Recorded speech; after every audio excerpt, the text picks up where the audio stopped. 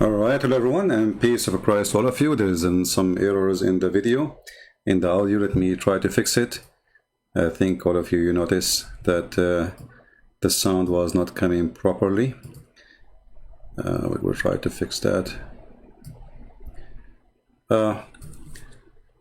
First of all, please invite your friends, and don't forget to share the link with whoever you know. Today is Sunday, so happy Sunday. May the Lord bless the rest of your Sunday, and maybe now it's in Asia, it's already Monday, right? Always we hear Muslims saying that there is many versions of the Bible. There is many versions of the Bible. And many Christians do not know really what to say. I mean, many versions of the Bible. What does that mean? What does that mean exactly? When a Muslim, he says, there's many versions of the Bible. So today we will show you an example of the deception and the lying and dishonesty of those Muslim sheikhs. And we will make a little compare between what they say and what Islam stands for. This is one of the liars we expose always. His name is Mufti Menk. He claimed that he is a sheikh. Let us see what he will say. And by the way, you are seeing advertising in my page, in my channel. I have nothing to do with it. This is YouTube placing advertising over my page. I don't know why. So don't think my channel is not receiving any payment from YouTube. Just to let you know. Because the video before it and the video before it, they are placing ad. Look like when we play somebody's sound, they automatically play advertising over our videos. So this is Mufti Menk. And he is going to tell you something very important. Listen carefully. To understand their scriptures, guess what they did? They translated it and they deleted the original. We Christians, we translated our Bible and we deleted the original.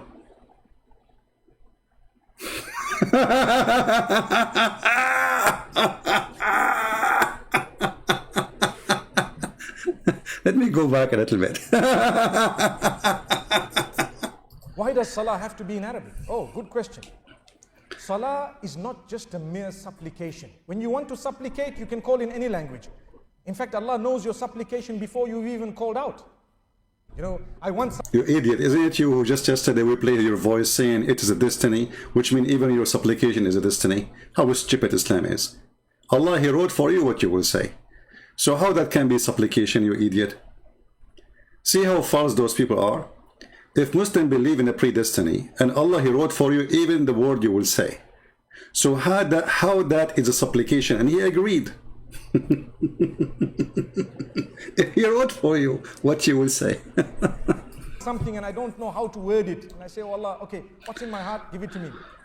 Allah knows, right or wrong. So why you pray then? Allah, you know that's what in my heart, give it to me. That's it. Thank you. Here we go. We made a prayer. Allah, He knows. Allah, what's in my heart, you know. Fulfill it. Inshallah, may it be halal. Ameen. So, Allah subhanahu wa ta'ala, this is an amazing gift of Allah. If you take a look at the previous scriptures, the Torah, the Injil, and so on, let's take a look at the Bible. What happened to it? What happened? What was the language it was revealed in? What was the language that Isa alayhi salam, or Jesus Christ, may peace be upon him, spoke? What? Did he speak English? No. He spoke Aramaic. Agree? He spoke Aramaic.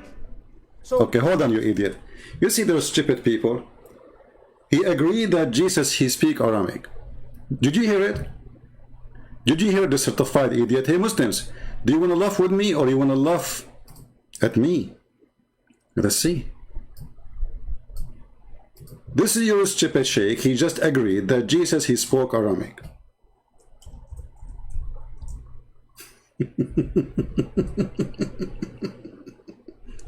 Chapter 14, verse number 4. It says that Allah, He never sent a messenger except to speak in the tongue of His own people. Is that the tongue of the Jews? The Aramaic? Secondly, you idiot, As long Jesus, he spoke Aramaic. So why the name of his book is Injil, which is a Greek word?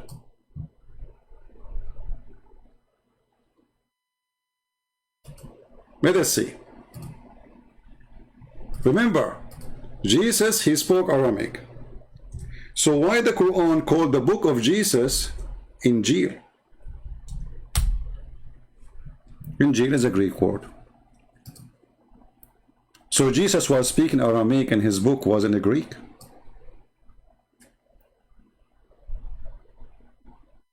I write a book in Chinese and the title is in German.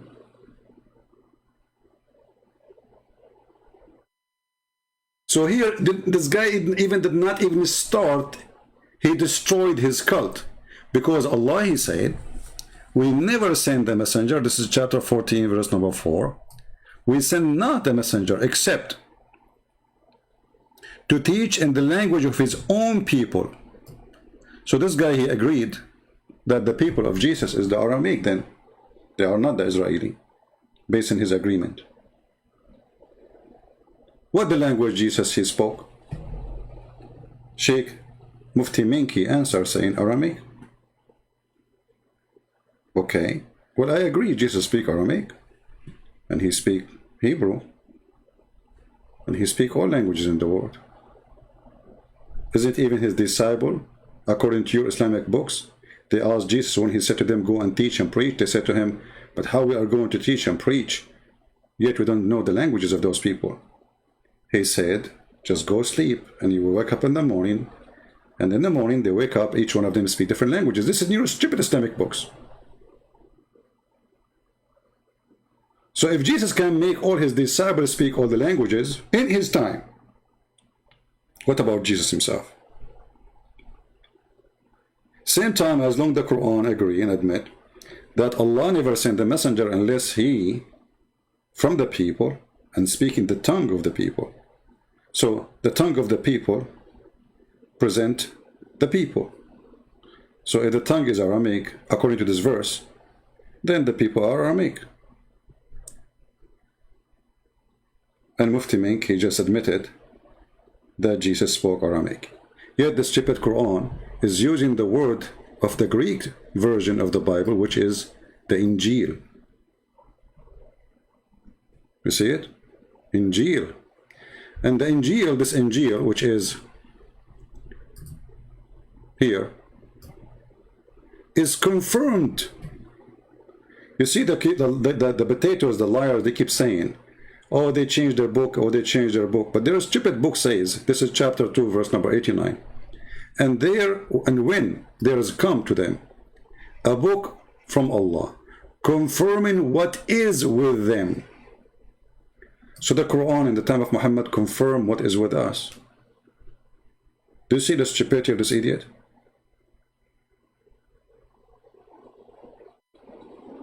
Do you see how false their argument is? So the Quran confirmed what is with us. Mufti Minki don't agree. Mufti Minki believed that this is a fabrication.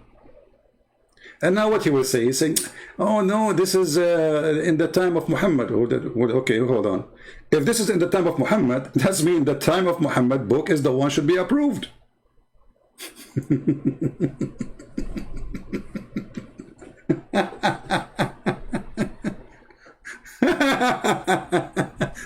And then the Mufti Mink, the comedian, he continue saying the following. Try not to laugh. How come we don't find the Aramaic scripture? Someone might say, well, Paul... We don't have the Aramaic scriptures, guys.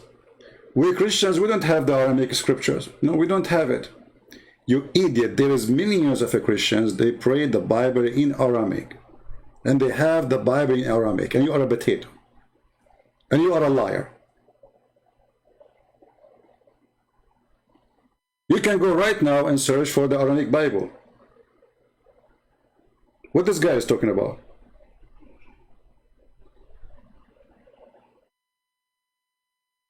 You see how they lie?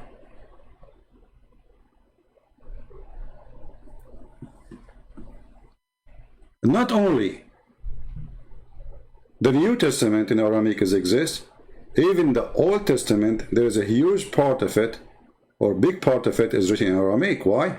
Because the Jews, they've been enslaved by the Assyrian who spoke Aramaic.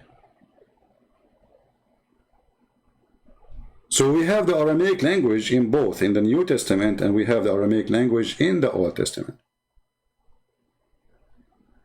And again, they are lying to their followers, to their teeth. And Peter were involved. Okay, they wrote it in Hebrew. Whatever it was, where is the Aramaic? I want to see it. It's not there. Well, guys, they wrote it in Hebrew. They wrote it in Hebrew.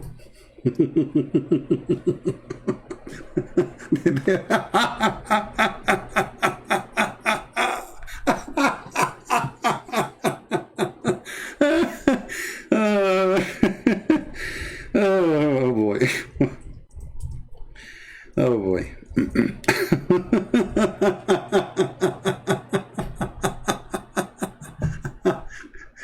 You know, one day I'm going to die from heart attack from laughing, not from crying. Let me do this. They wrote it in Hebrew, brother. They wrote it in Hebrew. It's okay, but isn't Jesus supposed to? He was sent to Israel.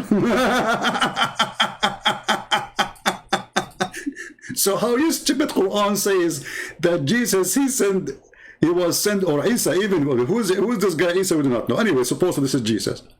Isa was sent to the children of Israel, and now the children of Israel are Aramaic people. Okay, and they wrote it in Hebrew, brother. Wrote it in Hebrew. Let us do this. Hold on, give me a second.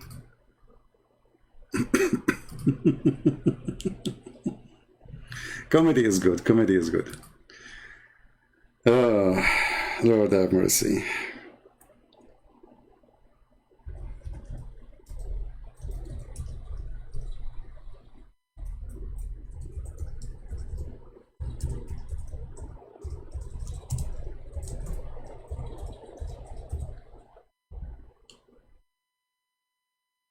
All right. We have every single word of Jesus documented.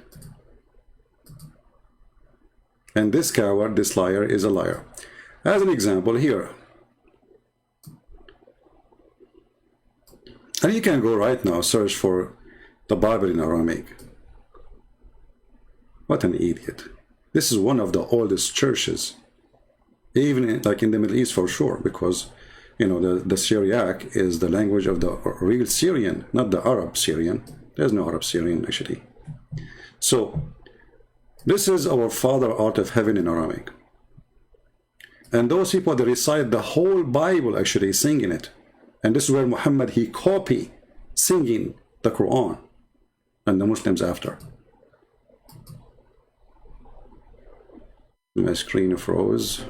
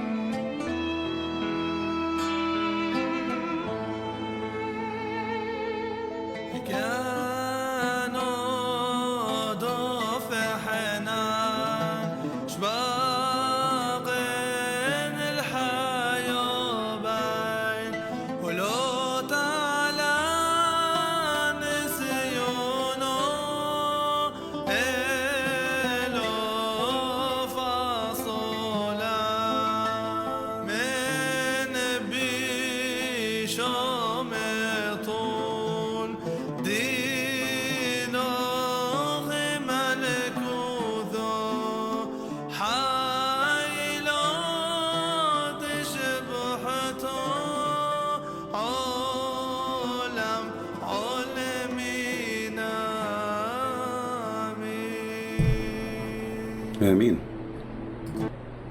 So this is our Lord prayer, our Father out of heaven, in the Aramaic language, which means this is the original prayer. So when this liar, he says, okay, where is the Aramaic? We die laughing. Because right now, as we speak, there's millions of Christians, they pray in Aramaic. Not only they read the Bible in Aramaic, they pray in Aramaic. So this coward, this liar, not only an idiot, ignorant, he do not know what he's talking about, and he is hypocrite like he's a prophet. In the top of that, let us go to the video. He is trying to prove what exactly? He's trying to prove that the Bible is changed, correct? But we showed you there's tons of verses in the Quran saying that the Quran confirmed the Bible which is with us. And then we need to ask ourselves, how the Quran confirm what is with us, but the sheikhs of YouTube, they don't confirm what with us? Are they coming from different galaxy? Yes, they are. Because simply the purpose of all those speeches is to make Muslims deny what we have and not to listen even to their own books. They're assuming that every Muslim is an Abdul, which means he is an ignorant. In the top of that, let us go for the sake of argument and say that the Bible today is changed as he claimed. But isn't it this is the Injil of Allah? Are you trying to prove to us that your book of your God, anyone can change it? Do you see how stupid this religion is?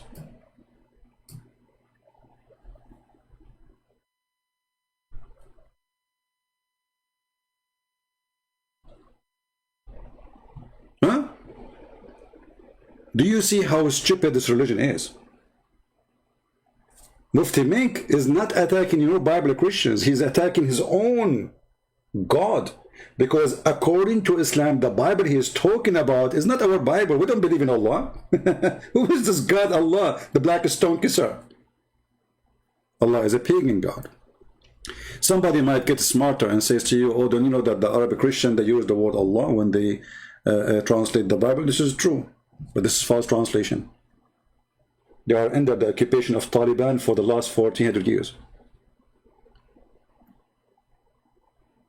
Not one day. Look, Taliban, they enter Kabul, in one day everybody is growing beard now. Women wearing burqa again. In one day they change the religion. Yesterday they have their hair open, the day after they are wearing burqa. See how easy people change religion? Because terror.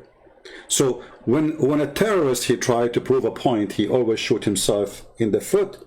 For if the Quran is saying that the one who sent down the Injil is Allah, and then a Mufti Menk, he come and he says the book of Allah is a change, so what's my problem? Who is going to accept Allah to be God anymore after this? If you are saying to me, the Muslim, the funny by the way, they say that Allah, he sent 124,000 messenger. He sent what? 124,000 messenger. Okay. And each one of them, their books is gone, except one brother. His name is the Prophet Muhammad.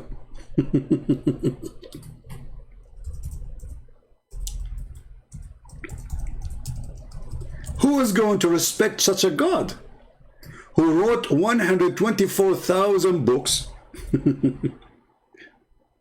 and then all his book is screwed?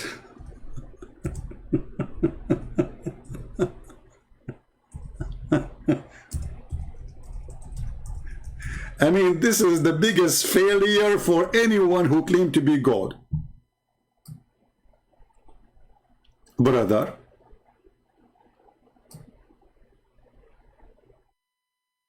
God, this is God who sent 124,000 messengers, brother, and all their book, brother, are gone with the wind, and they are corrupt. But remember, those are the book of Allah. Peace be upon them all. So by name 25 messengers have been mentioned in the Quran. But the Quran also says in Surah Fatir chapter 35 verse 24 that وَإِن مِّنْ أُمَّةٍ إِلَّا خَلَا فِيهَا نَذِيرٌ. There is not a nation or a tribe to whom we have not sent a messenger or a warner. So every nation has been sent a warner. And our beloved Prophet Muhammad, peace be upon him, said there were 124,000 messengers sent on the face of the earth. The Prophet Muhammad, he said 124 messengers, brother. So I'm going to go with you. 124,000 messengers, brother. Next time you're the guy sitting in front of Zakir Naik, don't forget to wear a mask, because he will spit at you as he speaks. Spitting machine. So Allah, he sent 124,000 messenger Sent on the face of the earth. By name, only 25 are mentioned in the Quran, but every nation has been sent a messenger. Messengers, the main role is to get them closer to the commandments of Almighty God. So the common thread is there in the Semitic religions. That's very well explained, yeah. Very, Non-Semitic religions also there is, but it's not as clear as that. Here you see the stupidity of this cult. This guy is originally from India, right? So India alone have more than 400 languages. Based on this, there's more than 400 messenger, Muslim messenger at least, sent to India alone. Because he just said, he quoted the Quran, the same verse I was quoting. You see? The same verse I was quoting, that Allah never sent a messenger, not a single nation, Allah did not send them a messenger, and each one of those nations, Allah, he sent them a messenger who speak their tongue. So the common thread is there in the Semitic religions. That's very well explained, yeah. Very, Non-Semitic religion also there is, but it's not as clear as that. There has been a lot of research done as far as Christianity, Judaism, Islam is concerned. As far as comparative religions are concerned. You will find many books on Islam and Christianity, many, hundreds and thousands. You will hardly find any book that does comparison between the Semitic and the Aryan religions. So one of the main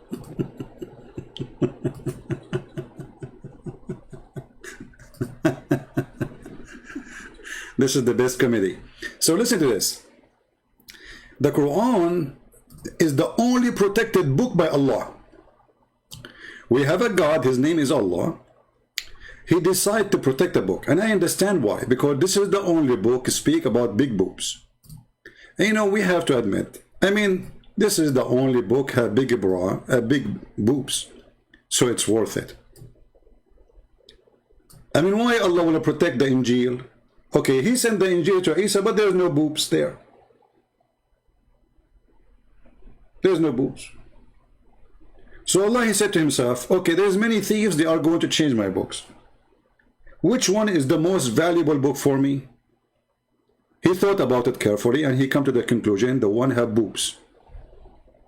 And I don't blame him. I mean, come on.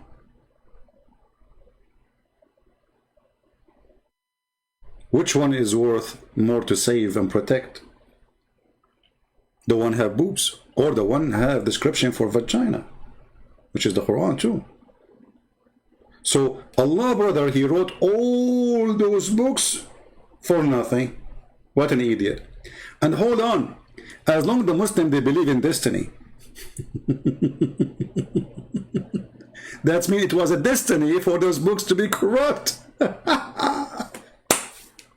So Allah, he destiny to corrupt his book. Can you believe it?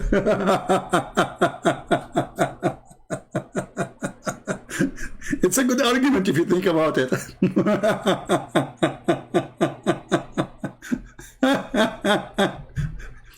It's what? It's a good argument if you think about it, brother. For sure it's a good argument. Are you kidding me? Yeah, we know that, you know. Good argument.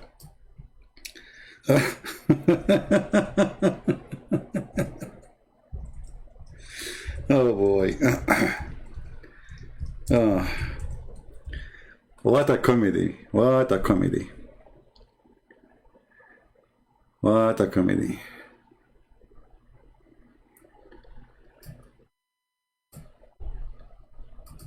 I cannot understand how sometimes stupidity can have a stage, and why always stupidity is giving the stage.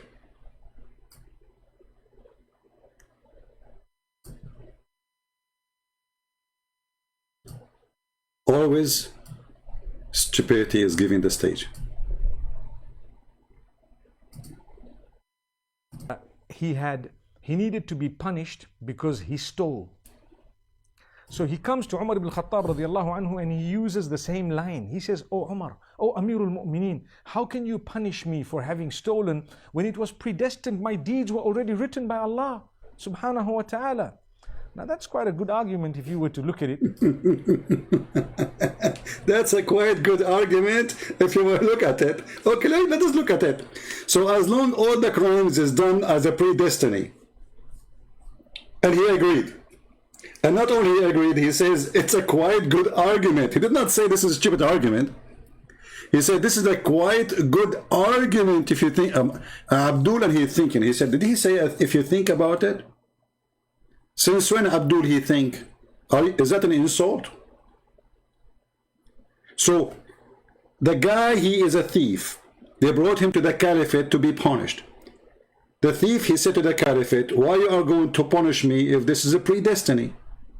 Which means my theft, Allah, he wrote it for me. I did not choose it. The sheikh, he agreed that this is a pretty good argument if you think about it. Because this is what they believe. They believe everything you do, even when you have sex, or even when you have fornication, even now, right now, me, I open my live broadcast because Allah, he destined for me to go and say what I'm saying. This is Islam. This is how stupid this religion is. So they brought the guy to the caliphate to be punished. Okay, why I will be punished, caliphate? Subhanahu wa ta'ala. Now that's quite a good argument if you were to look at it. Subhanahu wa ta'ala predestined my deed for having stolen when it was predestined my deed. How can you punish me for having stolen when it was predestined my deeds were already written by Allah Subhanahu wa ta'ala? Now that's quite a good argument if you were to look at it. Right. Umar ibn Khattab radiallahu anhu was one ahead of this man. He says, well, let's punish this man because it was predestined that we were going to punish him as well.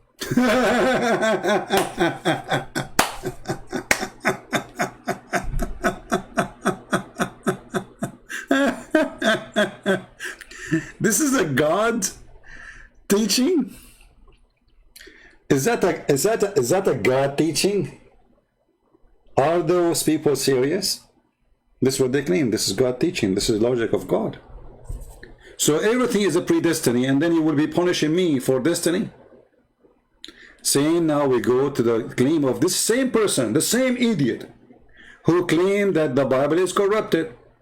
But based in your religion and your teaching and your agreement, that's mean Allah, he agreed that his book would be corrupt. That's mean Allah is a partner of the corruption. That's mean Allah is the devil. Because now the devil, he have a powerful tool to deceive people. You know, people became victim of what is called Book of God. Good ones, they are victims now of corruption. That's what he's saying. As long God is involved in this corruption, and it was by his agreement, that's mean this God is really the one behind this corruption, and he is the devil himself. So why we are accepting this God to be called God anyway? Let us call him Shaitan. Mr. Israfil, before I started, you said that you could not debate me because it was Eid. Right? And actually I saved your screenshot here. So do you like me to open my Skype for you so your majesty can call me? This is what Mr. Israfil, he said. Those are potatoes. You know, he thought I'm not going to see his text. You know, they post text, they thought okay, he's not here. You know, he opened the chat, but he will not be watching. So he said, a Christian Prince, if you have it completely wrong so far, based in first language. No, hold on. This is not the one we want to show. Hold on. That shows the other one, and then we will show you this one. Okay. This is what he said before we start. He's a hero, you know. He have like his 3 wives next to him, or 4 wives, and he want to show them that he can challenge me, you know. Mr. Israfil said, Christian Prince, if you think you refuted me last time, you are a bigger fool than I thought you were. It was law of you to challenge me to debate during the time of Eid. You know well I was busy. First of all, you idiot, who are you to challenge you to debate me? Who are you? You are not even a chip in a snack. Prove me wrong. Is that fair, guys? This guy, he claimed that he is challenged by me. I challenge all Muslims. Who are you? You know, you're a potato. Now let us do this. Do you dare to call me right now? And now he will stop texting. Look, your beard is, you sound like a Taliban for me. Are you? Do you dare? Here we go. Say yes, I will open Skype for you. You call me right now. Otherwise, everybody will know that you are just a potato saying things in the front of your wives to claim to be a man, but you are not. You are like your prophet. He imagined himself having sex with his wife. In fact, he did not. He go in the street, he told them, yesterday I was boom, boom, boom, all the wives. They asked the wives, did he do yesterday a lot of boom, boom? They said, he did not even touch us. You are the same. You are a boom, boom in the chat when Christian Prince is not here. Christian Prince, he show up, you put your panty on, and you flee. I don't even see you texting no more. Are you there? It's gone. Bye-bye. Bye-bye. Don't forget to ride Al-Burak. It was a fast speed donkey who go up to the 7th heaven and come back in 8 hours. And the Muslims, they claim that the angels, they go in the speed of light.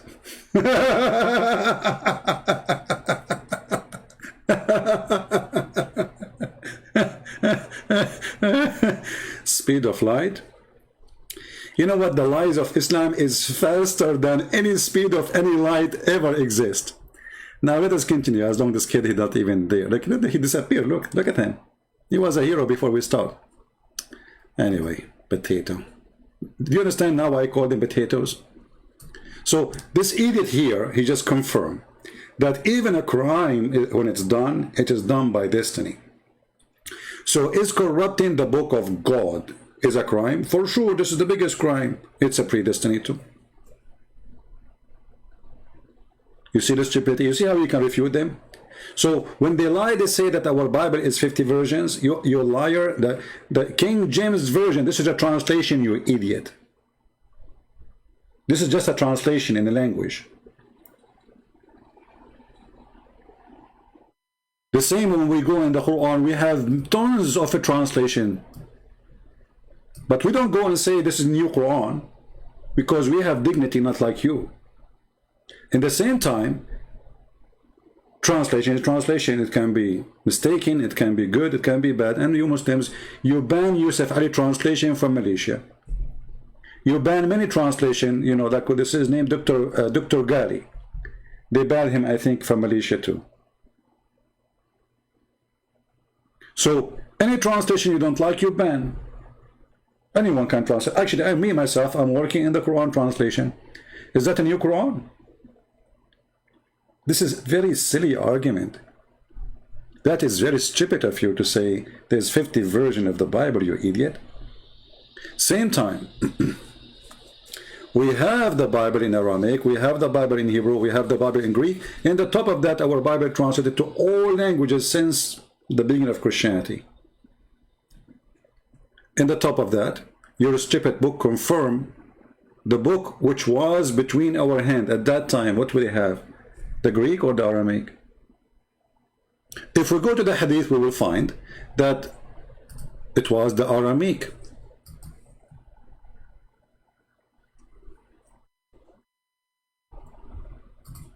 Read carefully.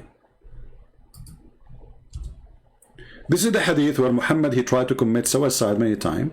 The same Hadith. Because the divine inspiration supposedly stopped coming. And it's funny, they call it inspiration when Muhammad received a delivery by the pizza boy, Jibreel. So if you go here, you will see, speaking about a person, his name is Waraqa ibn Nawfal, and I believe, this is my belief, that Waraqa is the real father of Muhammad, who slept with his mother. And this is why we see always Muhammad with Waraqa. Always. When Muhammad got lost, he was a kid, he was with Waraqa. When Muhammad, nobody found him, he was with Waraqa. Waraqa, he sent his sister to sleep with the father of Muhammad, the one they call him Abdullah. She offered him 100 camel. If you have my books, you will see the reference. which means the father of Muhammad, literally, he was a what they call him, a gigolo. You know, he get paid for sex. So she offered him 100 camel, but supposedly, according to the story, he went and he slept with Muhammad mother. And then when he came back to sleep with this woman, she said to him, I have no need for you. So it looked like Waraqa was sending his sister to sleep with Muhammad's father in order to avoid Muhammad going to that woman, because Waraqa already sleeping with her. If you have my book, Sex and Allah, you will see all the reference that Arab women, they used to sleep with multi-husbands, and they choose when they deliver a child who is the father. It's them who decide who is the father, not the father who decide. So she can have up to 10 husbands if you want. And then she sleep with all of them, for sure not in one night. And then when she have a child, she will call the husband. So here we see Waraqa. He was, according to the hadith, he became a Christian. I read carefully. And he used to write the Arabic writing, and he used to write the gospel in Arabic. Do you see it? That is the Quran. The first one who started writing the Quran, it was Waraqa ibn Nawfal. He was making a summary of a book have nothing to do with the Christians, is the book of the Nasara. We are not Nasara. You know, if you ask the Muslim what the word Nasara mean, they will start giving you their own fiction, stupid word. They say Nasara mean the helpers, the one who helped Jesus. So you idiot, if the Nasara is the one who helped Jesus, and you call us Nasara, so how we will go to hell, you idiot? Why you are calling us Nasara then? You see how stupid this religion is? Same when the Muslim, they call us in the Quran the people of the book. You see, we just heard this idiot saying that they deleted the Aramaic, which is a lie. So, okay, let us say all his lies is true. Let us say for the sake of argument. So how your stupid book keeps saying the people of the book? How we deleted our books, and we don't have books, and your stupid Quran keep calling us people of the book. It's like saying Gojak, the guy with the hair, you don't have hair no more.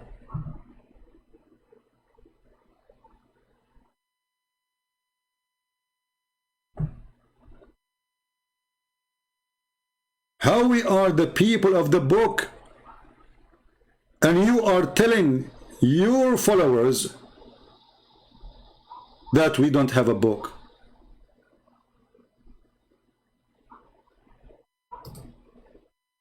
Do you see the stupidity, guys? If we don't have a book, and we deleted the book, and we don't have the book no more, and then your stupid Quran keep calling us the people of the book, that means your God is stupid. When Allah, he sent this verse in the 6th century to Muhammad, and he told him, tell the people of the book, okay, do they have a book at that time or no? If you say no, that means this verse is stupid.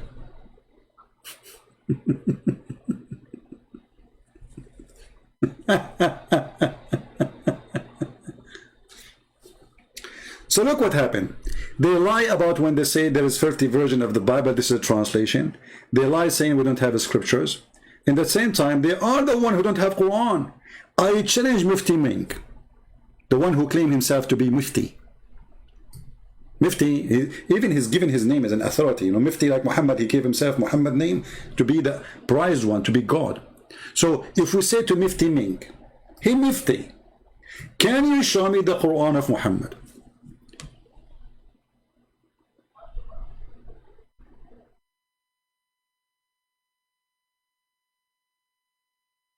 Hey Muslims, can you show me the Quran of Muhammad?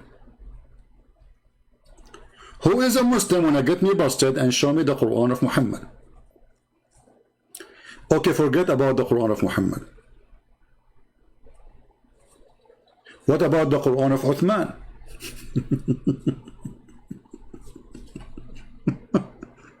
Do you have the Quran of Uthman? They don't have the Quran of Uthman. Okay, do you have the Quran of Hafsa? They don't have the Quran. The Quran of Fatima, they don't have Quran. The Quran of Ali, they don't have. So what do you have? If you open the Arabic Quran today, which is the most popular version, it's called the book of according to Hafs. Hafs, according to Muslim Sunni, he is a liar and he is a fraud. And Hafs is a person who exists 200 years after Muhammad. So if you open the Quran, if you have an Arabic copy of it and you speak Arabic, be honest, go to page number A. I don't know, like maybe different printer, they would call it different name, A, B, whatever. It says that this is according to, starting from Hafs, Ibn Abi Asim, according to,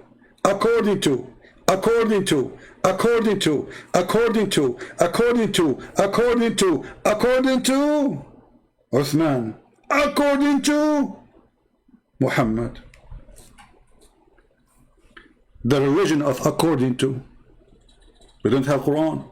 Not only that, let me get you more busted, you idiot.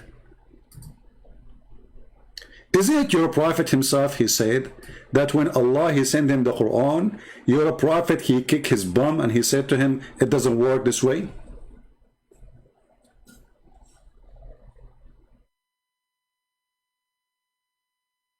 Read carefully. And by the way, even the Quran, according to Hafs, they don't have it, which means Hafs did not give them a written book. They claim that this is his recitation.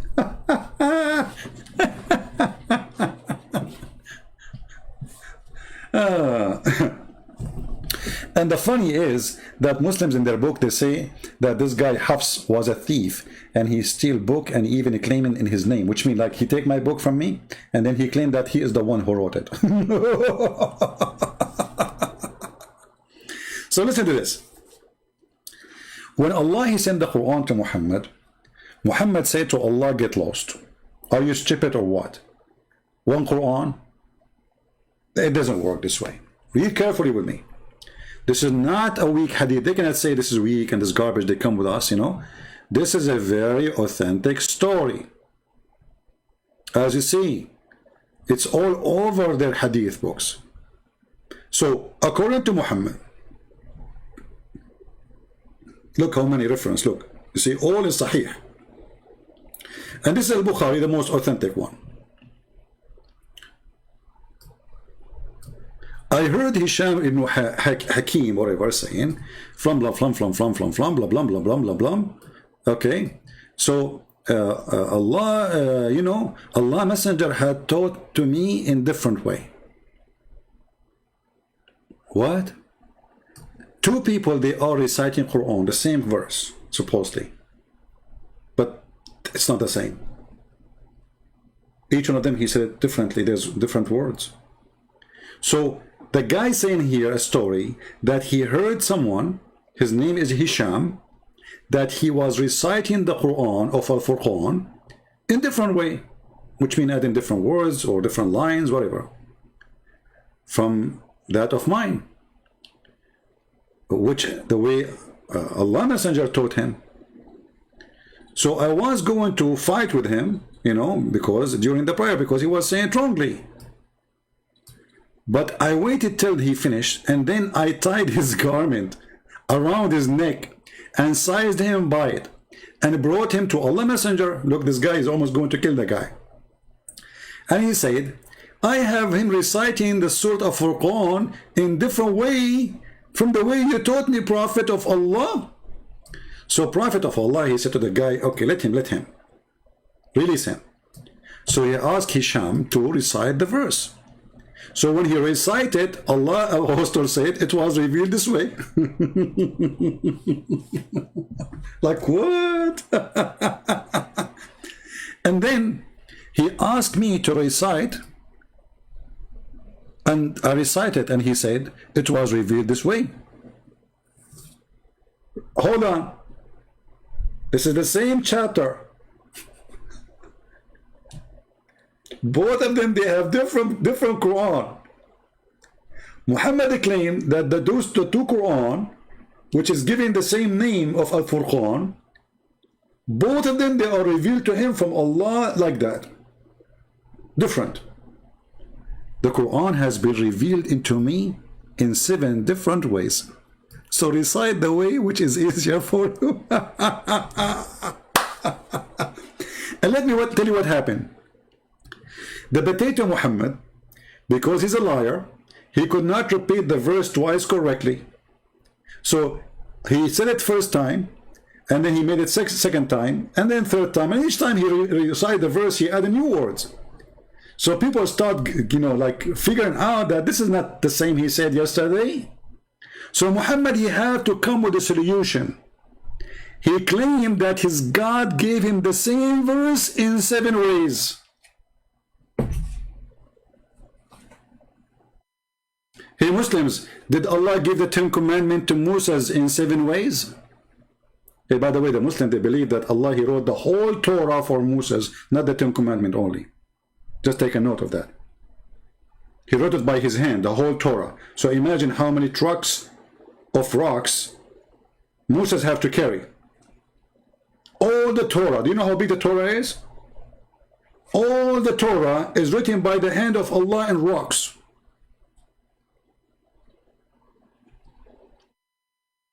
Yeah, this is what he's saying. 7 different ahraf. 7 different ahraf means 7 different Quran. You see, the Muslim, they say to you, it's not really different. No, it's different. Even your prophet says it's different. Otherwise, why he's using the word different? If it's the same. And why they are fighting if it's the same. Right? So, here you will see that Muhammad explained that more. And this is again authentic hadith, supposedly. The Messenger of Allah, he was in a place, etc. And then Jibreel, the guy, pizza guy, came to him. And he said to him, Allah commanded you to teach your nation Quran in 1 recitation. This is the command of Allah. How many times we heard the Muslims saying that the best of us is the one who obeys the command of God? Here we go. Muhammad, he is not obeying. Muhammad, he opposed the command of God, and he is correcting his God. He said to his God, I ask my Lord protection and forgiveness. My nation cannot bear that. So Allah, he made a mistake. Allah, he said to Muhammad, I will send you 1 Quran. Muhammad, he said, you stupid idiot. Don't you know that I have a bunch of fools who follow me? How do you think they can do that? And here you ask yourself, what does that mean that my nation cannot bear it? If this is true, so how the Quran today, they say to us, we have 1 Quran. Then the story, the comedy continue. Then came again second time and said, Allah commanded you to recite the Quran in 2 dialect. Or two recitation. Look at this. Allah, he agreed with Muhammad. His nation is so stupid, they cannot do it in 1 recitation. Okay, Jibreel, give him 2, give him 2. Okay, we will make it 2. Muhammad, he did agree. Allah still did not get it. He is so slow. So he said, I ask Allah forgiveness and protection. My nation cannot bear that. Then come to him in the 3rd time and he said, Allah commanded you to teach the Quran in 3 ways. Okay. Again Muhammad, he said to him, go to your God, you stupid idiot. Aren't you dummy? I ask Allah for protection and forgiveness. My nation cannot do it. Then he came to him 4th time. This is 4th time. I mean, what a stupid religion to believe in such a story. The prophet, he is putting condition on God. And the prophet is telling God what to do, and the prophet is fixing a mistake of God that 1 Quran is not good, 2 Quran is not good, 3 Quran is not good, 5 Quran is not good, 6 Quran is not good, and then when they became 7, Muhammad, he said that's good. And now we know why they call it 7-11. Now if we ask Mufti Mink, do you know, do you have the 7 Quran? And if The 7 Quran, all of them in Arabic. And still my people cannot do it. So how a guy who live in Pakistan, he do not know how to, he can be a Muslim?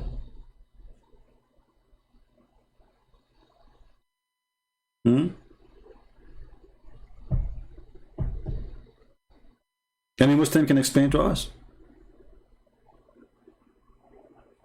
And what kind of a prophet he changed the book of God, saying, I want one more book, because this God is stupid. He did not know what he is saying.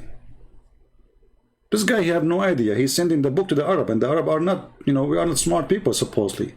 This is an insult to the Arab. So how the Quran need to be sent by God himself in 7 languages, all of them they are Arabic. In 7 ways, all of them they are Arabic, in order the Arab to understand. But Allah will not send his book to India, who have 400 languages, to understand the Quran. Do you see the stupidity? Why Allah he made the Quran in Arabic? Any Muslim can tell me?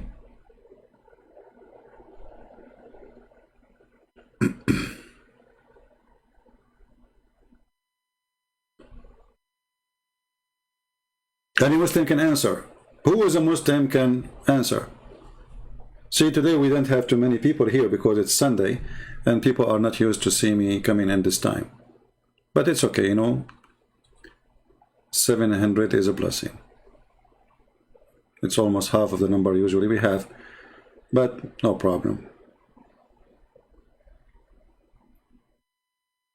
Why God of Islam did not give Isa 7 Bible?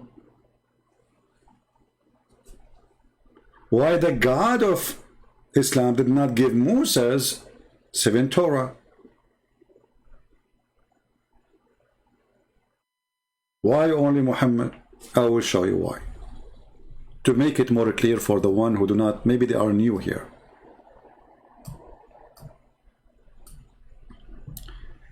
First of all, Allah he said in the Quran that nobody can change the word of Allah, and this is mentioned in the Quran many times.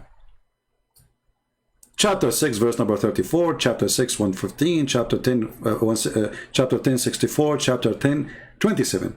So nobody can replace the word of Allah. Muslims, is the word of Allah is the Bible? They say yes. So how nobody can change it?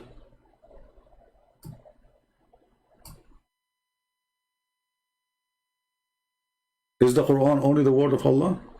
Here you see the hypocrisy and the stupidity. Okay, is the Torah the word of Allah? They will say yes. What the Quran says, nobody can change the word of Allah. They will say, oh no, Allah he mean here only the Quran, brother. Well, if Allah he mean only the Quran, he should say, nobody can change the Quran of Allah. Are you saying to me, your God, Allah, he used the wrong word? Right?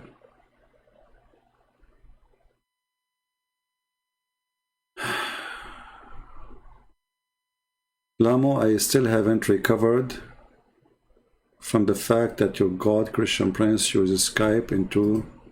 Okay, get out of here. We have no time for stupidity. This guy, he don't be... First of all, he says, your God, Christian Prince. I'm not a God. I'm here to wash the feet of my brothers and sisters. The Bible says, if you want to be a master, you have to be a servant. Secondly, you dummy. Christian Prince still using Skype in the year 2021. Is that old-fashioned, you donkey? And look at you. All what we are using is made by the kuffar. Any software, you name it, is made by non-Muslims. Either by Hindu, either by Jews, either by Christians, and you are just using it. Potato. Don't forget to use TikTok, because Allah is taking and he have no talk. Who cares? Is that a fashion show? He's still using Skype. You cannot believe it. He's using Skype. He said Skype. Stupid idiot. Your God Allah still using Jibreel. Your God Allah cannot send the WhatsApp to Muhammad. Call Muhammad by Zoom. Zoom in him. Your God Allah, He sent a donkey to His prophet from the 7 galaxy, from behind the 7 seas.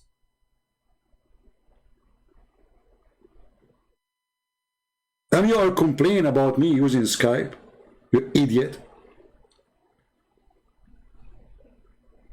Anyway, by the way, this is true story. You know, I will tell you a story. Like, my grandfather, he used to have a flying carpet and can carry 600,000 chairs.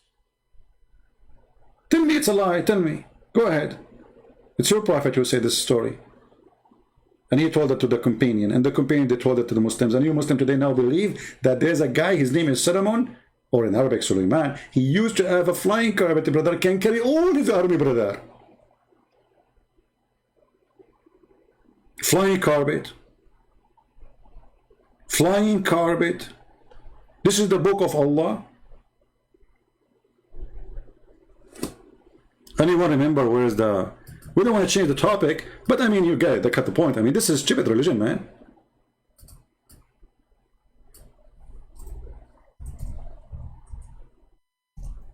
There's a guy, brother, his name is Solomon, brother, and he used to control the genie. And those genie, brother, they are very bad genie. And you know, I have my expertise with genie too. Okay? Like I remember once, you know, I was like doing, going, like I used to go, you know, if you, I don't know if you remember me, I was in the Pirate of the Caribbean, you know? Like the guy with the long beard, you know, the guy, his beard is moving. Yeah, and he's having like a stake in his hand. Anyway, brother, so I landed in a land, there's nothing but bowls. I opened the first bowl, I found a genie. I was thirsty. But there's no water. It was a genie. I opened the second bowl, it was a genie. The third bowl, there was a genie. Fifth bowl, it was a genie. I keep walking, like, you know, there's ball in my way. Until I arrived to a sign, it says, the island of the genie ball. And then underneath it says, the anthem of this island. Genie in the ball. Genie in the ball. This is religion. So here we go. There is a prophet. His name is Solomon. He commanded the wind to go under his carpet, and it carry all the equipment of war.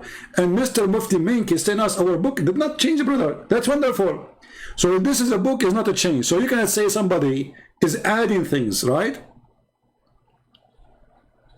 You cannot say this is a fabrication. It's in the Quran. And not only that, brother. Those genie, they die for Solomon, brother, to get him jewelry.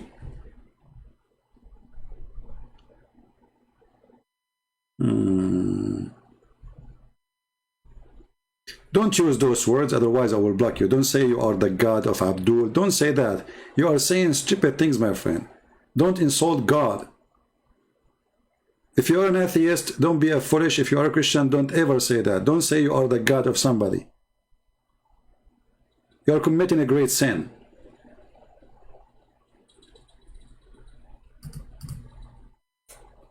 We are not pagan like them who kiss black stones. And we believe in one God.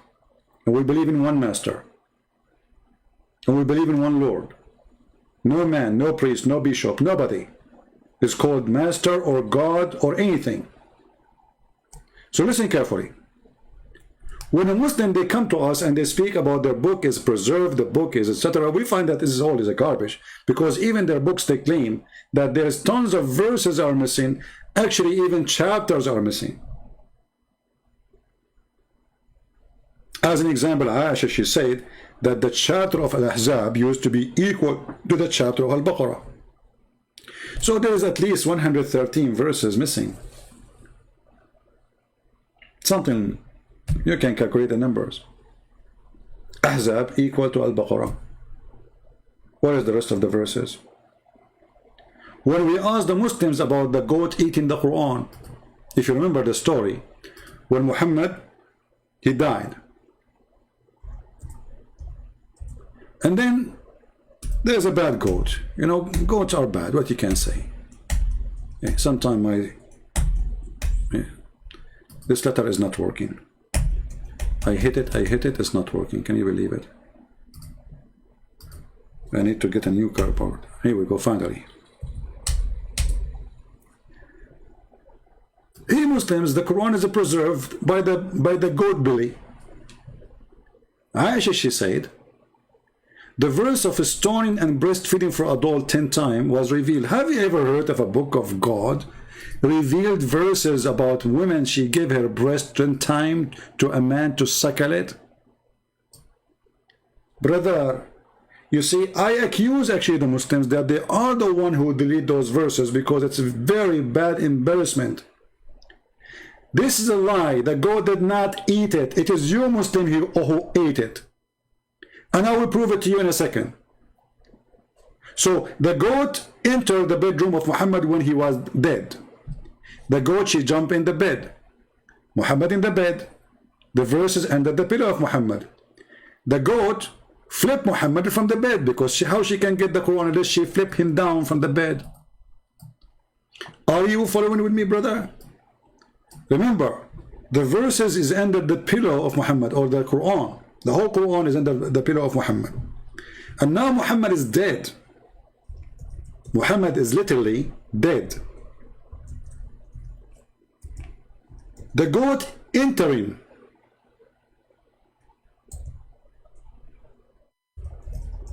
the bedroom of Muhammad, and now she is showing the book. But how she can do that? In order to do such a thing, by the way, if you know this goat, in case you, you met her, I will describe her for you. There's a big reward by Allah and His Messenger. He's dead now, but the Muslim, they will give you money. You know, Taliban will give you money. So if you find the goat who ate the Quran of Allah, this is a very evil goat, by the way. I'm assuming that she was sent by Benjamin Netanyahu, you know, the Prime Minister of Israel. I mean, we have to blame the Jews for it. Come on. I mean, how this goat, she knew that Muhammad now is dead, and how she knew that there's nobody in the room, and how she knew that it is under the pillow. Like, hello? This is something nobody can do except the Mossad. They knew everything. So they were watching the Prophet carefully, brother, and now they knew that the situation is great. Perfect. So the goat, go and eat the Quran. You know, the goat, she speak, by the way, she speak Hebrew, you know, because she is double agent. So speak Arabic, she speak. And not only that, Netanyahu, he said to the goat, don't eat the whole Quran. Go and flip the pages. Look for breastfeeding for adult. And then the goat, she started flipping the pages. Not this one. Not this one. And Netanyahu, he said to the goat, open your camera so I can see with you. Not this one. Okay, I think I found it. It says here, yummy, yummy, nipple, big boobs. Netanyahu, he get angry. He says, this is not the one. This is the verse about the big boobs. We want the breastfeeding for adult, not only breast. Okay, let me keep searching. And the goat, the poor goat, she had to find the reference before somebody show up in the room. And then finally, she got the chapter of a breastfeeding for adult 10 times. I mean, I love it. It is 10, not 7. How come Allah, He quit the number 7 suddenly? 10 times? You know what, we have to admit, sometimes doing things, same thing 10 times, it's better, especially if it's come to be breastfeeding for adult. I mean, come on, if you ask a man, how many times you like it, 7 or what do you prefer? What is your reference? What is your preference? 7 times or 10 times? The guy, he was like, you don't even need to think about it. He would say 10 times for sure, you know? Especially if the lady is like, you know, she is, where's my tea? Before somebody shoot me. So there is a verse in the Quran revealed by Allah ordering Muslim women to give their breast 10 times to suck it. Mufti Mink, where is the verse? I want Mufti Mink to recite the Quran for us about 10 times breastfeeding for adult. He will say to you, it's abrogated. Who abrogate the verse? The goat. You see, the Muslim, they say to us that they memorize the Quran by heart. Okay, no problem. The goat ate the Quran. She did not eat the heart of the Muslims. Do we agree? Guys, are you listening? As long as the Muslims, they recite the Quran by heart and they memorize it by heart, well, no problem. I mean, what a big deal. The goat ate the book. She did not eat the heart of every Muslim. Do you understand? So they cannot claim that it is the goat behind the disappearance of the verse. So who can recite the verse for us? Because the Quran was eaten by the goat, that's not an excuse for the verse not to be there. If you say to me it's abrogated by writing and recitation, that is the most stupid thing ever. Show me where in the Quran it says, don't recite this verse no more. Who is the one who gave you the order not to recite this verse no more? And to make it more stupid, look what Aisha, she said. The paper was under the pillow. When the Messenger of Allah died, we were preoccupied with his death. Okay, was Allah busy too? Where was Jibreel? I thought when somebody died, the angels of Allah will be next to his head. And especially this is the Prophet himself. Like what? The angels, they were going playing online games. They were not next to the head of the Prophet.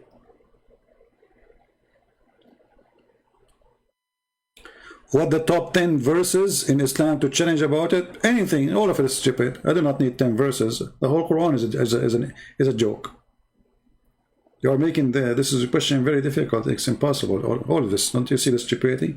So, and time sheep came and ate it. And look here, look at this, brother.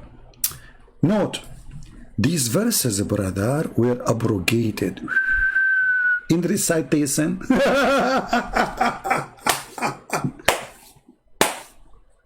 Hold on. You Muslim believe that there is verses abrogated in recitation? Who gave you that order, brother? Who as a Muslim can show me that your God Allah said to you, don't recite this verse no more? Same time, why does God, he don't want you to recite it no more? Abrogated by recitation, brother. But not by ruling. Like what? Like what? This God, he want to keep the ruling, but he don't want you to recite the verse. Where it says that? And why does God don't want you to recite it? So there's a God, he sang a song, it's called I'm Sexy and You Know It. And then he don't want you to say it. Why? Because it's an embarrassment. He is not sexy. And you know it. Do we have any Abdul? So when they lie, they speak against our Bible, they shoot themselves in the foot. Number one, according to Islam, the Bible is the book of Allah. So when a Muslim speak about the Bible changing, you as a Christian, shut him up right away and say to him, you are saying to me that the book of your God changed. And in a second, you will see the Muslim face to change from potato to tomato. Don't start defending, says, no, this not happened. Don't. He's talking about his God, not your book. Remember, there's nothing called my book. This is the book of God, correct? My book is something I wrote. So like now, if you ask me how many books you have, I will say to you this book and this book and this book, and you can find them in Amazon, and we translate it to many languages, blah, blah, blah, blah. Those are my books. But when you speak about supposedly the Quran, it is the book of God, according to Muslims. According to Muslim too, the book of God is the Injil too, which means the Bible, and literally the New Testament. So when a Muslim, he says to you that the Injil is corrupted, he is saying to you that his God book is corrupted. So what's your business? Why you want to defend that? Laugh at him. He says, I agree with you. The book of Allah is screwed. Allah got screwed. Explain to us more. Who is the one who screwed your God Allah? Because, you know, when I change the book of God, his name is Allah, that means the loser is Allah. Who is the one who lost? Allah. Who is the one who his book is changed? Allah. And the Muslim, they are trying, working hard to confirm to us that their God is not trustworthy and he cannot protect his book. In the top of that, in front of us here, if you see, it says that it's abrogated by 5 number of postage. Do you see the stupidity, guys? People, do you see the stupidity? What postage? Anyone notice the problem? Who wanna help me here? Let us see who of you is focusing very good. Anyone notice what is the problem with the last line compared to the beginning?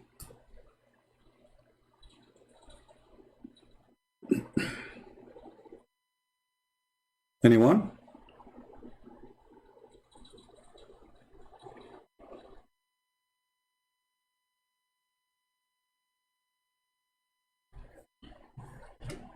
Nobody notice?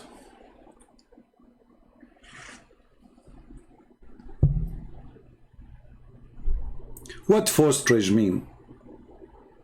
What postage mean? What the word postage mean?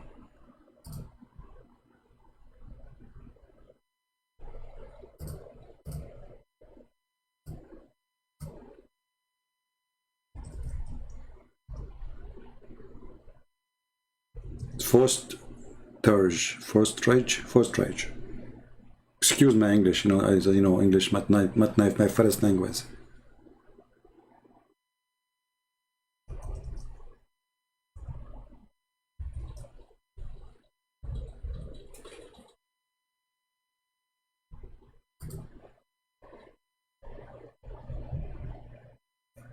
As I know that this is about somebody, he was giving birth, right?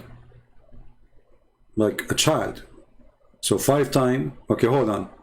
But the beginning it says breastfeeding 10 times for adult.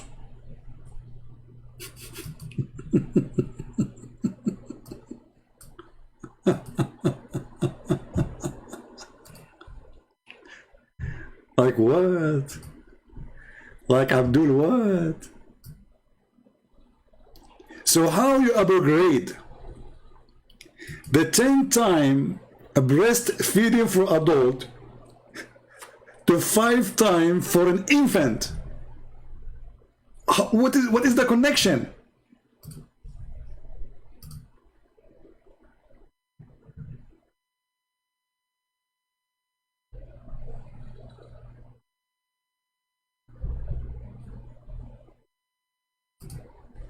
And where is the verse?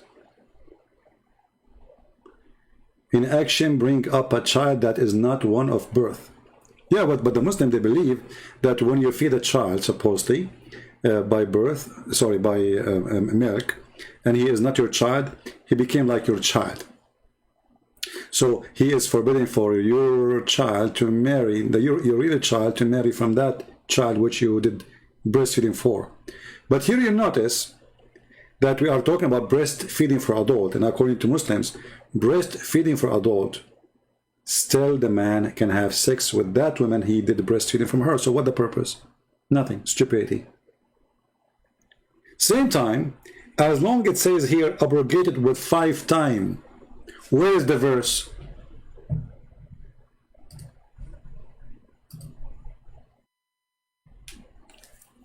Any Muslim can tell me? Additional to that, did Allah find himself wrong? So he decided that the breastfeeding for adult is not good. I will make it 5 times. 10 times wasn't. Did he find the number wrong? Why Allah downgrade the number from 10 to 5?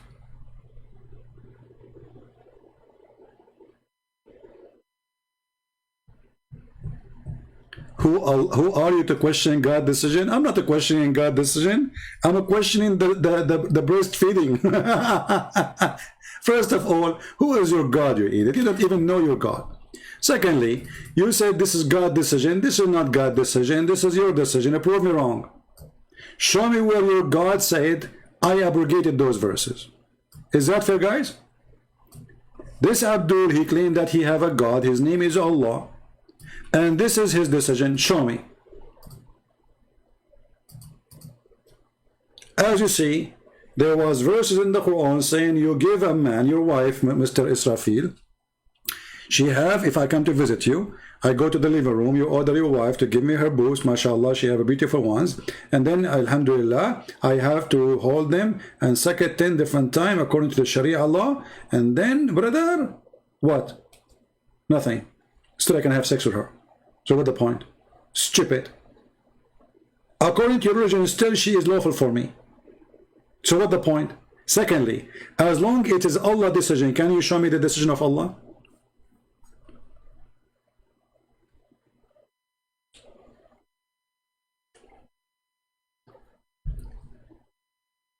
And not to forget to mention, I mean, what kind of religion this religion is. I mean, what kind of God he ordered women to give her breast to a stranger?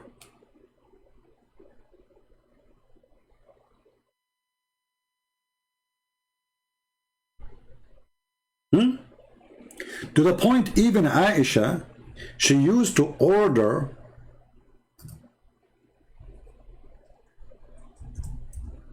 her sisters and her nieces that anyone want to enter upon her,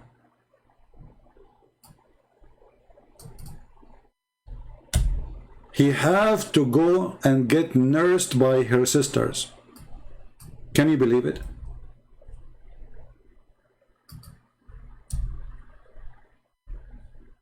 Let me try to find the hadith.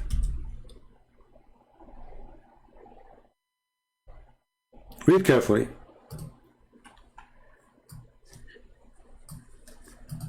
From that Aisha, the wife of the Prophet, may Allah bless him and grant him peace, admitted those whom her sister and the daughters of her brothers had nursed.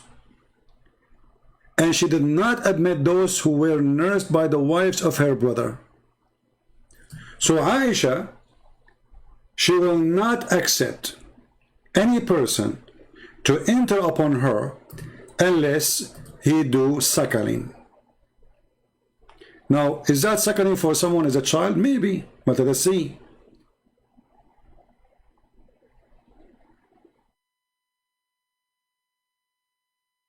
It will show you that this is for adult. This is not.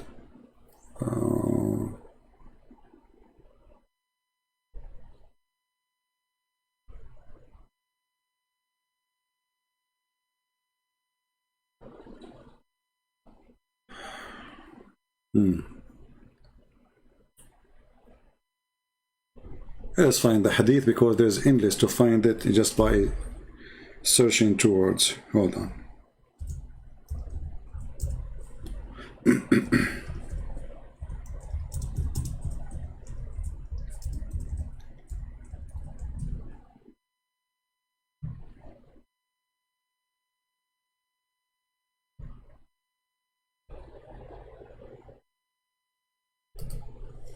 All right. Because we need to find the hadith only in English so you guys can see it.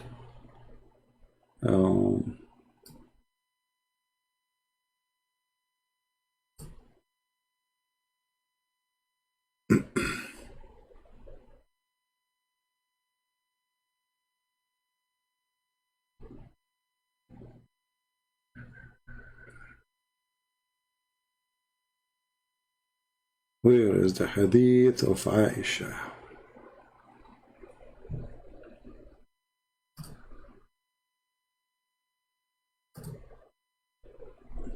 All right, let's see this one here.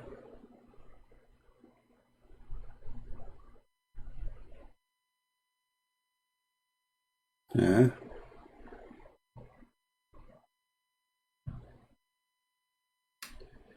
Okay. You see, I have the hadith in Arabic, but I want to find it in English. Let us see.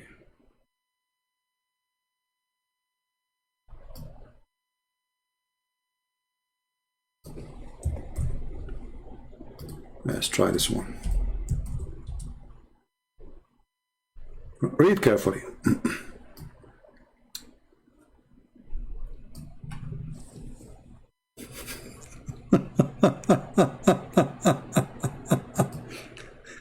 There's a guy, he wanna enter to see Aisha. He's handsome, he's good looking, he's wearing nice jeans, expensive brand.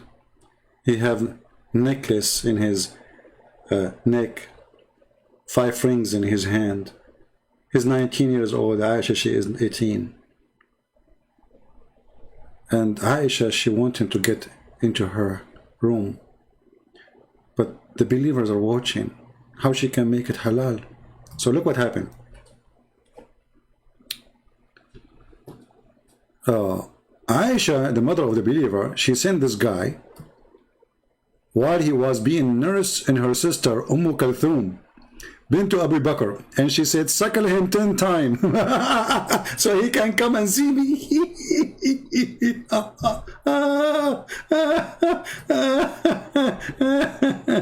Sorry guys, I have to do some suckling because I'm going to meet Aisha today. So this is the Quran. You are telling me about the preservation, flying carpet, the guy dies standing, sunset in murky water, the sperm coming from the backbone, the sperm coming from the ribs.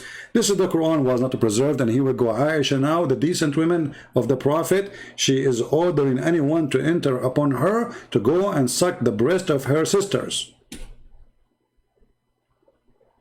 So, okay, now, based on this, if a Trump was a female, and you want to see the President Trump, who is supposedly a female, you have to suck the breast of Ivanka Trump? How that can solve the problem? Look at the stupidity. So how come they cannot see Aisha, but they can suck the breast of her sisters? I mean, do you see the stupidity? If it is not allowed to see a woman without suckling her breast, but how you can suckle her without seeing her? The Muslim, they like to say to you, it doesn't say suckling. It's about you put some milk in a cup and she drink it. Read carefully. It says suckle him. The Arabic language is so clear.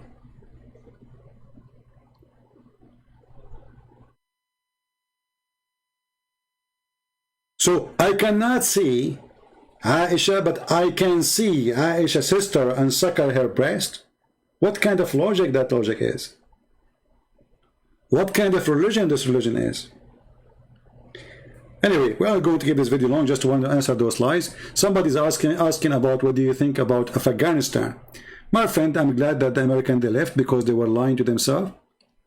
You cannot fix a corrupt nation. This nation is full of corruption. Drug dealers, you know, the president is a drug dealer, the assistants, the prime minister, the ministers, all of them, they are warlord, drug dealers, and USA was using them for the last 20 years. And Taliban is the same. So why we want to spend our money in something we don't care for? And now you see Trump saying to Biden, shame on you. The fact Trump is the one who started this, not Biden. So both of them, they are hypocrite. The whole story is, have nothing to do with Trump or Biden. The whole story is that now we do not need Afghanistan. 20 years ago, Afghanistan is needed to get close to the Russian, to be a threat to the Russian. Today, the American, they can go all the way. Just 2 months ago, they were they were practicing war game in Ukraine. Today, already Lithuania and other countries, they are joining the NATO, even Georgia, you know, I mean, so they do not need Afghanistan no more.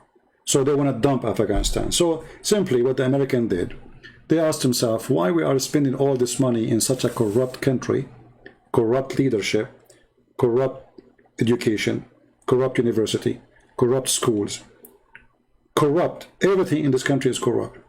It's just a waste of money. It was a stupid decision for them actually to be there from the beginning, because if you want to go after Osama bin Laden, you do not need to be in the ground. you can wipe the ground with your enemy without going in the ground. So they spend $1 trillion for no reason. Stupid American as usual. They support terrorists for no reason, because the money you put in the ground is going to go to Taliban anyway. And look at them now. The cars, they give it to the Afghani army, the weapon is going to go all to Taliban. So American always, they have a stupid leadership. They don't think really so far, and they think about the time now, what we need now. So now they say to themselves, enough is enough, we do not need to spend one more penny. This is why you see Taliban did not even shoot one bullet at the American, and the American army is still in Kabul right now. They are still there. Taliban did not even shoot one bullet. Why? Because there's an agreement. All of this is an agreement. So people, they say to you, I mean, the American, they are just watching Taliban getting in, and they did not do anything. And this is why the president here ran away, because they told him, we will not help you. It's over. Get lost. All right? So both are hypocrite. Trump is hypocrite. Biden is hypocrite. Democrat is hypocrite.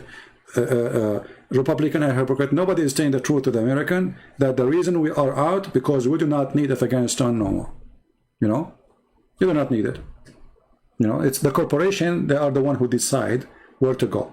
So now, just count on my word, let us see who is the next country.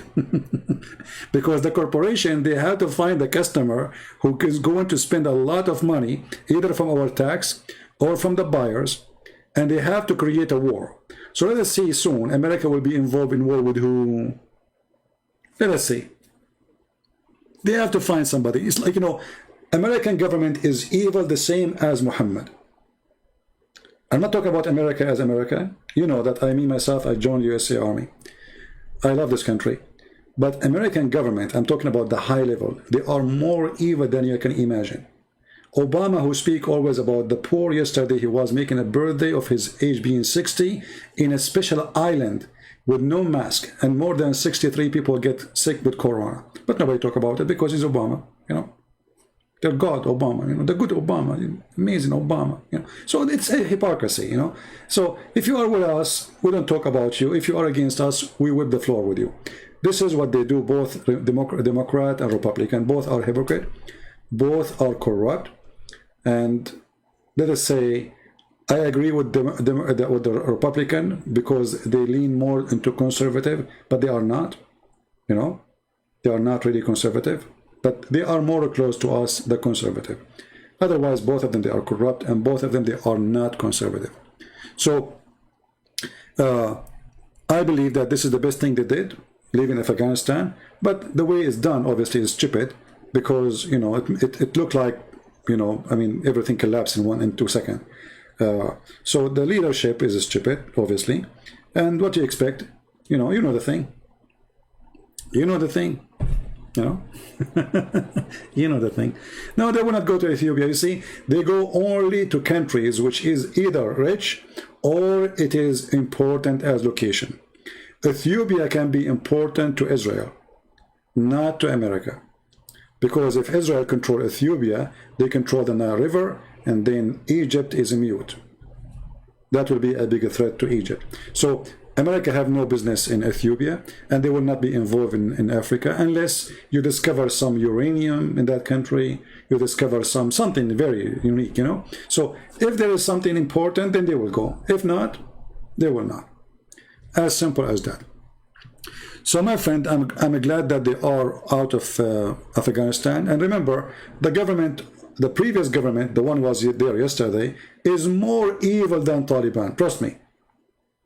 Do you remember the guy who converted to Christianity just 2-3 years ago?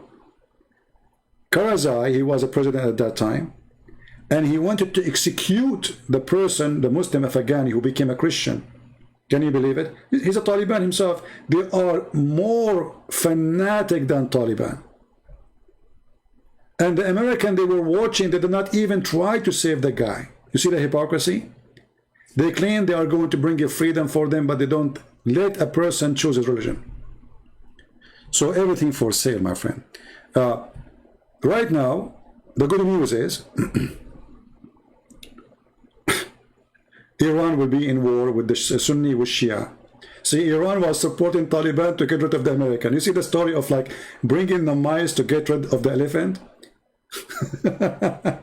Now it's going to be the opposite.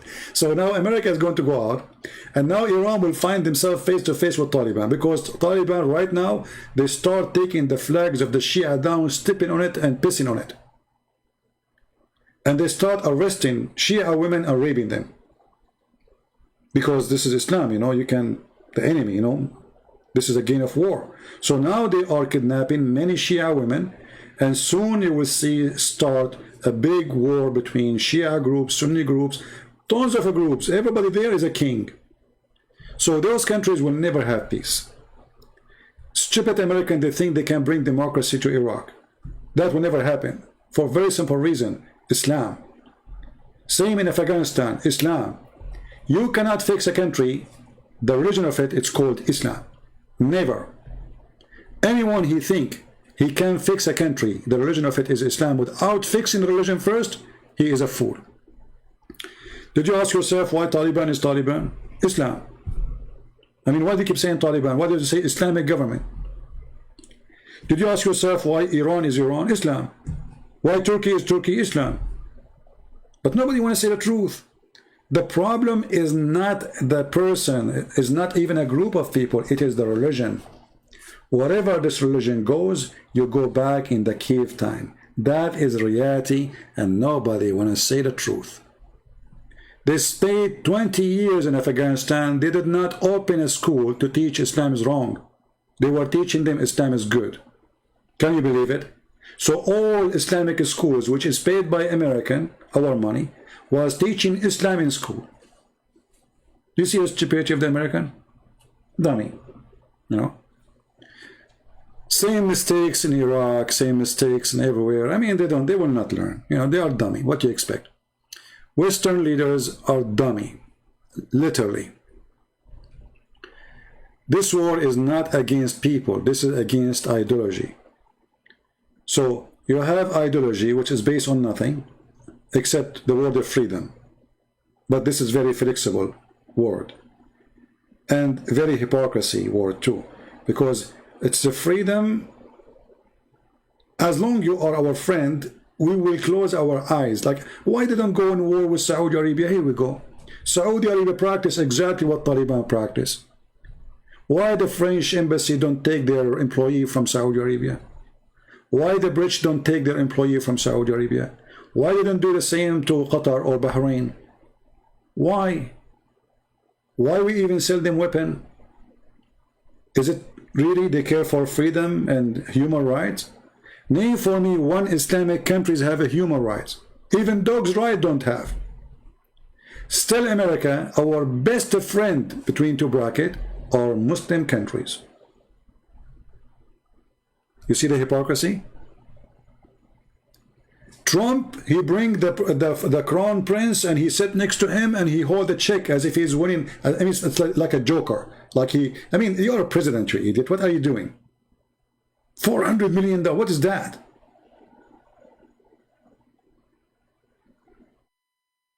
What about you hold a sign? How many people they became shish kebab by this prince? How many people get killed? The same, they bring the king of Jordan. They put him in the stage. He's our friend. He's our best friend. The king of Jordan. This is the guy, the most corrupt, the most filthy, the most hypocrite, and the most dictator. Just because he's the puppy of USA, he's fine. So, American, when they speak about democracy, I'm talking about American government, not American people. They talk about a guy who is their puppy. Taliban is their puppy already. You will see. Already they have an agreement. This is why nobody's shooting at anyone. Nobody is attacking anyone. Taliban right now is in Kabul. They are less than 50 meters from the American Marines. Not even a single bullet at the Marines. Total agreement. It's obvious. Come and take over. So, don't go by this, what you see in the news, like Trump is attacking, attacking Biden, disgrace, what he did, and this garbage. I mean, he is the same. Isn't he the same guy, Trump, who he decided to take a USA army and let the Turkish come and kill the Kurdish? Isn't it the same? And then Erdogan, he enters cities and he occupied them, and he killed as many Kurdish as he can. They are, garbage. This is always garbage. So this is what they do. American people, American government, not people, as long you are like a tissue for them. As long they have a need for you to clean their hands with you, they keep you in their hand. When you get dirty, they throw you. As simple as that. Taliban is no better. Taliban, they are now the puppy. They are just changing. They say to themselves, why we are wasting our time spending money in this corrupt regime, which nobody really support. Let us bring Taliban. We make an agreement with them, and they will be our puppy. They will not dare to fight us. They will never dare to attack us. This is the agreement. Yeah. Because if America really they want to fight Al-Qaeda, Al-Qaeda right now is in Syria. Al-Qaeda right now are not in Afghanistan. They are in the north of Syria, protected by Erdogan, protected by USA specifically. So it is a lie that they are fighting Al-Qaeda in Afghanistan. Al-Qaeda is not in Afghanistan no more. But soon they will be all over. I mean, Daesh will be all over. And this is what will make this country collapse again. Taliban will never have control, they will control cities, but they will start killing each other, the garbage, same garbage. Remember one thing, garbage in, garbage out. All right? Trump, he was the best we can ask for. No, Trump, he was the best we have, because they bring us two donkeys, and you have to vote for one of them. So we look, this donkey and that donkey, which one is better? Trump is a better donkey than the other donkey. But both of them, they will hit you. Where was Trump when Erdogan, he attacked Armenia? Where was Trump when Erdogan, he took our holy church in Constantinople? The same day Erdogan, he announced that Hagia Sophia became a mosque, Trump, he was posting a comment in Twitter about a dish he liked. All the president in the world, they spoke about Hagia Sophia except the stupid idiot donkey Trump. That is the truth. Why? Because he is a friend of Erdogan. So don't tell me about Trump that he is better. Actually, Joe Biden, he said this is a shame what Erdogan he did about Hagia Sophia. And Trump, he did not open his mouth. This is the truth, my friend. I don't take a side. Now, in the coming election, which one I will vote for? I will vote for Trump if he is going for election. Why? Because still I believe he is more close to what I believe more than the Democrat. But he is not really the best. That is not true. He is an idiot. He's stupid. He's a coward. The Iranian, they attack our army. They attack literally. And then he ignored it as nothing happened. Why? Because he don't dare to respond. Why? Because he want to win the election. All what they care for is winning election. Not the poor soldiers, he sent them to the front line and then they die. That is the truth. So, I will vote for Trump for the coming election if he go. But not because he's the best. But because he is the best between the worst. He is the best in the economy, maybe. He is the best in business. He is the best in... Trump, he destroyed ISIS. That's not true. The one who destroyed ISIS, it was Russia. That's a big fat lie, that Trump, he destroyed ISIS. And the one who destroyed ISIS in the ground, you people, you have no idea what's happening. $600 million was donation from USA to ISIS and Al-Qaeda in Syria. Did you ask yourself how ISIS, they have those strong, American tanks? Did you ask yourself? Did you ask yourself who is the one bring them all those nice pickups from Turkey? Turkey, our NATO member. Go and watch the video where the Turkish intelligence, they are guarding a long caravan of weapon and ammunition going to ISIS in north of Syria and to Al-Qaeda. CIA do not know about it. They don't agree about it. Who is going to believe in that? So all of this is a garbage. The real one who was really fighting against ISIS, it was the Russian. Go right now and search Russian helicopter shooting. You will not believe what you will see. You will not find one single videos of, like they will show you from high, Americans supposedly, you know, killing some ISIS. Yeah, they did. This is true. But they attack them only when they get so close to the American base. The real one who was really killing ISIS and Al-Qaeda, it was a Russian. That is the truth. So anyway, I saw in the videos that pickup trucks sold in auctions in Texas 2 weeks after they were in Syria in the hand of ISIS. How? You tell me how. They send them from Texas all the way to Turkey, from Turkey to Syria. There's a video of a guy, he is a plumber. He found his car because it have a logo, you know, he's a plumber, the plumber, the plumbing company from Texas. He saw his car in the video and with ISIS.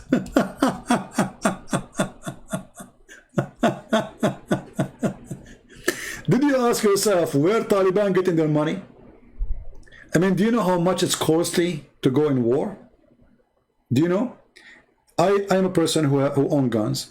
So if I go right now to shoot for 15 minutes, I will spend at least $100. If I shoot only for 15 minutes, or not even 15 minutes, 10 minutes, like just put the time to load more, unless like you have magazines already. So we are talking about a war. Where the money is coming from? Somebody have to pay for it. They do drugs, I know, but there's support.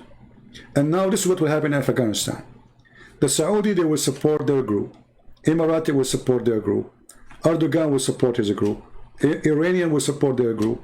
The Russian, they will support their group. The American, they will support their group. And this is how the country live, by support coming from other countries. It's a game of war, of chess, without making their hand dirty. And the poor Afghani, they will pay the price. Do you understand? Now, you don't have to agree with me, because you're always right. Maybe I'm always wrong. But this is what I know. Right? What I know, that everything you see in the news is false, and the opposite. When they were saying that the rebel, they called in the rebel, fighting the Assad regime. There's no rebel. Those are Al-Qaeda.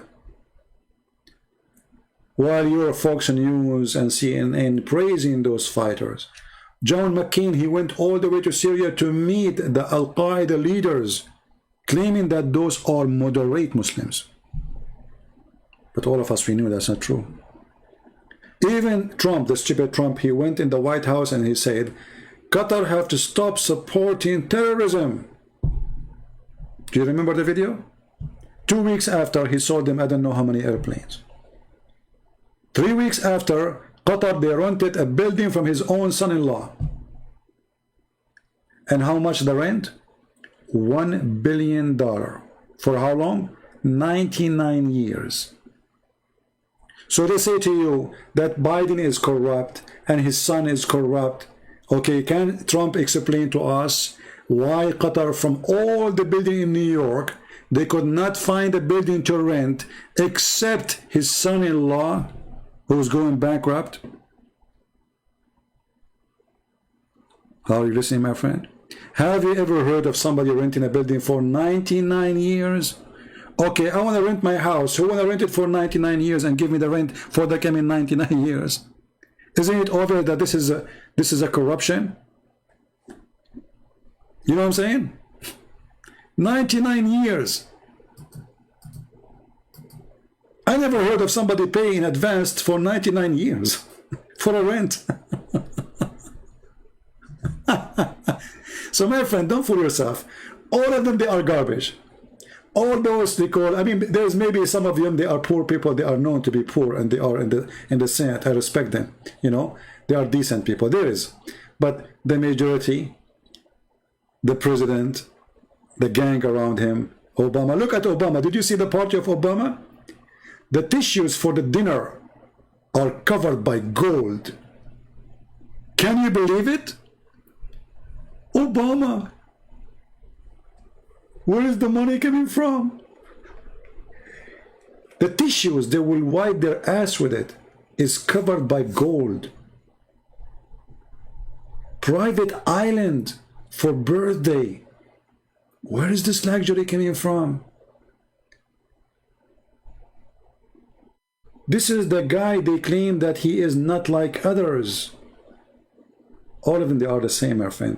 When they are up, and look, they claim that there are people who care for black people, but Obama never lived in area have black people. He lived only between very, very rich white people.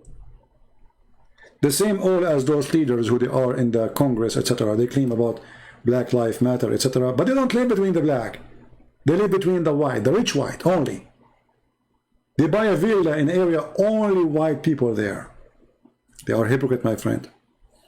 They don't support the black people. They don't care for the poor one. And they are not for people of color as they claim.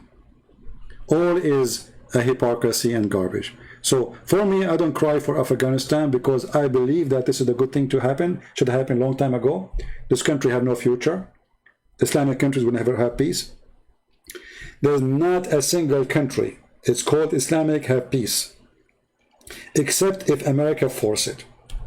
And if you don't believe me, ask the America right now to leave Saudi Arabia alone, Emirates alone, Qatar alone, Bahrain alone, Syria alone, and war will erupt like crazy.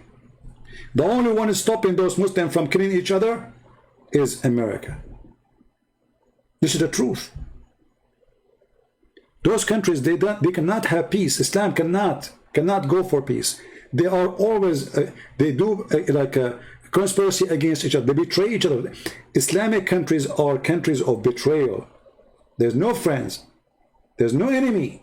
Nobody knows even who is the enemy. It's just a business. They worship one God. His name is dollar. So, why Iran is not attacking Saudi Arabia? Because of America. Why Saudi Arabia did not attack Qatar just a few months ago? Because of America. Why Egypt did not attack Ethiopia? Because of America. Because of America. All is because of America. And why Turkey is invading Syria? Because of America. America allowed it. If Trump, he said to Erdogan, don't go there, otherwise I will beat the hell of you, Erdogan, the puppy, will never dare. So, green light from America, war would go. Red line from America, the war will stop. This is the reality. America is controlling their puppies. The king of Jordan, the king of Saudi Arabia, the king of Qatar, the king of Bahrain, the prince of Emirates. Those are the American puppies. Erdogan is one their puppy too, because the whole economy of Turkey can collapse in 2 seconds if America said, poof.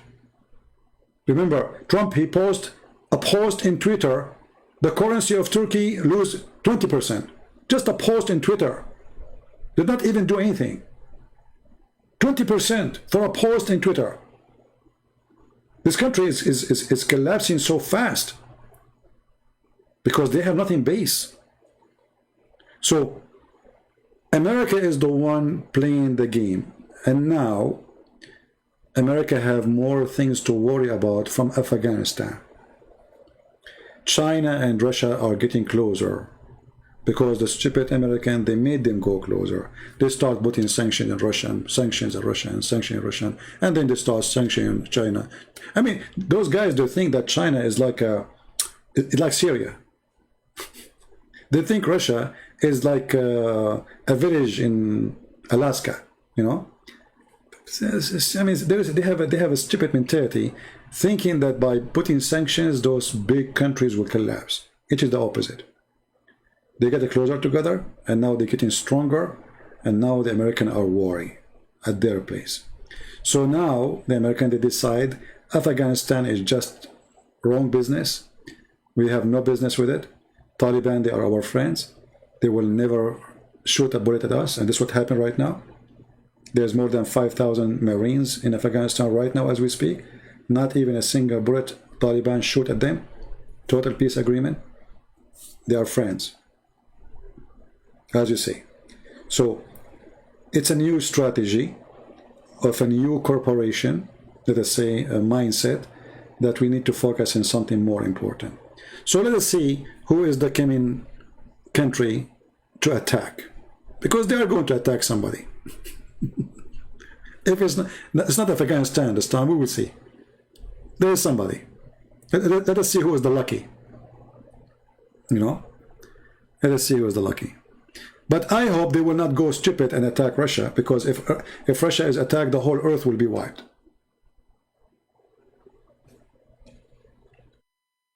That will be the most stupid decision ever.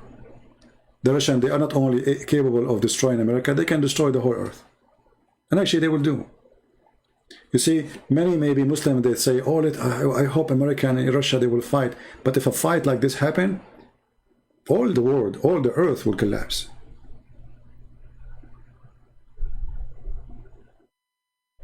So I hope they will not go stupid so far, you know, like they keep saying to Biden, why he don't stand to Russia? Like, what do you want him to do exactly? What he can do? I mean, they just let me know. You know what I mean? Stand to Russia. Like, what does that mean? Go in war with them? Are you really? Stupid. I mean, this is the big words, they are empty. Or stand up to China. Can you really? Do you want to go really in war with China? Who want to go in war with China? So they will look for, you know, somebody, you know, like somebody is okay to smash.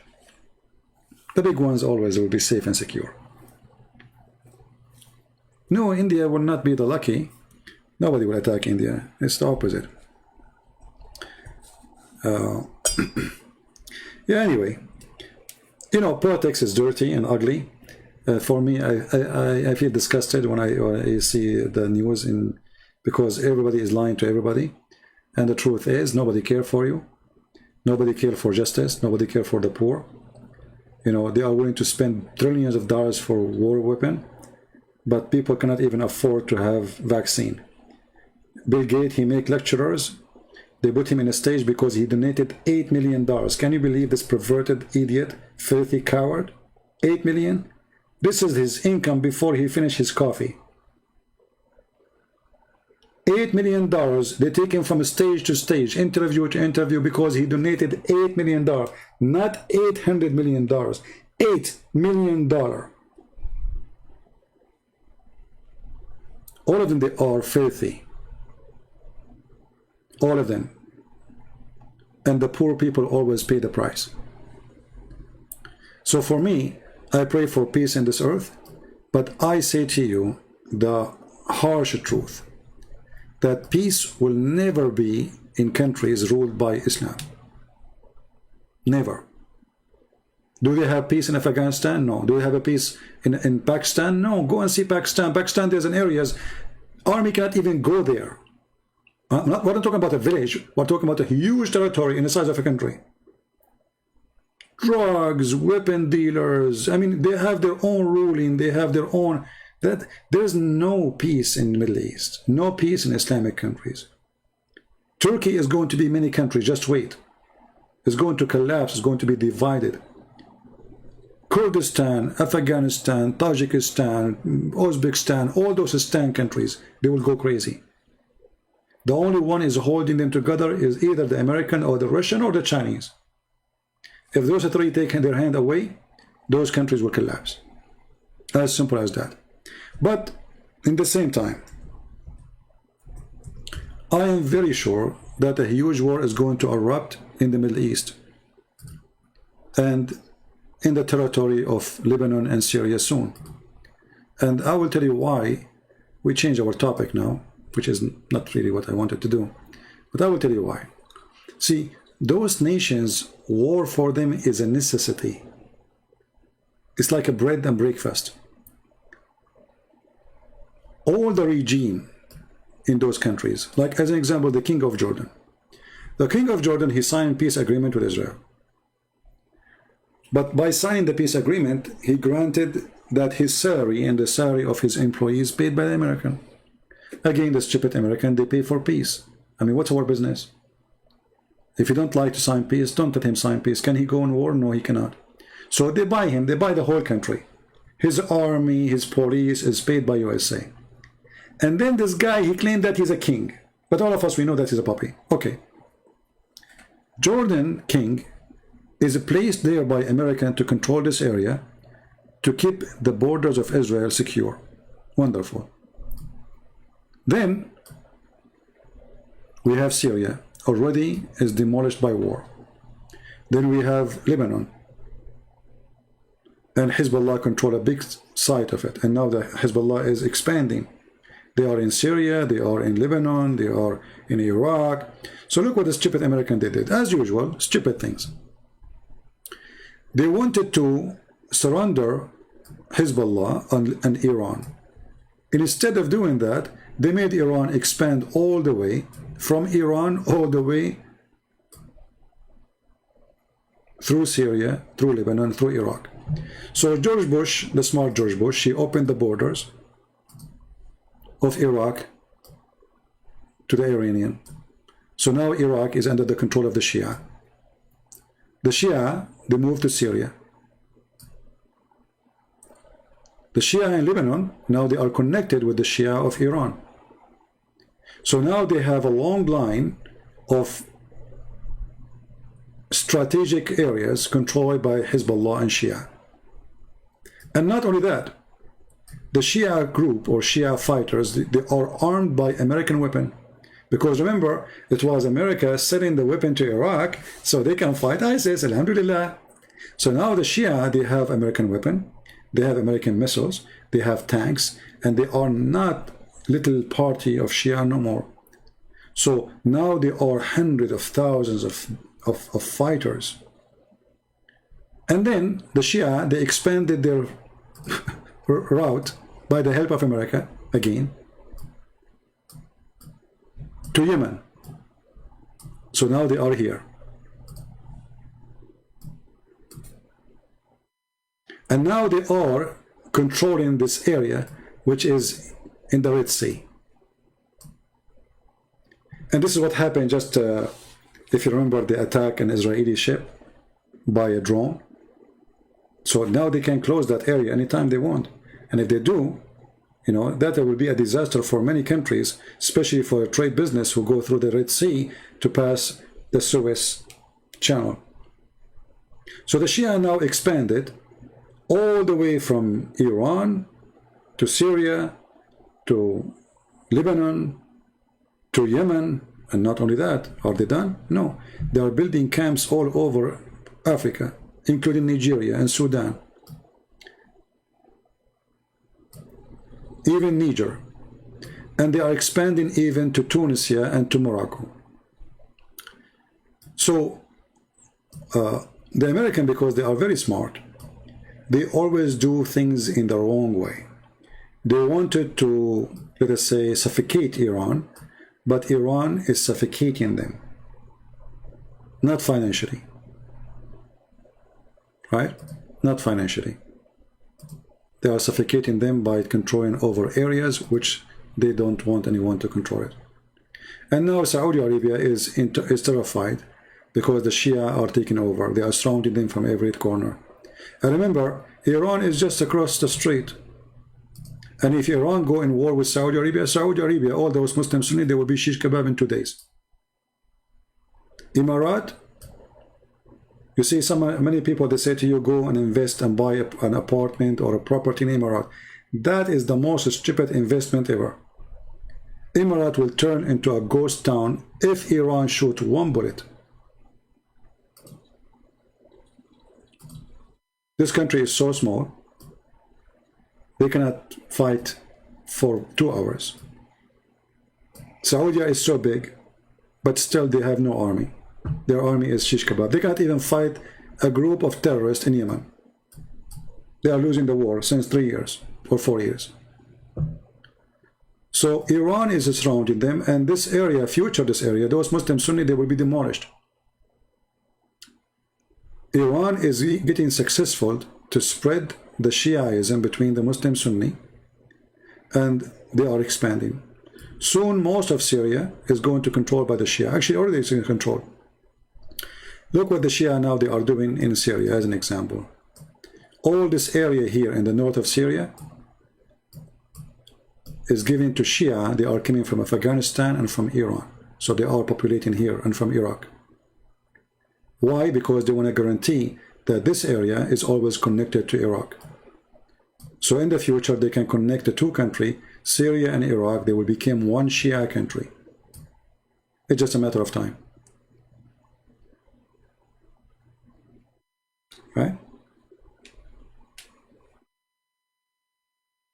And actually, I believe that all what's happening, I think it's good. Maybe you will be like wondering how that can be good, because you see the problem between the Shia and the Sunni is so big.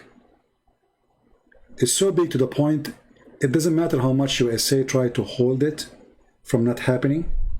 Like now Biden, he want to make an agreement with Iran, right? What is the agreement? The agreement is not to attack the neighbors, right? So Biden is trying to protect the Muslim Sunni. Same as Trump. American always they try to protect the Muslim Sunni. Always. And always they side against the Shia. Always. And the only time they did side with the Shia, but by mistake, it was when George Bush invaded Iraq. Because this stupid man, he invaded Iraq, and he did it in the wrong way. The Shia took over the country, and now Iraq is going to be Shia for maybe, I don't know, until the American attack again, and then they give it to Saddam Hussein back. So, the American, they brought the Shia to be in the government, and they will never leave until American themselves take them again. And I don't think that will happen maybe in 200 years, I don't know.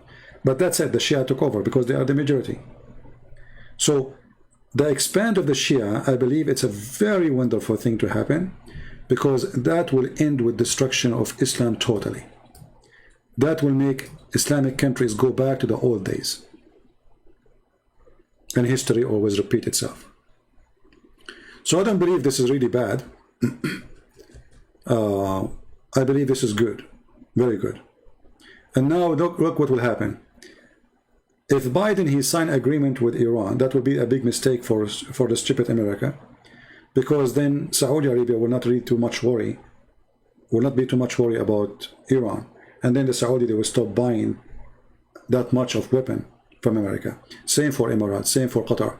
So it's not really for the benefit of America to sign any agreement with Iran. And if the Americans are worried about Israel, trust me, Iran is the last one to attack Israel. They will never do that. I believe it's going to be the opposite. I believe Israel, it might attack Iran very soon in order to prevent them from having any powerful weapon. Even though I believe that Iran will never dare to attack Israel. So all what's happening there take us to one direction. The war in these areas is coming and it's going to be horrible. Already in Lebanon, they have no gas. They have no water. They have no electricity. There's no salaries. So Lebanon, it might be the key of the war in the Middle East area. And Syria already is in war. And the only one who makes Syria, you know, like stay together is the Russian, Putin. If not Putin, Al-Qaeda will be controlling over Syria from a long time ago. So American, they never do something successful. They always screw it up. American government, they present for me Muhammad. You know, Muhammad, when he says stupid things to fix stupid thing he said before. So American government always, they do something stupid to fix something stupid they did before. So all their history is trying to fix something stupid we did before.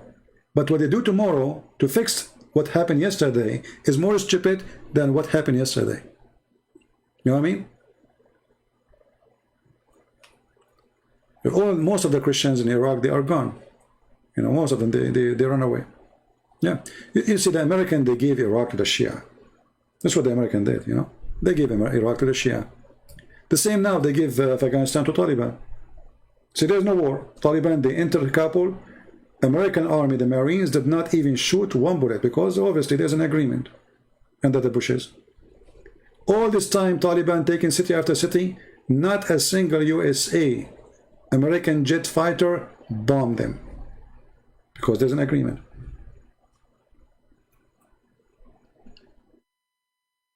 America need to break into smaller nation? No.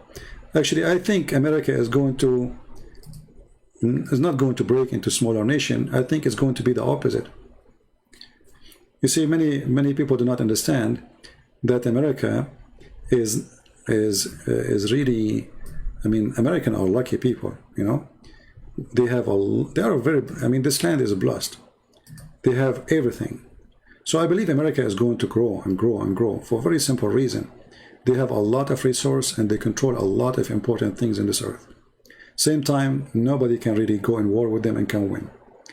But they are not the single power anymore. You know, there is other powers like China and Russia. However, America will never be weak. It doesn't matter how many stupid Biden we have, still America will be strong. Why? Because they are so advanced in technology and they are holding a lot of resource. As an example, America is one of the few countries in the world. They can close their borders. They will not need anybody. Food, gas, oil, anything. They have everything. They have the desert. They have the snow. They have the water. They have the rivers. They have things nobody have. Nobody have. Maybe the only one can be competing with them is the Russian. But most of Russia is a desert of ice. So the Russian, they have a lot of resource, but they are not, let us say, lucky as much as the American. Same time, the American, they have lands everywhere. I mean, we have borders with Russia. We have borders 50 meters away from Russia. We have borders close to Japan. We have borders close to China. We have borders close to everybody. So, American, they have many reasons to be powerful. And I believe, actually, in the future, even Canada is going to join union with the American. You see, many of you do not know that most of the immigrant Canadian, they go to Canada, they stay there for 3, 4, 5 years, and then they immigrate to USA. Even though Canada is a great country, I mean, as a resource, it have a small population, but America is way more beautiful. Let us say more, they're lucky. They have everything. They have a tropical weather, they have islands, they have, you know, Canada is just an ice country. So they have a lot of, let us say, power to play with.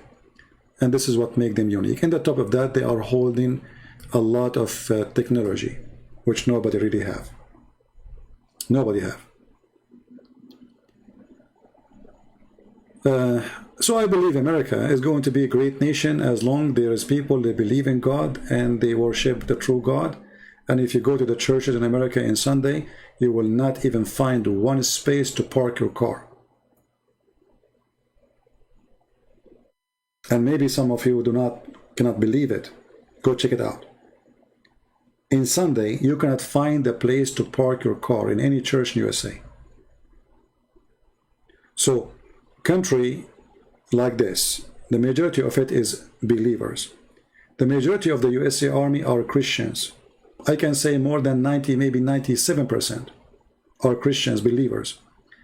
Because the atheists, they always teach their children that army is bad, etc., you know. So it's natural that only the believers, they go and join the army because they believe in their country and they believe in God.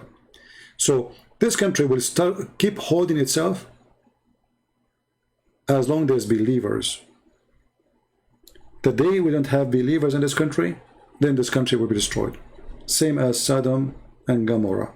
When he said to God, what if there is 10 believers or 50 believers? Are you going to destroy it? He said no. So this country still is blessed with a lot of believers. And as long as we are blessed with the believers, not only the resource, this country will stay. If we depend only on resource, this country will be demolished, the same as happened to Soviet Union. Soviet Union was the biggest, actually Russia until now is the biggest country on earth. Imagine, after the Soviet Union collapsed, still Russia right now is the biggest country literally on this earth. But Soviet Union, which contained a lot of territories and land, maybe half of this earth, yet collapsed because they were fighting God, not because they are out of resource. It was a big failure. When you go against God, you lose. Doesn't matter how strong you are.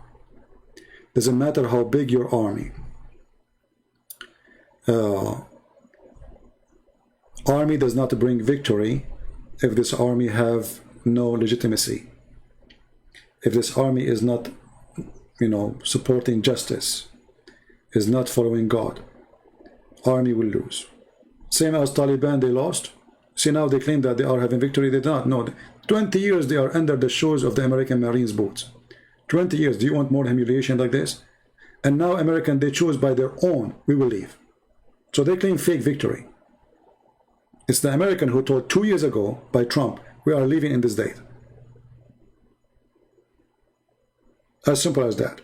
So 20 years enter the shoes of the Marines, who supposedly are kuffar. That is a long time of humiliation.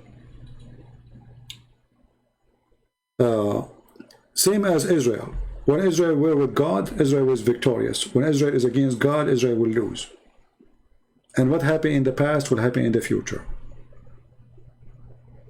You know what I mean? What happened in the past will happen in the future. A nation who lose their God, they lose their war and they lose their peace. I will give you an example about USA. Even this is not really our topic. There's a city in USA, it's called in Philadelphia. Anyone heard of it? This is the biggest, I think it is the top atheist city in USA. I think the total atheist maybe 97%, 90 something. Go right now and search for Philadelphia drugs. People walking in the street like zombie. You know what zombie? Disgusting, scary. This is what will happen to America if we lose God. But thank God, this is only in a city have atheists. When I saw the videos first time, I could not believe it. Guys, go watch it. You will not believe it. Literally, people walking in the street like zombie.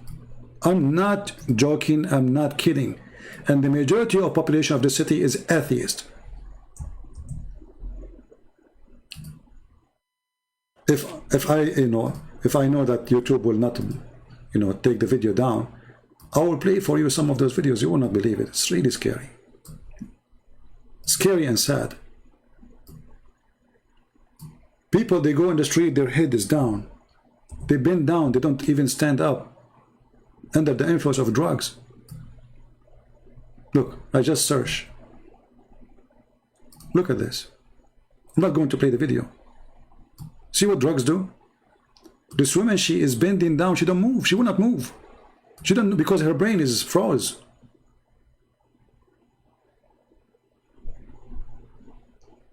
Thousands of young men and women under the influence of drugs. The whole city is drugs. And then they say to you that Biden is going to help the poor, and Biden and Obama will fix it too. Obama, he is 8 years there, and this is the end.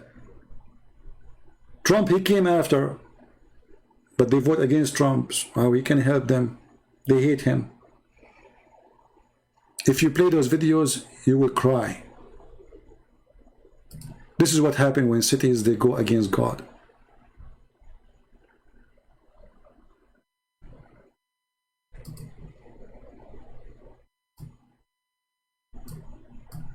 Unbelievable.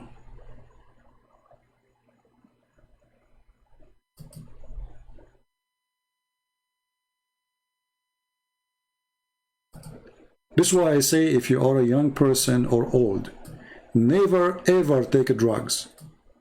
Don't be a stupid fool. Do you see how they bend over? Because they freeze, they don't know, their brain doesn't function. So suddenly they bend down, and that's it. And look, the guy is, I don't know, this is a woman or man, I don't know. One socks, there is their panty, his panty is showing off his pant. I mean, scary.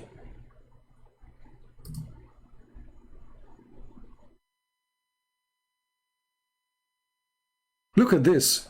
They show you like zombie in the movies. This is really, literally. Look at this. Can you believe it? Is that really happening? If you don't go, if you might think that this is like a movie edited by somebody.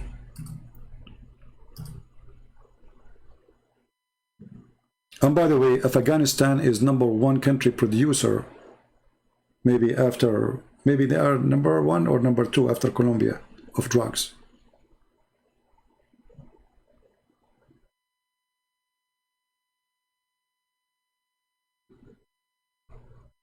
You see what drugs do? Do you see how this guy with the white t-shirt? Do you see that woman? What is this? This is the devil himself invading the mind of a human being.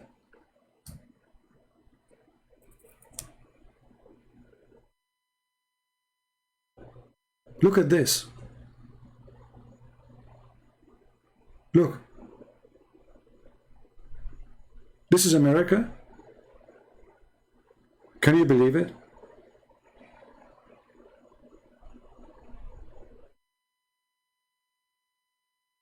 In the same time, I have to say that this is the one who come to this country is really lucky.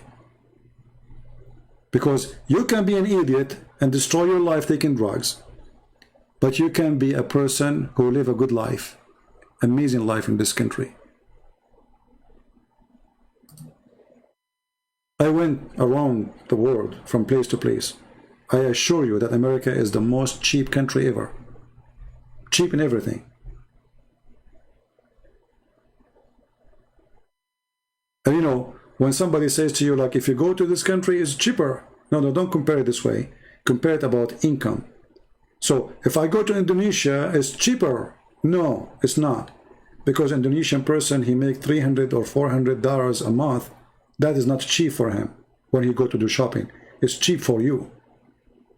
So you don't compare cheaper by saying how much you spend in a country you're visiting. You compare cheaper about how much money you make and how much money you spend. But if I say to you, this is USA, who's going to believe it? This is what happened to you when atheists rule, when communists rule.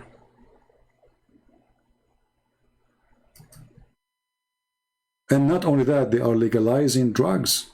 It's not enough what they have, they legalize it, you know, they make it legal. And there's one unique about this drugs. You see, people, they go down. Do you see how they bend over? Do you see how they bend over? I saw one when I was in Romania. The guy, he was walking and then he bent in the front of me. And then I thought maybe he need help or something, you know. But he was like he froze. He froze. He's taking drugs.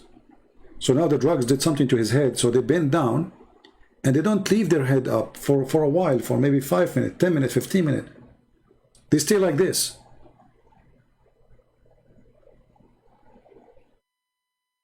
So we are fighting against drugs, and Islam is one kind of a drugs.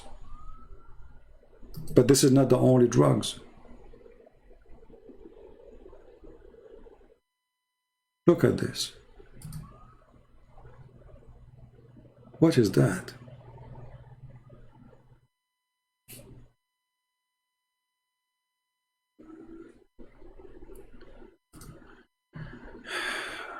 So anyway, you know, instead of going and spending money in Afghanistan to fight ghost, you know, okay, come here and help those people who are on drugs, find them jobs, take them to correction school, the hospitals, find somebody to care for them and to fix their mind, to help them to understand that this is wrong. And instead of spending our money for wars have nothing to do with us. Osama bin Laden, we killed him long time ago and we fed him to the sardine. Long time ago. There's no need for us to be in Afghanistan. And if terrorists, they will attack us, we can wipe the ground with them without even sending one soldier. We have the most advanced technology in the world. We do not need even soldiers. Soon you will see that America replacing the Marines with machines. Even soldiers will not be needed no more. This is the coming war. The coming war is not going to be soldiers no more. And the American and the Russian, they will be the first to establish an army of machines. So things is going beyond your imagination. And war is going to be different. But we cannot ignore the war against drugs, because this is international war for everybody. Look at this. Do you see this guy? He's not falling apart now. You know, he's down. He do not know why. He go down, and his brain, he stopped. That's it. He stopped there. I don't know what this drug he does to them, but that's it. He lose cautious, cautious of anything, and he's down. What I think about coronavirus, my friend, as you see, we have the million of viruses, and they are more scary than corona. You know, don't you see? There's death in every corner. There's death in the highway. There's death in disease. There's death in, I mean, there's death. Be with God, and then you fear nothing. Look at this. Look at this. Do you notice what I'm talking about? Do you see how their head is down? Look at this. I mean, this guy who made these drugs, he should be punished. I don't know if I am in charge. I don't know what I would do to him. Whoever the one who is selling those drugs. Do you see how his head? Look his hands. I don't know if you notice with me what's happening. And you can tell all of them, they are young. Those are not old people.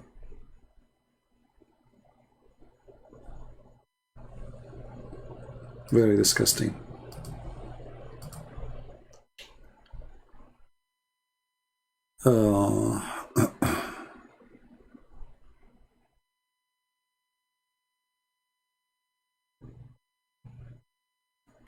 Who is bully?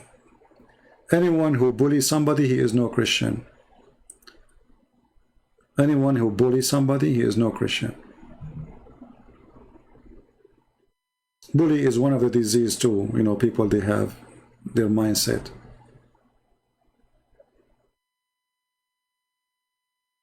And and by the way, there's people, they copy my videos and they download them and they use my name in their channel. I am not responsible for those videos and what people they do there. They might post stupid videos, have nothing to do with me. Like there's somebody sent me a video of somebody discovering that Sinai is in Saudi Arabia, etc. This is a stupid video, It's against the Bible. The Bible says clearly where it's located. So don't go by stupid things like this. What is bigger a threat to humanity, Islam or drugs? I think both of them, they are drugs. You see, there's a brain drugs, and there is brain drugs. What does that mean? There's somebody control your brain without giving you medicine. That is Islam. And there's somebody control your brain by giving you medicine. So both are drugs. Because both of them, they are imagining things. Taliban, he want to die for the sake of Allah or ISIS or Al-Qaeda so he can get the versions. So now his head is under the influence of a drug, sex. Those here, they are taking literally a chemical drugs. Both is the same. Both is drugs. When a human being, he kill a human being and he dance for killing a human being. What you call that? Worse than drugs. When a human being hatred, become in that level that I dance for the death of somebody or shout praising God for the death of somebody. How far is my drugs went?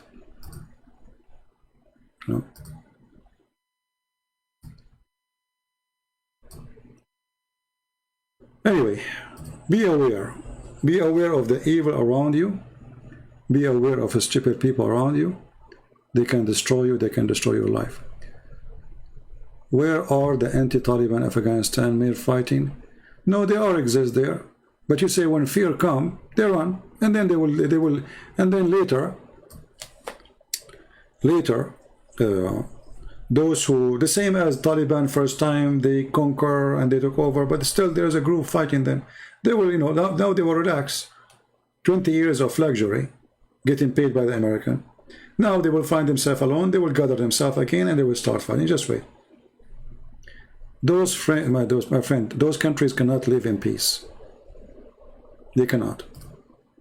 And the war there will never stop. The American, they took over in Iraq. They replaced Saddam Hussein. They told them we will do election. They did election. Okay, now in Iraq there's election. Do you see any peace in Iraq anytime soon? No.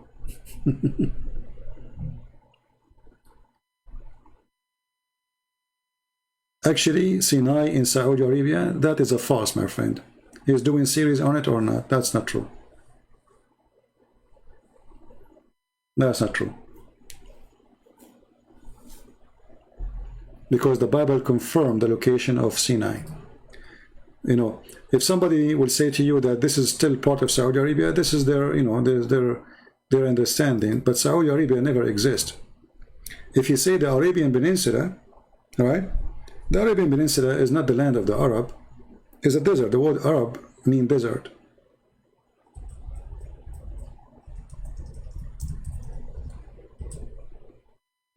Let us go to the map again. Maybe we can make a video just about it. Actually, I did many times before. So, if we go...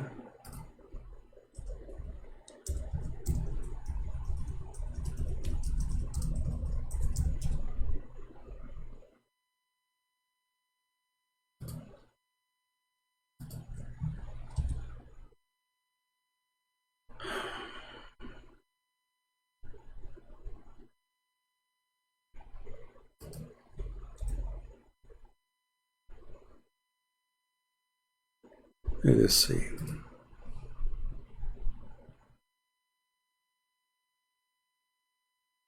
Don't support a person because he is an ex-Muslim or because he's a Christian, because he's a good person. If he says something wrong, it is wrong. No matter who said it. How many times of you, all of you, you heard the priest saying that Muhammad is from Ishmael? That's against the Bible teaching. That's even against Islam teaching. Because even Muslims themselves, they agree that Ishmael, he learned Arabic, according to them, when he was 13 years old, or 14, depending in the book.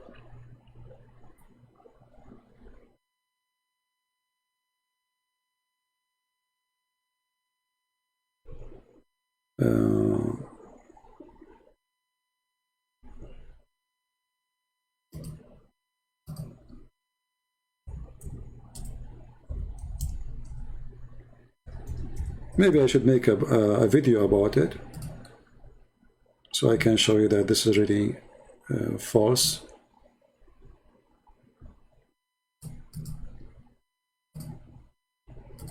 Actually, always, you know, even since I was a kid, you go to the church, you will see a priest saying to you that Muhammad is Ishmaelist. He's from Ishmael. Okay, where do you get this from? Nobody want to ask the guy where he's from.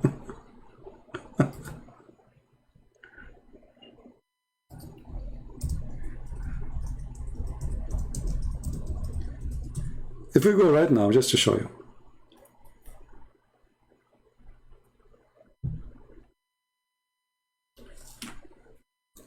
You know, Moses was going from where to where?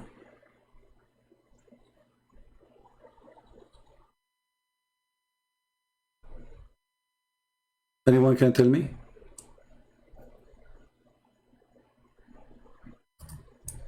Moses was going from where to where?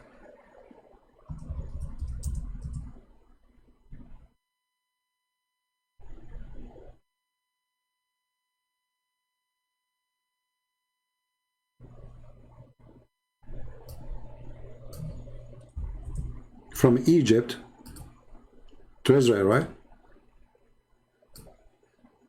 To the Holy Land.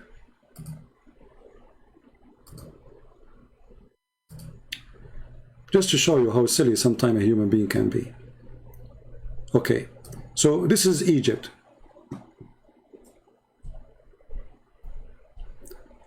I'm going to go now to Israel. So how in the world I want to go to Saudi Arabia in order to go to Israel?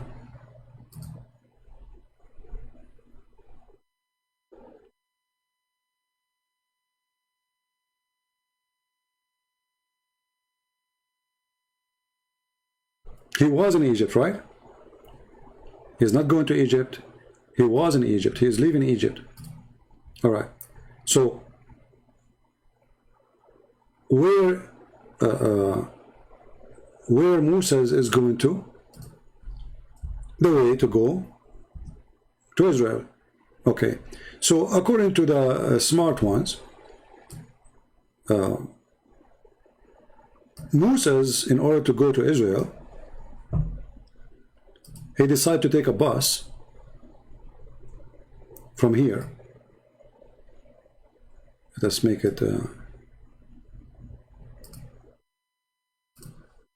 He decided to take a bus, and then he go from here, and then he go to Saudi Arabia, and then he go back to Israel. That's a good one. That's a good one. That is hilarious. Just use your common sense, even if you are illiterate in the Bible. And in the same time, we have many verses in the Bible describe for us the location. You see,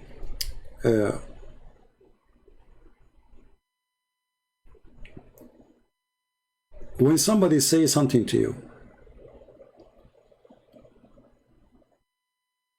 like now, or about Ishmael, or anything, and he tried to prove it to you, there's a very simple method to understand if this is true or not. If it is not biblical, that is his fiction. If it is biblical, if the Bible says that, it is what it is. So anyone come with his own fiction, he is not giving you anything to tell you the truth. All right?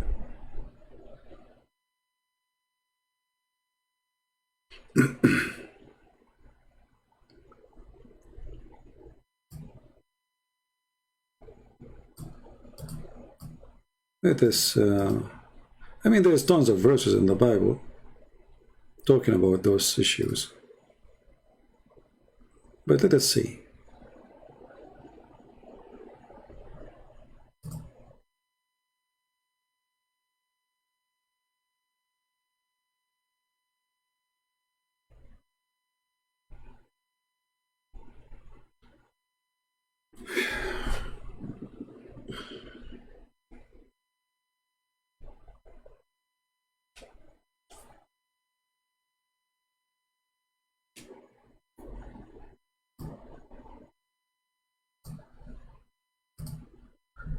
I will make it more simple.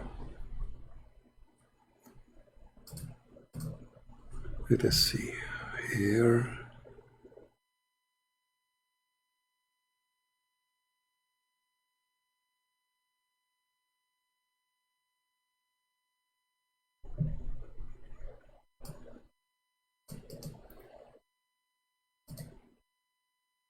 See, there's an old map for the Bible. I'm trying to find it.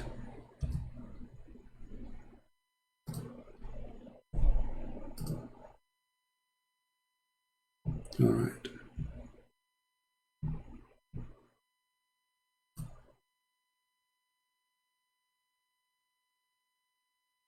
Okay, have you ever heard of something, the Mount of Paran? The Mount of Paran?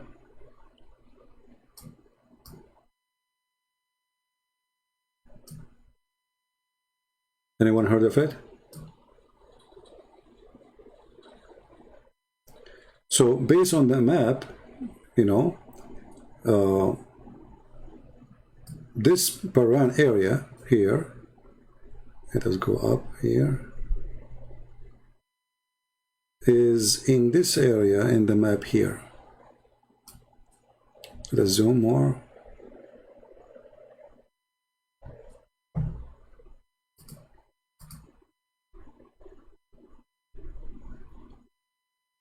Let's make an arrow. I think it's like here, maybe here. in this area. And this is what the Bible mentioned. If we go and read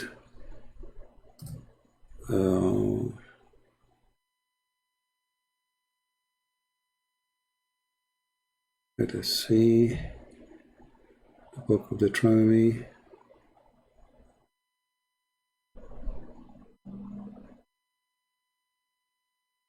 Yeah, 32:2. 32:2. Let us go there.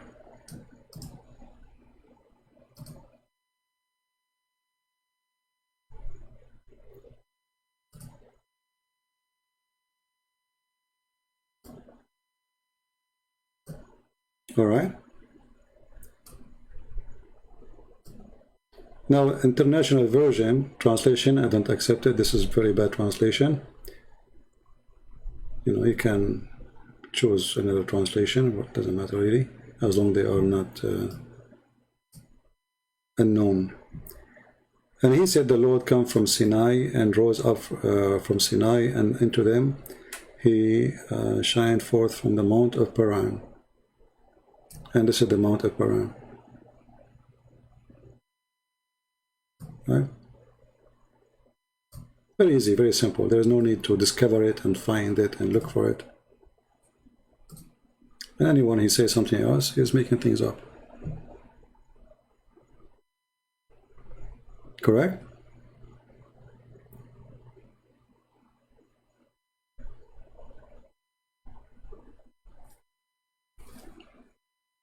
Any more question?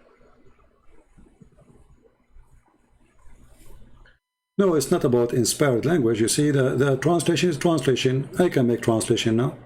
If my translation is full of mistakes, it's a full of mistakes. Doesn't matter really.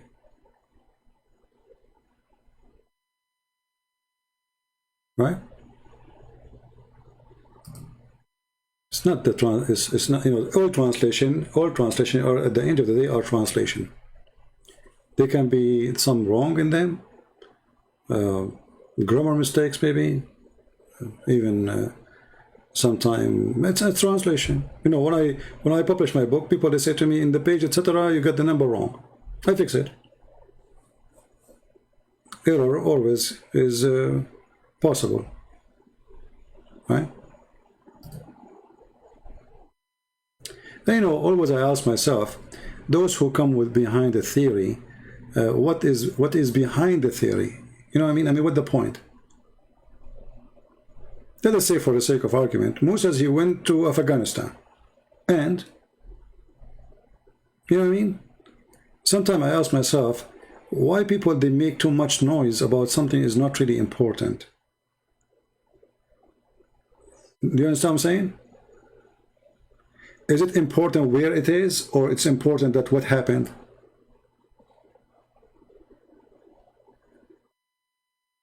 Like, let us say you receive news that your wife, she is cheating on you.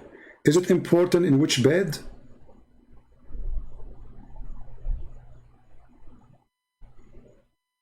Or with who?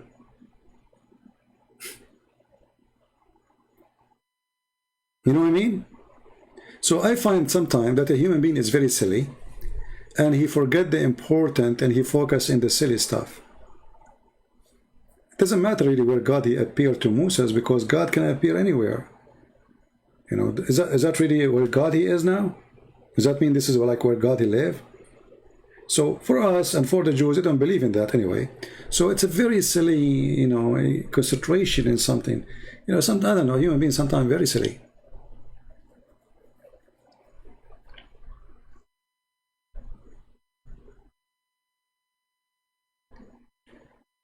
Moses and Israeli walk around for 40 years. It doesn't matter. The verse is so clear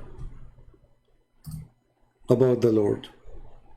And the Lord came from Sinai and rose up from Seir into them. He shined forth from the Mount of Paran. So obviously it's there. That's it. Same time, even if, let us say, Sinai was here, let us say it was here. This is not Saudi Arabia.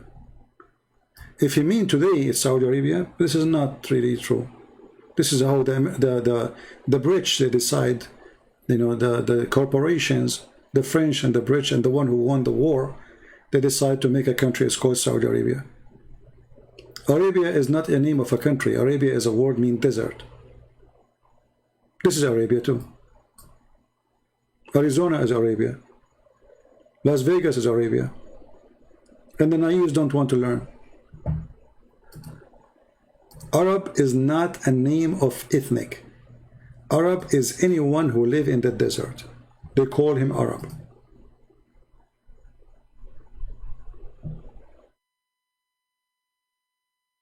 The truth that it matter. Well, the truth only in the Bible, not by conspiracy.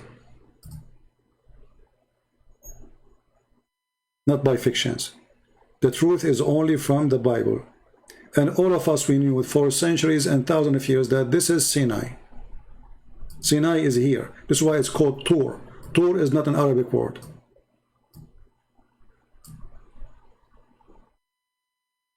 Tur is not an Arabic word. It's like now you say the delta, you know, like a certain shape. A place is isolated. Even the name itself is, you know, is clear. And this is the name is used now. I mean, okay, why the one who, okay, let us say Sinai used to be in Iraq. Why they change it and put it here now? Why the name is here? What happened? Who moved the name? Somebody moved the sign?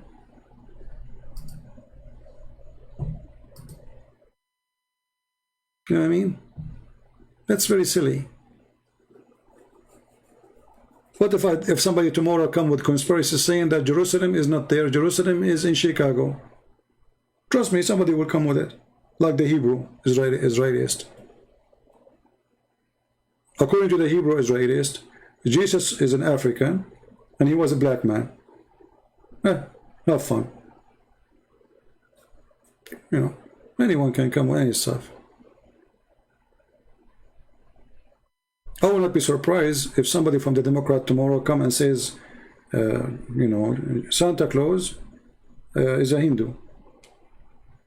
And he was in India. Just spread it in internet, people will believe it. Just say anything. Anything. These days anything can work, you know.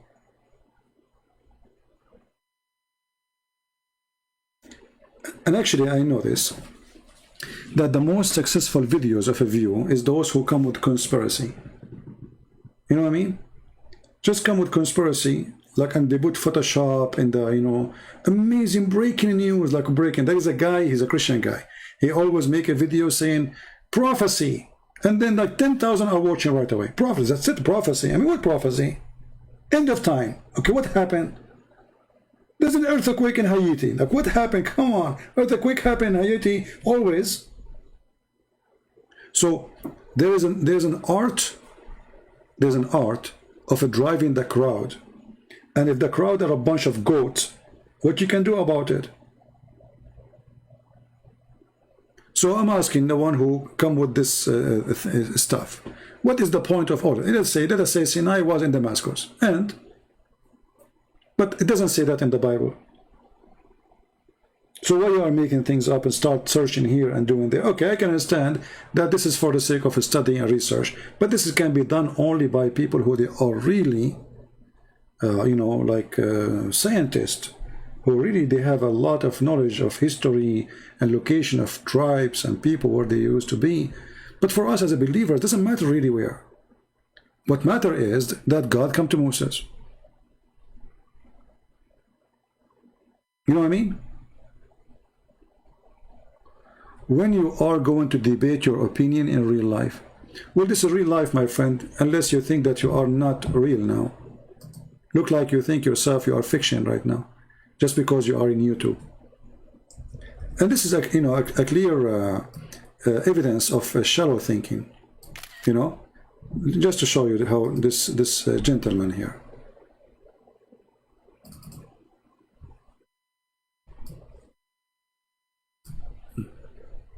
Just to show you when somebody decide to be professional idiot. CP or Christian Prince, when you are going to debate your opinion in real life, well, this is a fake life. I take phone calls, I receive, I debate, talk to you. So what real life mean? Do I need to go and sit in your lab to be real life? Very silly people. And as long as this is not real life for you, my friend, why you are here? Let me send you to real life. I put you in hide. Because now I don't want you to be in the fake life. Stupid people. They cannot answer you, they cannot refute you. And this is a comment, real life. And who said to you, I don't debate in real life? What does that mean? I mean, I don't debate in public. I don't go, I don't share what I do, really. When I was away, I did not tell you, I think I did 5 or 6 seminars. Did I mention that to you? No. Why? Because I don't brag about things I do. Many of you think I'm on vacation, correct? All of you start posting, I hope you are doing fine in your vacation, etc. I did at least 6 seminars. But I don't talk about it. And when I do seminars, I debate, people debate me, people ask me questions, people agree, people disagree.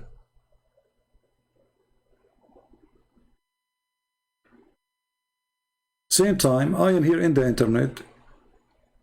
I can get 800, 700, 1,000, 2,000 people in short time. If I want to do a seminar or go in a place, it takes them forever, and I have to spend money to fly, to go, to come, etc. And all of this maybe to meet, I don't know, maybe 5, maybe 500, maybe 10 people. Yeah, here we go. I'm sitting wearing my short. I have my tea in front of me, became cold. I'm laughing at your comment.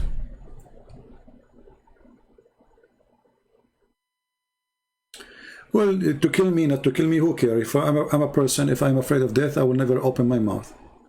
They should know that already, right? A person who is afraid of really of death, I don't speak about myself, etc. Because I'm not here for myself. I don't want people to praise me. You know how you don't know me. My blessing will be from the Lord. As much as I can, I will keep it this way. Right? And who care about the rest? You don't like me, you like why? Okay, this guy, you want him to go in public. Why you are here? This is what I do. You keep coming. Stupid people. If I'm not going in public, as they say, and people all the way in the end of the world, they are hearing about me.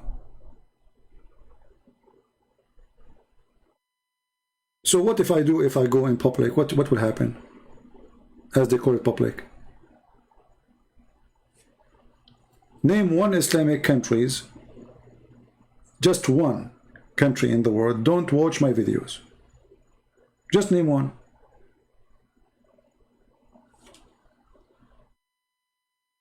So who care about those things? But people are silly. It's like, like a person who don't like what you do, doesn't matter what you do. So you build a palace. And the palace have nice windows, nice doors, nice marble, nice chandelier, nice furniture. And then this silly person, he says to you, oh, look, there's a mosquito in the wall. So all the palace, he did not notice how wonderful this palace, but he noticed there's a mosquito. So that the palace now is screwed. That's it. Your work is gone in vain. Who cares? People, they come and they listen to me from Somalia, from and if you know how many people they keep asking me to do interview with me, and I refuse. You will not believe it, including our friend Al Fadi. Go ask him how many times he asked me to come to be in his show. I refuse. Just yesterday, Osama Dakdok, he called me and he says, those brothers, sisters, whatever from Somalian TV, they like to have you in their show, please. I said, I don't go really because people will be upset. I refuse many. So if I go in there, so I don't like those things. I don't like to be interviewed. I don't like people to talk about me. Like, tell us about yourself. I mean, who cares? I'm nobody. I believe all those things about self-esteem, about a person who is he, what he did, what he accomplished, is something very personal between him and his Lord. And you knowing about it, The Lord, he says, you want to know them? Know them from their fruits. So I do not need to tell you about myself. From their fruit you shall know them. So don't ask a person about what he did. And don't ask a person what he is. Tell him, show me your fruit, I will tell you who you are. And this is what I do. My fruit is public, in front of you. People come, people debate with me, people leave Islam, people accept Jesus. This is my fruit. The rest is not important for me. You like me, you don't like me, who cares? Thank God you don't like me. That's even better.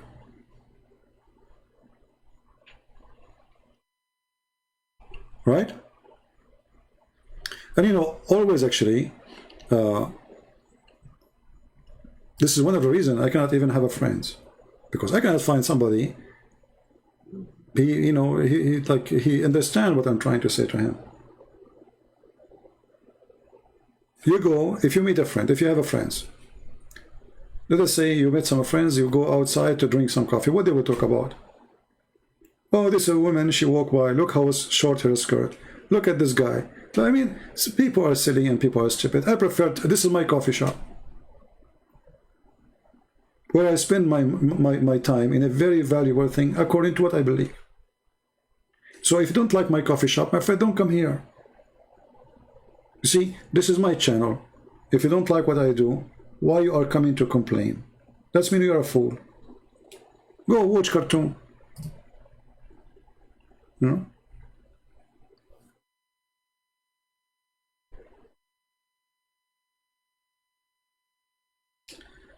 Anyway, people are silly and people are stupid. What he can do? I mean, if Jesus himself, they make fun of him, who am I not to be in their fun list? You know what I mean? What about we say to God, why you don't show us your face, God, in real life? You're God. Here we go. You want us to worship you? Show us yourself. Say that to God too.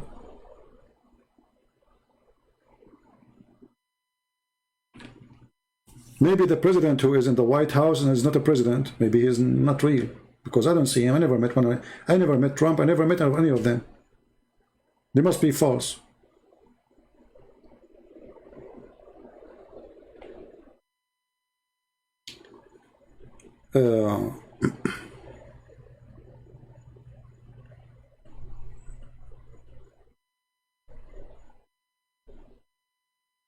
Yeah, you know, always if you want to know a person, and this goes for all your life, you see, all those people you meet in your life, regardless what is the purpose, regardless what is the reason, from their fruits, this is the wise, the amazing, absolute wisdom of our Lord.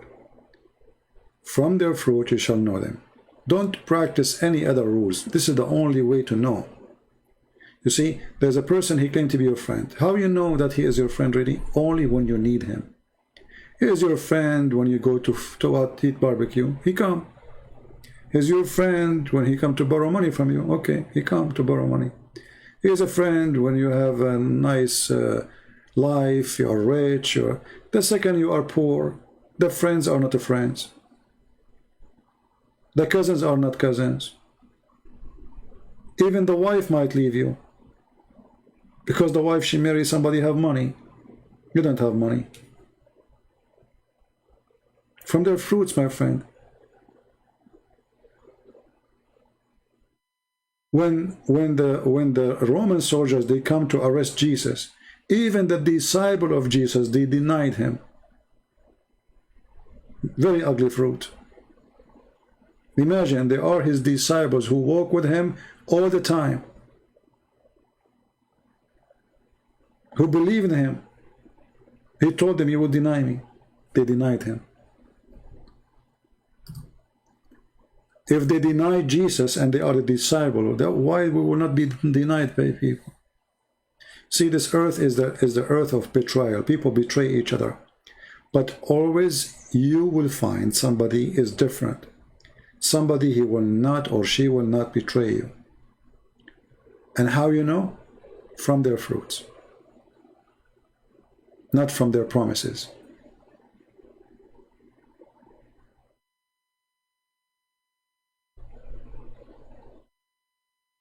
I want to ask for something very important. Tell us about shaitan roots. See, the word shaitan, it's a language word. So if we are talking about a person,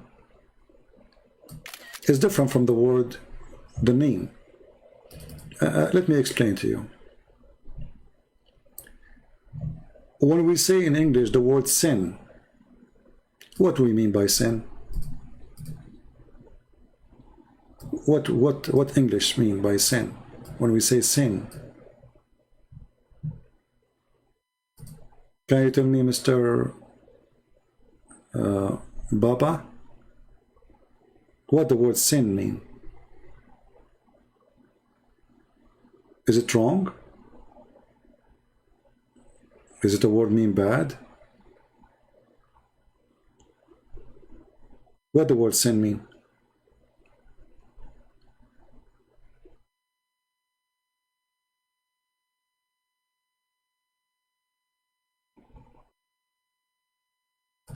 Do you know?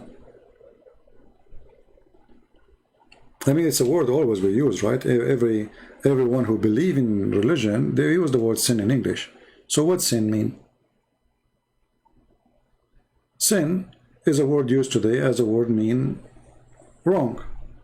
It's against God teaching, right? Okay. But the fact the word sin is coming from the moon god religion, where people, they used to worship the moon, and it is pagan. So the word sin became a symbolic of anything wrong, anything pagan, anything is against God. And by language today, everybody use it, even those who don't, you know, I mean, Muslim they use it, Christian use it, Hindu they use it. Anyone speaks language, he says sin. But sin have different root, right? So it's not really important the roots, what is important what it's meant for the one who is using it. You understand?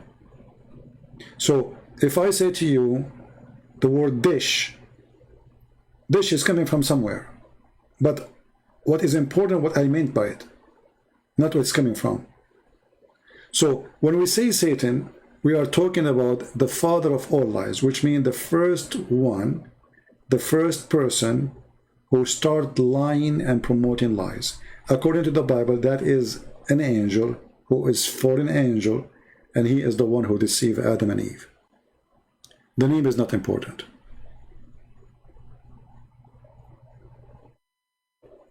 You know what I mean?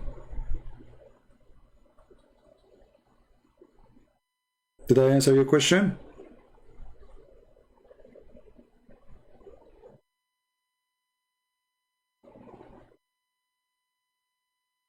So don't focus, I mean, you can focus in the origin of the word if you are a person who wants to study languages and history.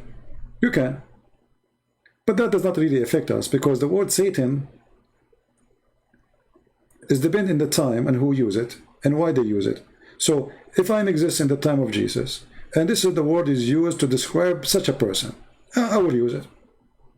Because at the end of the day, I have to use a word which people understood and they use. You know what I mean? Not long time ago, the word gay mean happy. Is that correct? But today I cannot use it to say that, oh, I describe myself to be happy. I cannot use it. It's very embarrassing for me to say it. Right? But not long time ago, the word gay was a word mean happy. So if you go in the old translation for old books, you might find describing somebody to be a gay, but doesn't mean that he is a homosexual. They are just saying he's happy. So what is important is what the word meant by the one who is saying it, not what it's meant by the language today or yesterday or centuries ago.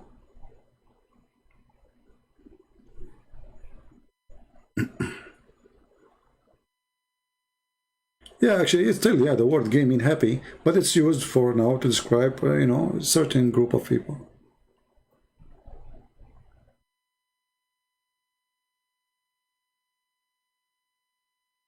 The word shaitan is coming from, etc. Okay.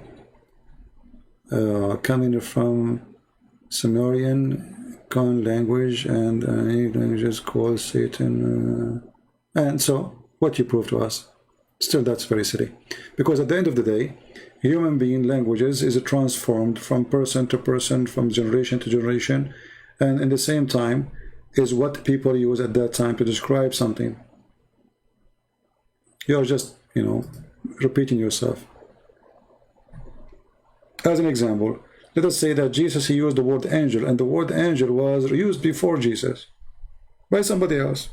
So, but as long as the idea agree with the idea, that's mean he agree, that's it.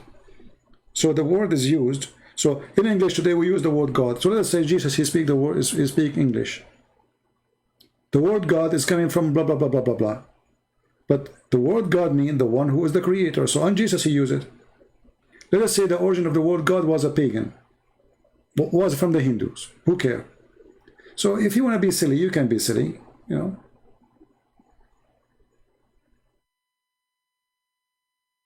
Sometimes I find that a human being is trying to be silly. Supposedly he is being smart. But the fact he's being silly. Because all languages is coming from somebody else. As an example, we say the word Amin, but the word Amin is Aramaic, and the Aramaic they used to be pagan. So when the pagan Aramaic they say Amin, does that mean we cannot use it now? Very silly.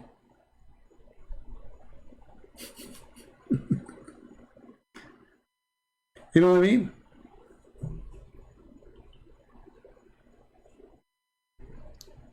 Should we use it or we cannot use it?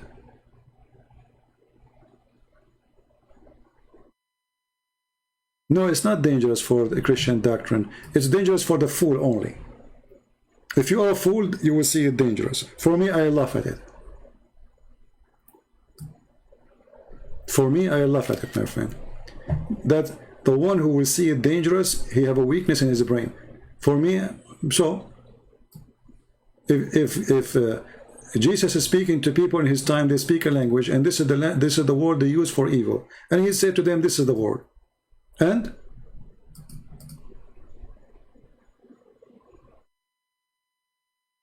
how Satan look like? Look in the mirror.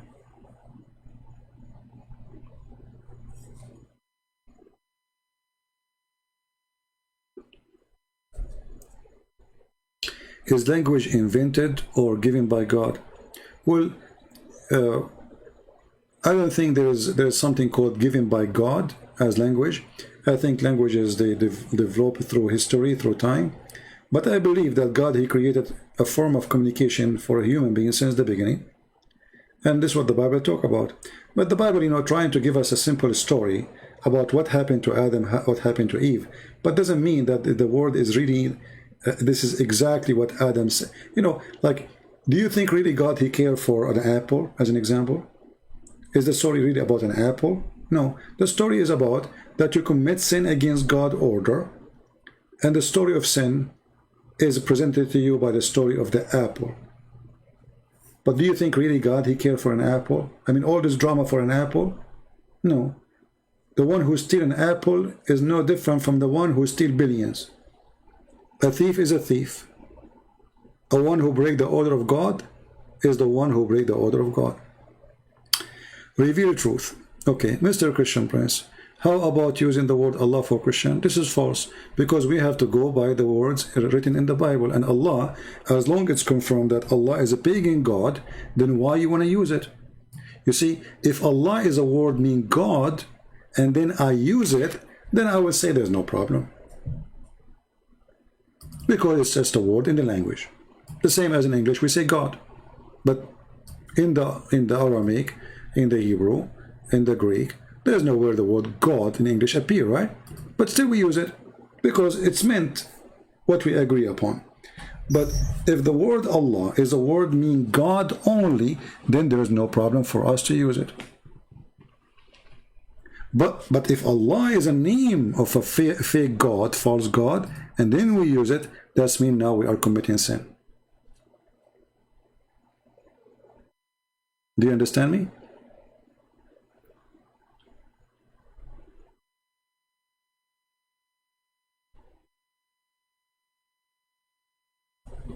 So, you know, human being, when he is shallow, he sees things in a shallow way. The Bible is a very deep book. never meant about apple and tree. It's not about that. It's about disobeying God. But remember, the book was written and given to people to believe thousands of years ago. The story have to be simple for simple people.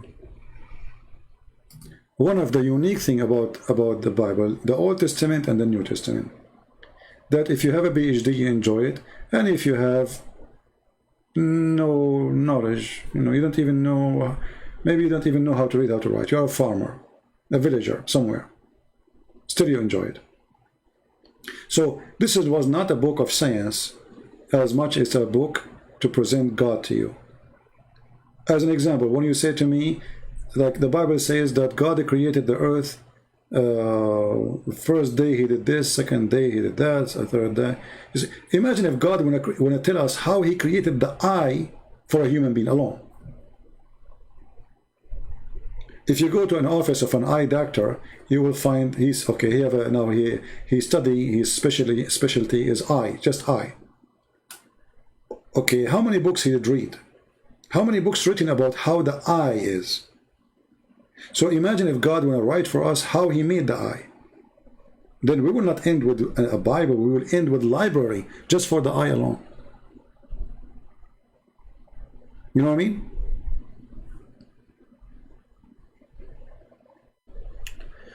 Do you reject the interpretation of the fall of mankind? No, I'm not rejecting. I'm just telling you that the Bible is more deep than just a tree and an apple.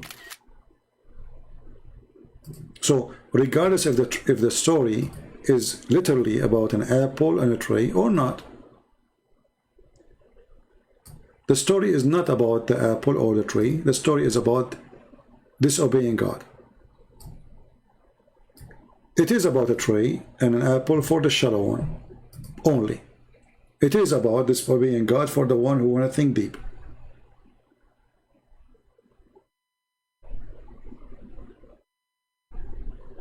Do you understand me? Like when we say the cross of Jesus, doesn't matter really if the cross was a perfect cross or a short 2 centimeters from one side. You know what I mean? So if you are a shallow person, you will focus on the cross as a shape, not as what happened in the cross, what Jesus said in the cross, who died in the cross. Doesn't matter really if it is 2 pieces or it was, let us say, 2 trees hang together in opposite direction. It's a cross. So a person who want to be shallow, he will focus in details have nothing to do with the topic.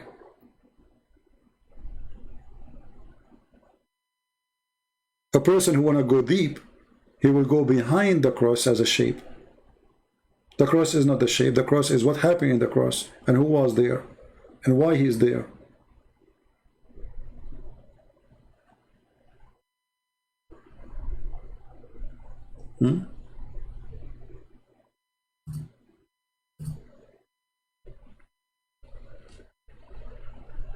Always, my friend Mr. Orgasm, I mean, do you see what we are talking about? And now you are so crazy about the orgasm. Is that the time?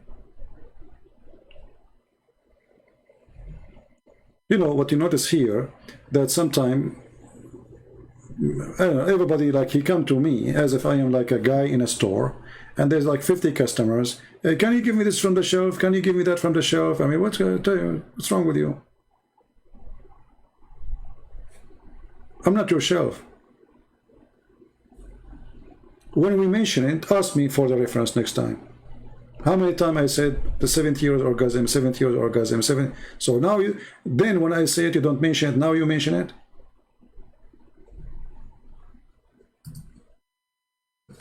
You want to talk about the cross? You talk about orgasm.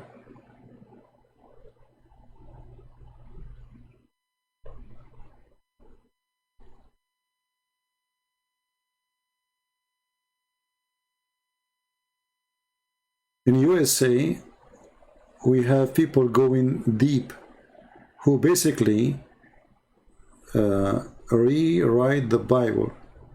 My friend, in USA, there's no such a thing. In USA, there's crazy people, there's smart people, and the majority are Christians. Who care what people say? Jesus, if he is racist, then he should not say that for God he loved the world, he sent his only begotten son. For God he loved the world, he sent his only begotten son. So people are stupid. You want to be stupid like them? Go. Don't post those stupid things. How Jesus can be racist? When Jesus, he sent his disciples to teach everybody around the world. How Jesus can be racist, and the first disciples, they went to Africa. How Jesus can be racist, and he is born in the Middle East? Like, is the Middle East is a place where redhead are exist? Yeah. But as you said, you know, when people want to say stupid things, they can come with a stupid thing. Who cares what people say, my friend? What do you think about fall of Afghanistan? Afghanistan fall from long time, not now. Afghanistan is a failing country. 90% of the population, they take drugs. Now Afghanistan fall. Afghanistan under Islam is fall always. So why people are worried about Afghanistan? I'm so glad that they are out. It was stupid of the American to be in the ground for one day. You do not need to fight Afghanistan in the ground, you know, to fight Osama bin Laden in the ground. You have airplanes, you can destroy them as much as you want without sacrificing one blood and without even wasting money and time. Americans are stupid. What do we have to do with Afghanistan?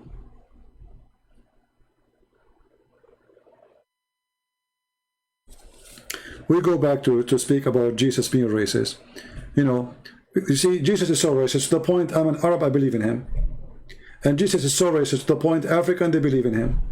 And Jesus is so racist that the point that the Ethiopian church is one of the oldest church in the world, they believe in him. I mean, do you see how racist he is? Yeah. You know, in China they say, he lived as a donkey, never came back as a horse.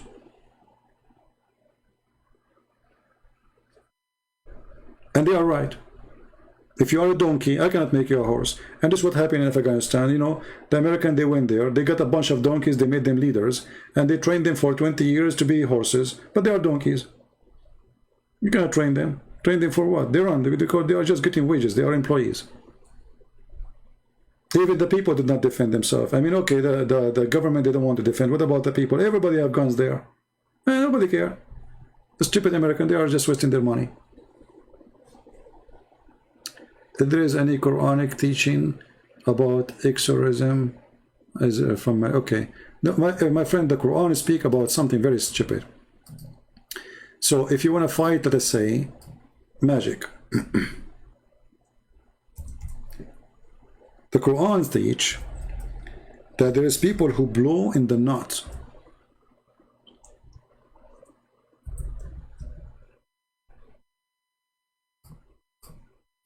How you can fight those who blow in the knot? You recite this prayer.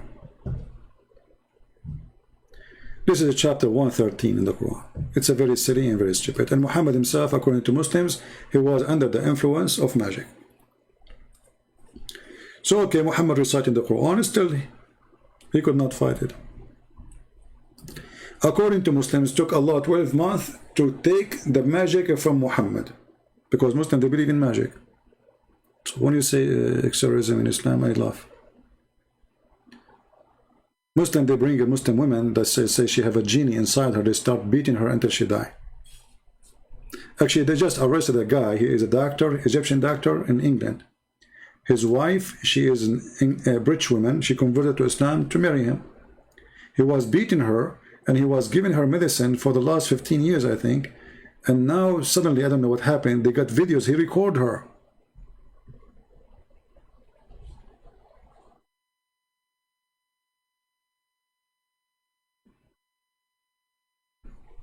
And how Muslim they can fight what they call magic if Muhammad himself, he was under the influence of magic, and then Allah, he sent 2 angels to fight it.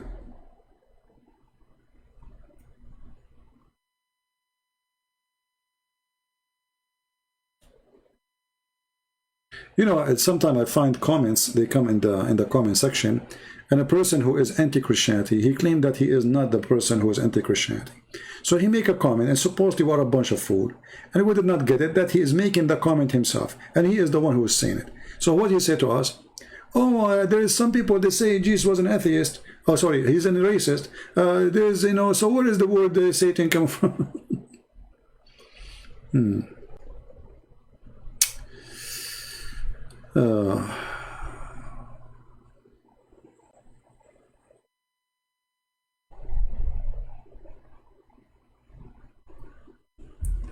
You know, don't make my topic is about Afghanistan. I don't care for this country. This country is doomed by Islam since long time ago, and nothing will change. If, you know, in the Middle East, they say, you cannot straight the dog tail. You cannot straight up the dog tail. So the stupid American, they thought, if they occupy a country for 20 years, they will make the dog tail straight. It doesn't work this way. The second you take the frame off, the dog bend again. So Americans are a bunch of idiots. They don't know. They are there just for Russia. The whole point is how we can be in the border of Russia. But this was 20 years ago. Now they do not need that. Now they have Lithuania. Now they have Ukraine. Now they have Georgia. Now they are almost in Russia. So they do not need it. That's the whole game, my friend. And the naive, they think it's about Afghanistan. There's not, that's it. They don't want Afghanistan no more. Did you notice that Taliban did not even shoot one bullet at the American? Until now. They are in Kabul, and the American is still in Kabul. There's more than 6,000 Marines in Kabul. 5,000, and just today they sent 1,000 more. So the American, they are sending more Marines to Kabul. Okay, why Taliban don't shoot at them? They don't. They are friends. There's an agreement. And now the Democrat and the Republican, they start playing the game, like I blame you, you blame me, etc. But we know the game. The game is they have an agreement already with Taliban. America have no more business there. That's it. That's why they told the president, you are in your own. They told the Afghani government, that's it. We cannot spend our money on you. It's about money. Allah is my God. Okay, you know, Allah is my God. As we know, you can say whatever you want, but I laugh at him. So how he is my God and I laugh at him? Allah is my God. Huh?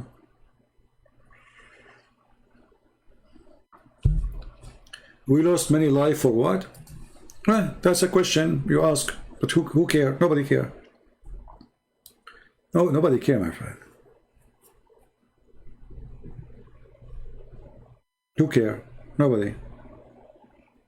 You know, when I joined the USA Army, I said to myself, that's the greatest army in the world, right? And then the first thing I did, I remember, they sent us to barber shop to cut our hair. Can you believe it? They charged me $8 to cut my hair.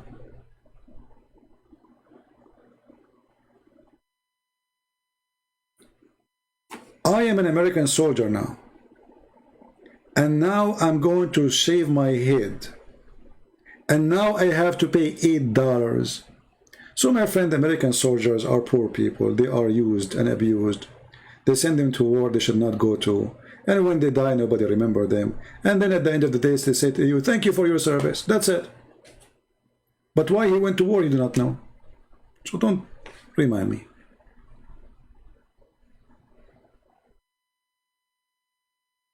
I know what I say is not, you know, many people don't like it, but this is the truth. At the end of the month, I get like the salary, you know, they give you a salary, and now it says $10 for socks. I pay for socks. I mean, this is the American army. Those who serve in Baghdad, they don't pay for their socks. In Saddam Hussein army, nobody pay for anything when you are in the army. I mean, this is the clothes of the army. Why I want to pay for socks? You believe it or not, the jacket they give you, you pay for it. The pant they give you, they pay for it. The breakfast you eat, you pay for it from your salary. If you don't believe me, ask any soldier. So people, they think that when you join your USA Army, this is the greatest army in the world, and those soldiers are spoiled. They use them, they abuse them, they give them bad salaries, and then they send them to death, and then when they die, nobody remember them. Or they put a flower in your grave.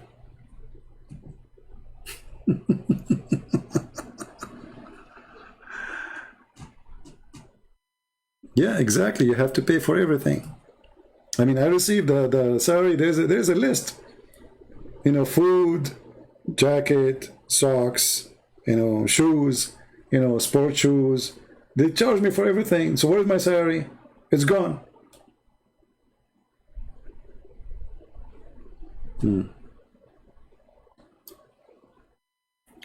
Anyway, you know, in Afghanistan soon, you know, now the Taliban, they will be busy fighting each other, because now they will fight over the sheep, and then they will fight with the Shia, and then they will fight with other Muslim Sunni group, and then they will fight with ISIS, and then they will fight with Al-Qaeda, because now they have many leaders and there is agreement. So they knew the game. So Afghanistan is going to be one country? No, it's going to be many countries of a drug lord yard.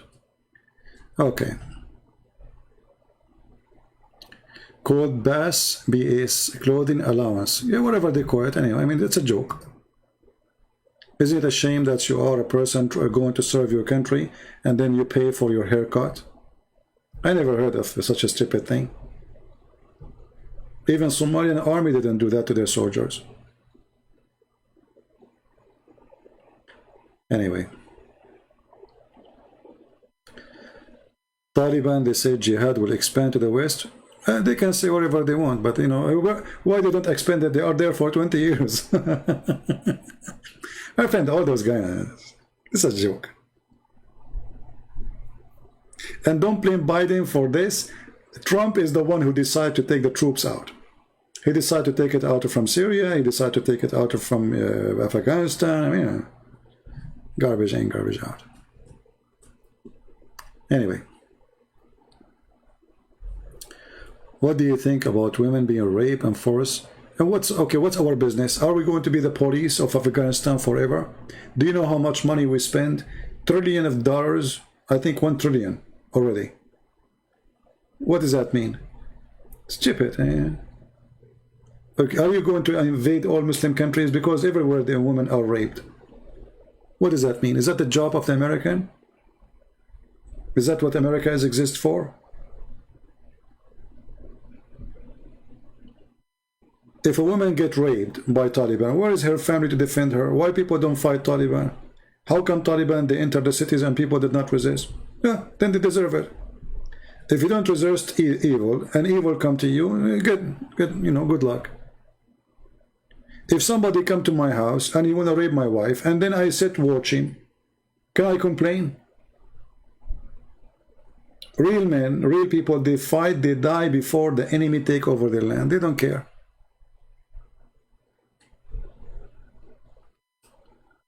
Well, there's no war, actually. You know, the war does not really exist. I mean, they are there just spending money. What the war? Osama bin Laden, we feed him to the fish long time ago, and that's it. The story is over. If they want to fight Al-Qaeda, Al-Qaeda is in Syria. It's not in Afghanistan. There's more than 80,000 fighters of Al-Qaeda in the north of Syria. They can bomb them all in one day, and they don't. Not only that, they don't even allow the Russian to kill them. America don't allow the Russian to kill them. That's the truth. All that territory is Al-Qaeda territory.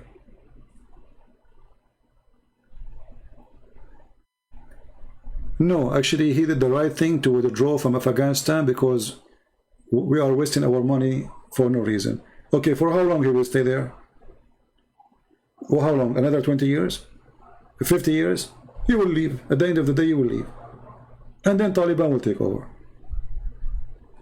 So, and it's not Biden who came out of Afghanistan, it was Trump. Go and see the speech of Trump when he was a president. He was the one negotiating with the terrorists. Imagine. Trump himself, just today actually, he said, I spoke to their leaders.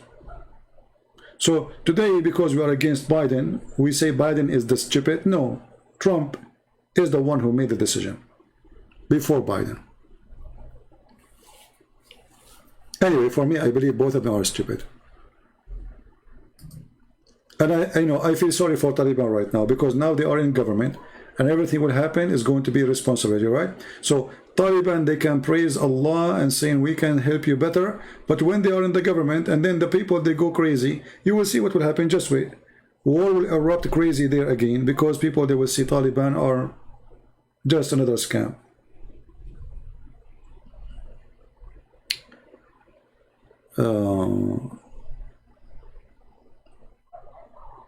Yeah, hypocrite. You know, and now Taliban, they enter right away. Women, they are wearing burqa, and men, they are growing their beard. They start growing their beard before even Taliban arrive. So you're wasting your money. Why want to stay there? I mean, this is stupid, you know. You see, the American, because they are driven by politics, Republican and Democrat. So if Trump, he is the one is in charge, the Republican, they will say he did the right thing. We support him. And Democrat, they will say, shame, look how he withdrew, look what he did. Now, because Trump is not there, Biden, the stupid Biden, you know the thing, he's there. So the Republican playing the same game. But the fact, both of them, they are going out. There will be a revolution. No, not revolution. There will be a sectarian fight, tribe fight, religion fight. Because Afghanistan have many religions. Shia, Sufism, Sunni, Wahhabi, crazy stuff. So this is Afghanistan, always was bad, you know, since Islam is taking over.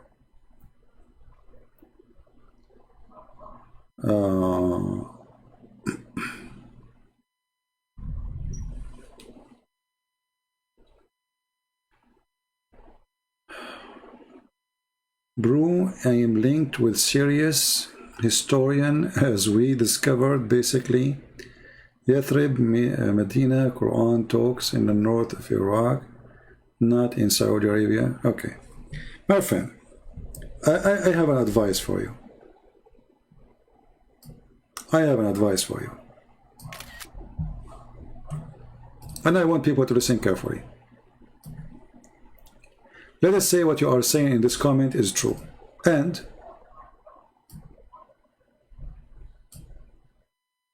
let us say that Yathrib and Mecca, it's in Tokyo.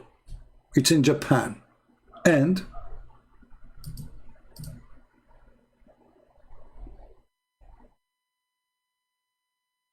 are you listening? What does that mean? See, this is all the silly, stupid stuff. I don't believe in it and I don't care for it. Because if it's true or not will not change anything. I fight a believer in what he believes, not what you believe. Do you understand? So, if an atheist comes to me and says, Jesus is not God. Okay. But I believe he is God. So, in order to fight my belief, he have to have something against my belief, what I believe. Somebody says to me, Jesus doesn't exist. I will laugh. Historian says there's no Jesus. I will laugh. So, if you have a serious stuff, you know, try to focus in the belief itself, not your fiction. Because this is all is fiction. Historian. I mean, the second you say historian, I laugh, really. Because historians, they discover things and then they change the discovery. They depend in the time. And who's sponsoring their mission. So, if Trump now, he hire a historian, he will find in history that Joe Biden's son was a scam. But if the historian are hired by Biden, they will find that the son-in-law of Trump is a scam. So historian, they always have agenda. If the historian is a Christian, he will say something. If the historian is an atheist, he will say something else. If the historian is a Muslim, he will come with different agenda. So in order to get to talk about history, you have to find somebody is not holding agenda. And that is impossible. Do you understand me? Like now, when we talk about history, if I'm writing a book of history about what happened today in Afghanistan, if I'm supporting Trump, I will say the history different. Trump, he was right, blah, blah, blah, blah, but I'm a historian. So always people, they call it history, is based on the writer and the author, not on the truth. Because you cannot find a person who is really a historian without agenda.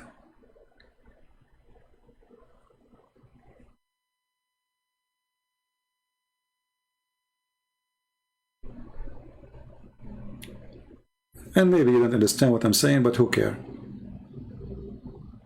So don't bring me those, you know, conspiracy stuff and history and historian, they found this and they found that. I laugh. When I fight a Muslim ideology, I don't fight him as a person for sure. I fight the ideology against it. I have to prove to him that his belief is wrong, not by historian. As an example, if I say a historian, they found that Moses is not the brother of Mary. I mean, this is silly. I mean, he knew right away that this is not true. It cannot be true. Moses is not Mary is not the sister of Moses, right? I do not need a historian to prove it. But if his Quran is saying, and he believed that this is true, there's no historian can prove him wrong because you don't believe in it anyway. So what do you do then? You make your argument, but still he did not lose yet, because in his religion, he believed that you are wrong, and your history is wrong, his history is right. So in order to fight somebody, you have to get something extremely clear, agreed upon by everybody, including your enemy. As an example, if I want to debate about where the sperm coming from, and then a Muslim, he says to me, I believe in science. So now we believe that what is science is the just between me and him. So okay, let's see what the science says about sperm, where the sperm coming from and how long sperm live. Then when the science he agree upon prove that his Quran is wrong, then he is in trouble. So he is in trouble as long he don't refuse to share an agreement in something. So if you agree about the terms on, like let's say, terms of agreement, and then we discover that those terms of agreement is against his belief, then he is in trouble.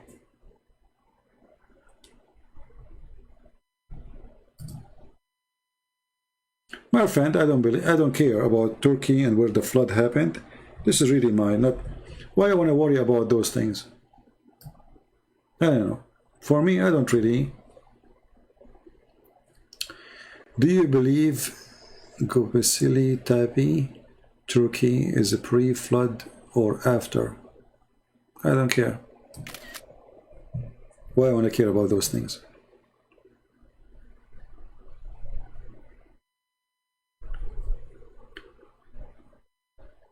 You know, if you are a person who is going to believe in something because, let us say, scientific discovery, as an example, the Bible says that Jesus is born without a father. I'm talking about a human father, right? But is that scientific? No. So why you are going after discovery and science and historian? So either you believe in history and you believe in science and you believe in doctors, or you believe that God is above all their power and their history can be wrong. So you should not be hypocrite, double standard. Either you are a science person or you don't care what science says and you care for what God says. Do the science we talk about agree with the story in the book of Genesis? No. Sure not. Right? So why you keep posting for me discovery and those things? Don't act like the Muslims. Don't be hypocrite. If science what will shape your belief, then you should not believe in God, because science don't believe in God. I mean, there is scientists who they are Christians, yes, and they are believers, but generally speaking, science believe, or let us say forcing a belief of no God. It's a force of nature.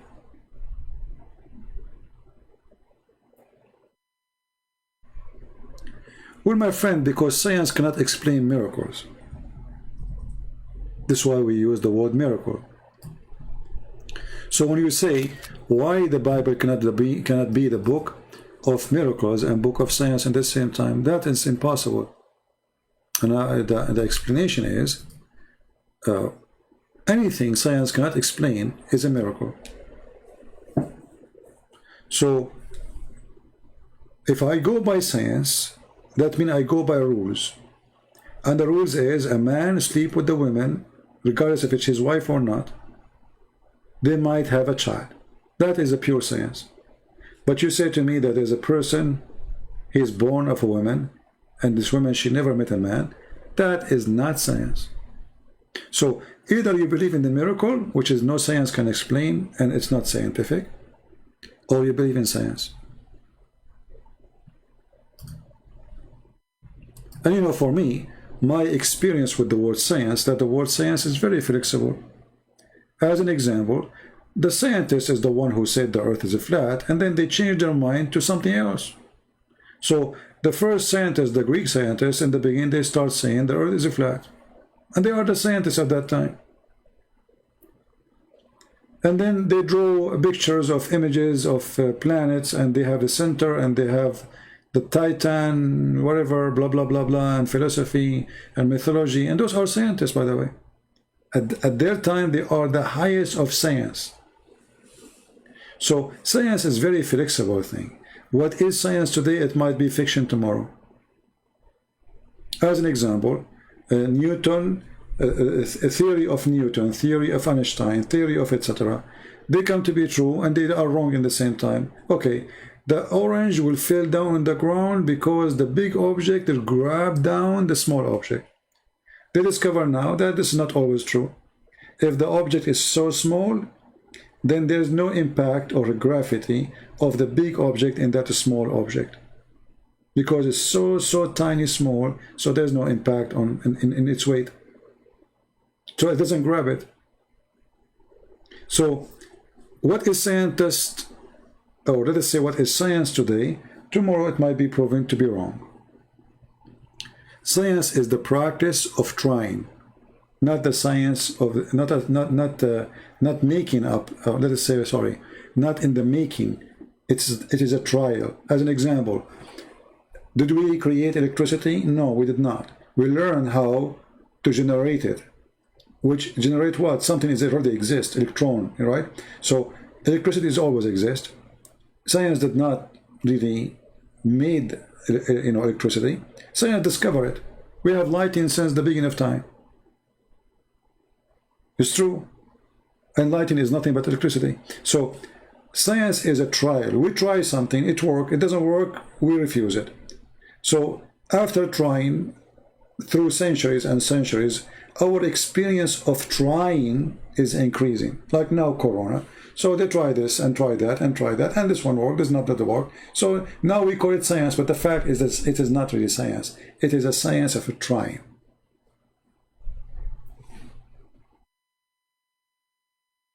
You don't have to agree with me, by the way, but this is what I believe. I believe that all what is called science today is science, tomorrow is fiction, or tomorrow is a joke.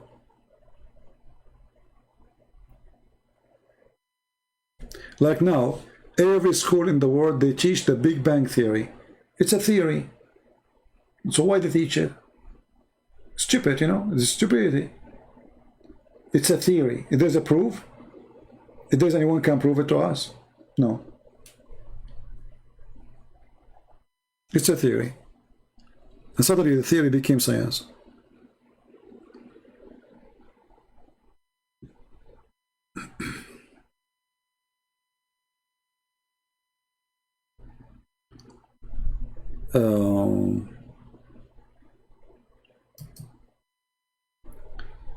For me, if the science which will prove to me who is God, I don't want to believe in such a thing.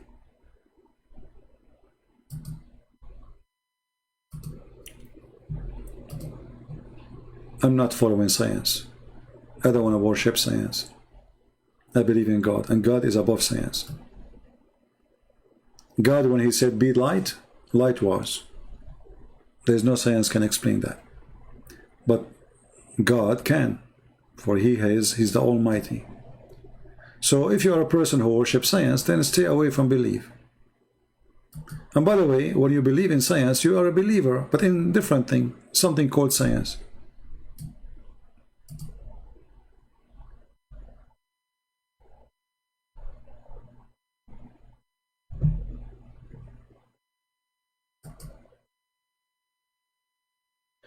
Like now, people are dying because of a virus, right? The whole world is collapsing. They don't know what to do. It's just a stupid virus. Literally, it's just a stupid, tiny little thing. And this is telling you that our science is a joke. isn't it? We go in the airplane. Please keep social distance. Please, please don't shake hands. Please, keep your mask. And then you go in the airplane and they say they serve you a meal, and then you have to take your mask, and now you eat, and there's 10 guys next to you. I mean, who's the stupid here? This is science, supposedly. Social distance, right? Okay, but you go in the airplane and they put you like a sardine inside the airplane, and there's 300, 400 people, and now all of them, they have no mask, and now they are eating. Okay, after we eat and we finish eating, okay, put the mask up. Okay, but too late. You just told 400 people to take the mask off. But this is what scientists told them. You have to put your mask, right? But do you see the stupidity? You put us in a box called airplane. And now 400 people are going to eat. And when you eat, I mean, your saliva is like a dog. The dog, when he see the food, your saliva start coming right away. This is the worst time, actually, to let people eat. So either we have to keep the mask all the time, or don't tell us to take it for 15 minutes until we finish eating. It's too late. Like what? In those 15 minutes when we are eating, the virus will not come out. Stupid. So hypocrisy, stupidity, and then they call it science, and they put rules, and then the guy in the airplane, they come to you, sir, please put the mask, because this is regulation. If you don't agree with us, we will report you to the authority as if you're committed. So okay, suddenly you became a criminal. But a second ago I have the mask off. It's amazing. And then we go to the bathroom. All of us, we share one bathroom, and the bathroom is in the size of a matchbox. And people there, not only they breathe, they fart. It's just stupidity. And supposedly they will fight, they will fight. I mean, it's a madness, The whole world is human being is the most silly, stupid creature ever. I never saw. You see, dogs, they do what dogs do. Dogs, they do what dogs do. All dogs, they do the same. You take him out, straight away he start pissing around. He mark his territory. He sniff the ass of the other dog. Human being, he do piss all over the place. And he don't even know why. He piss from his brain. He piss from his nose. He piss from his words. He piss from his ideas. I mean, a human being is a pissing machine. In the same time, he is the most genius. He can solve all the problem.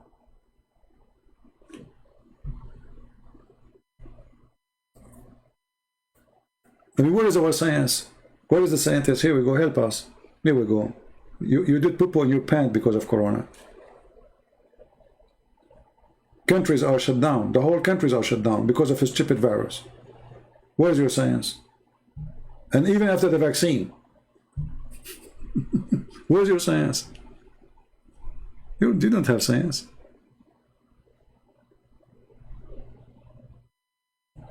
Anyway. Science. In the year 2010, I think, suddenly I lost my voice. And I don't know what happened. I could not even talk, So I hate hospital. I hate doctors. I hate laboratories. I hate, but this is what I use for my mission, for all the work I do, I mean, this is how I can bring Muslims out of Islam. So this is not like my arm is hurting me or my foot is hurting me. I need to talk. So I went to the doctor, even though I hate to do so. How the cow, they milk the cow. This is what they did. They start taking money, and everything you do, $200, $300, $50, $70. Take this medicine. Try this medicine. I tried, nothing worked. And then I noticed that when I'm drinking too much coffee, like if I stop drinking coffee little, my voice is getting better. So I decided to stop drinking coffee for 6 months, which is really a mission impossible for me. I love coffee. My voice come wonderfully, fine. So all the problem was too much coffee. Not a single stupid doctor who have a PhD in whatever, potato, tomato, chest, x-ray, blood, pressure. I mean, they did everything so they can charge me as much as they can. And all of it, nobody asked me, did you eat something? What do you drink? Simple question. It was just a coffee. That's it. So I spent all that money because my ignorance and their ignorance. If I know it's the coffee, I will stop drinking coffee.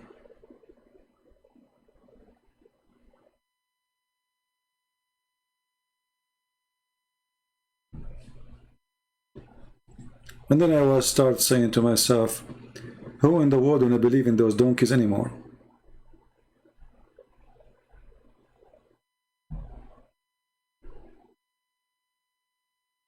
You are looking for a husband? Okay, go to supermarket, you will find somebody. He's doing shopping there.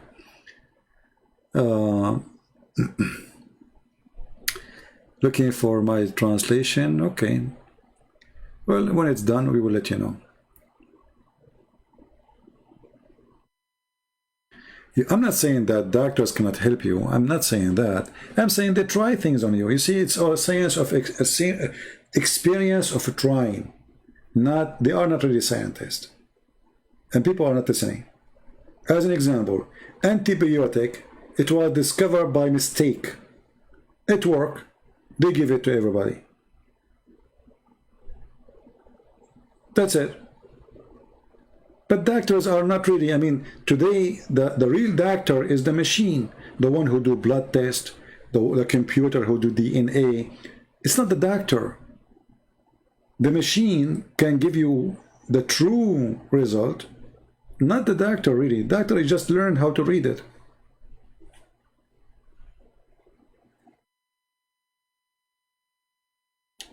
You know what I mean? Anyway, this is my opinion, you know, for you. For me, I don't believe really in doctors. I hate hospitals. And for me, I think, I mean, even if I'm dying, I will not go to a hospital. All of them, they are doing business. Nobody care really for you if you live or die.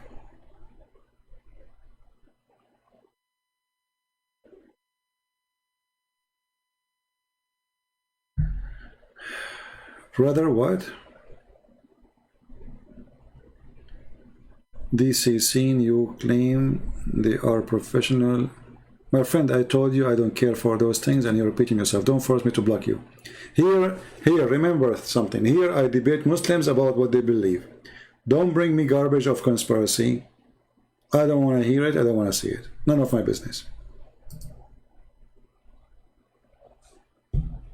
Don't bring me historian and those things. I don't care.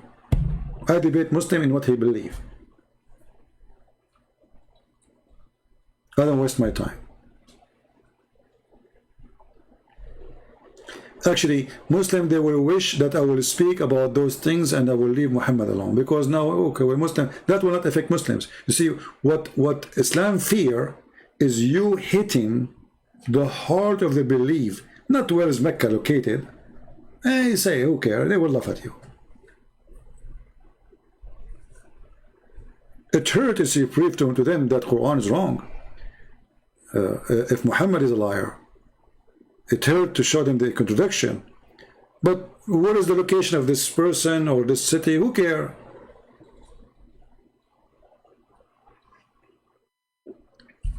It's your conspiracy.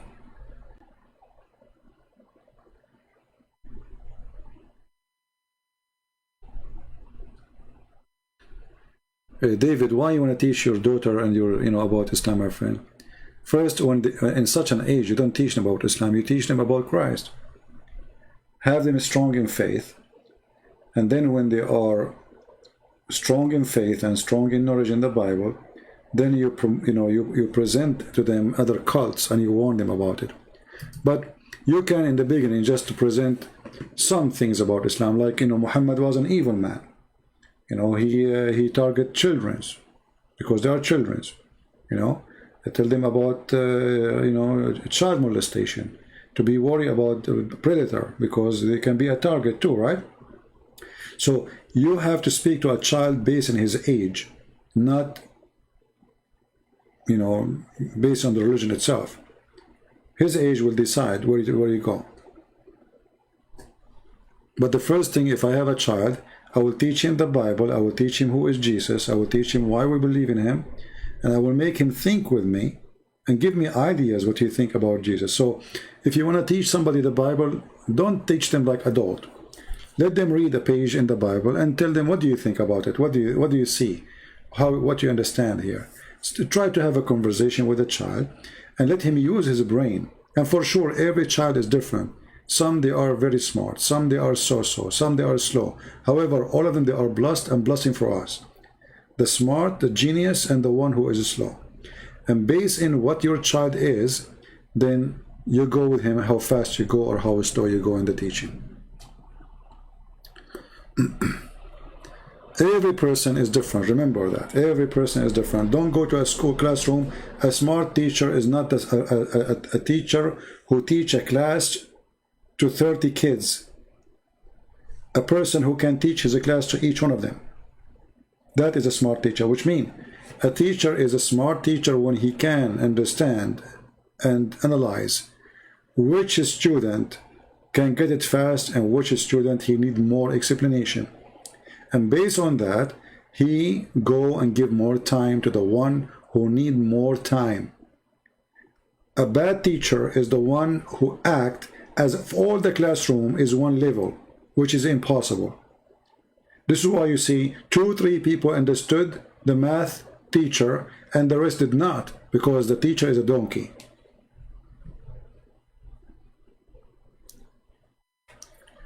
Can you get Abdul busted using the Bible? You can, but why you want to waste your time? Because you don't agree with the Bible. So usually, if you want to get Abdul busted by using the Bible, if he used the Bible, you know what I mean? So if he say, I agree with this verse, as an example, they say that Isaiah speak about Muhammad. You say, okay, do you agree with it? He say yes. Then you get him busted. By showing him what this verse saying, but not before that.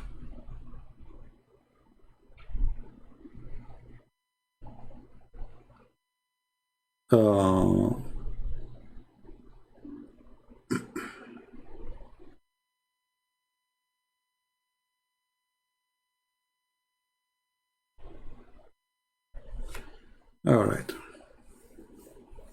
And by the way, you don't have to agree with me. I mean, I'm just telling you what my ideas. And maybe you are smarter, maybe I'm slow. You know, as we said, we agree that all of us, we have different level of understanding, of logic.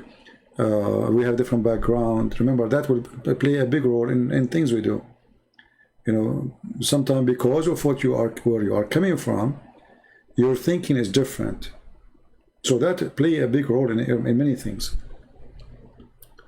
You know, like if a person grow in the desert, he is concerned about water.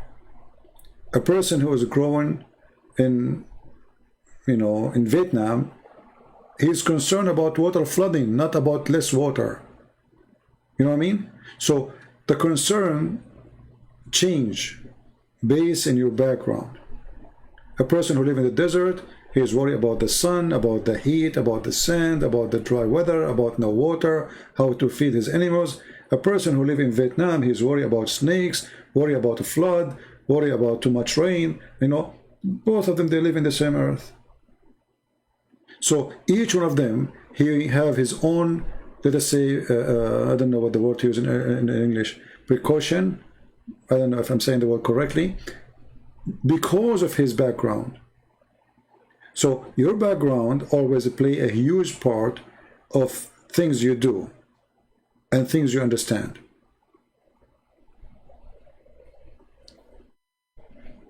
I'm not sure if you, sometimes, you know, I find myself very short in English to explain myself, but I hope I'm able to give you the idea. Like a person who comes from a stable family, the husband, the father and the mother, they are in love together. This child will be different to deal with his family from a child who is coming from a broken family because of his background. You know, human being is like a plant, and this plant, if too much sun will burn it. Depend on the plant itself. There's a plant they love sun. There's a plant they can burn in the sun. There's a plant they need too much water. There's a plant do not need much water. So that change because of the background of that plant. But all the plants are plants. And a human being is the same. There's a human being who needs too much attention. Otherwise, he will feel lonely, or he will feel ignored. He will feel sad. He will feel depressed. There's a human being, he feels better if people leave him alone. Depend on his background.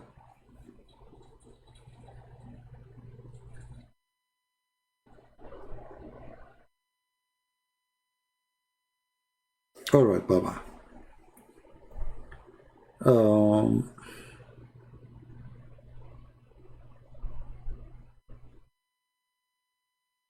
Yeah, but you know, the Abdul, they recite Quran very young, but doesn't make them people, you know, who have religion, because they are just reciting. They don't know really what they are talking about. That it can even make it easier for you to destroy Islam. We don't want our children to recite the Bible. We want our children to understand the Bible. Who care about reciting? Child, he can recite a commercial for the coming 20 years. Play a commercial of a chocolate in front of a child for 3-4 times. He will remember it after 20 years. But it's a commercial of chocolate. My friend, the quality of live videos, we don't have a topic to go there. Why want to go there? If we have a topic, we will. Anyone have other question before I think we have enough for today?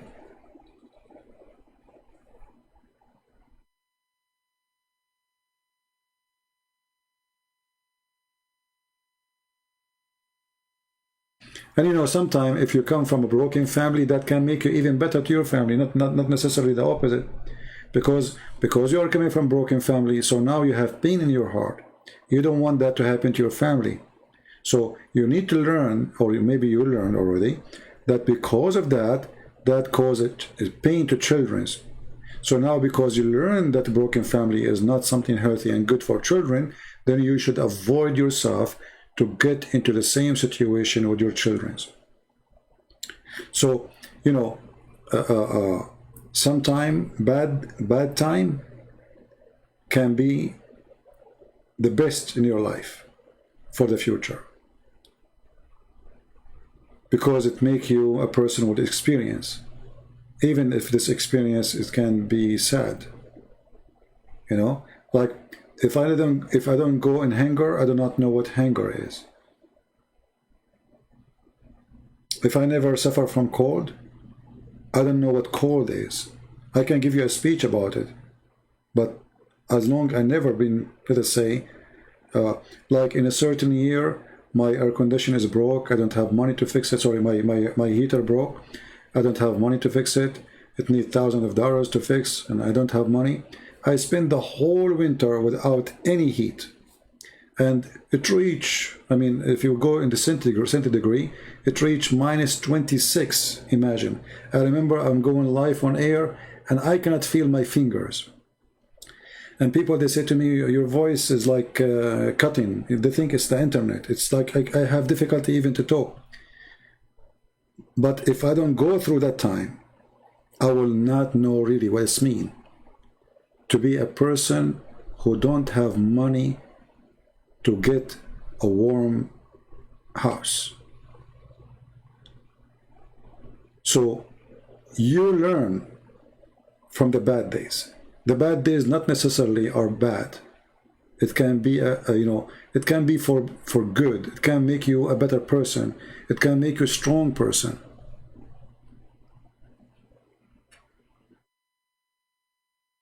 This is why you always, you know, don't think about the bad days are bad days. The bad days are maybe the best of our life, because it makes us a better people. It makes us appreciate more when we are warm. It makes us appreciate more when we have a piece of a bread.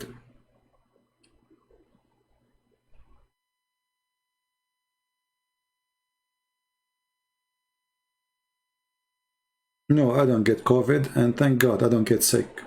You know, I don't know. I mean, if I get sick, maybe once every 2 or 3 years, something like that.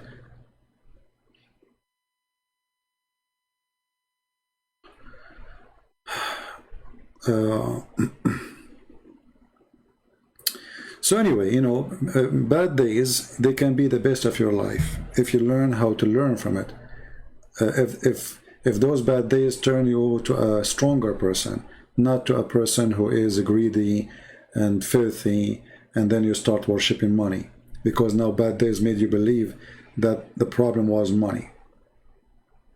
So you start following money and worshiping money.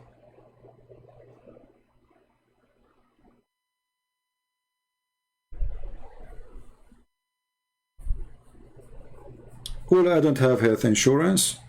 I never have one. And even if I have, I don't go to doctors. And thank God, I'm okay, you know. For sure, some time will come and you will get older and older and older, and then your body starts falling apart. You need maintenance, you know the thing. Yeah, that's not a problem. For me, I believe, and I hope that the Lord will make me alive as long as I am healthy. The day I'm going to get sick and I need people to serve me or to help me, I hope the Lord will take me to a better place. As long I can serve myself, clean for myself, cook for myself, do whatever, you know, and I do not need the help of others, life is fine for me. But for me, I'm not attached too much to life. I believe life have a purpose, and I'm doing the purpose of this life. Otherwise, I'm not really crazy about it. I don't see any fun in it except the joy of bringing people to see the truth. Otherwise, you know, if you look around you, I mean, do you see the one who is very rich is not happy, and the one is very poor is not happy? I mean, where is the people who they are happy? We don't find them. The only happy is somebody is satisfied with what he have, and those are very few. So if you can be satisfied and you are a person who appreciate what you have, then really you accomplish your life mission. If you are not, then that's it. Your life is a misery. You don't live. You are dead because you are just an unhappy person.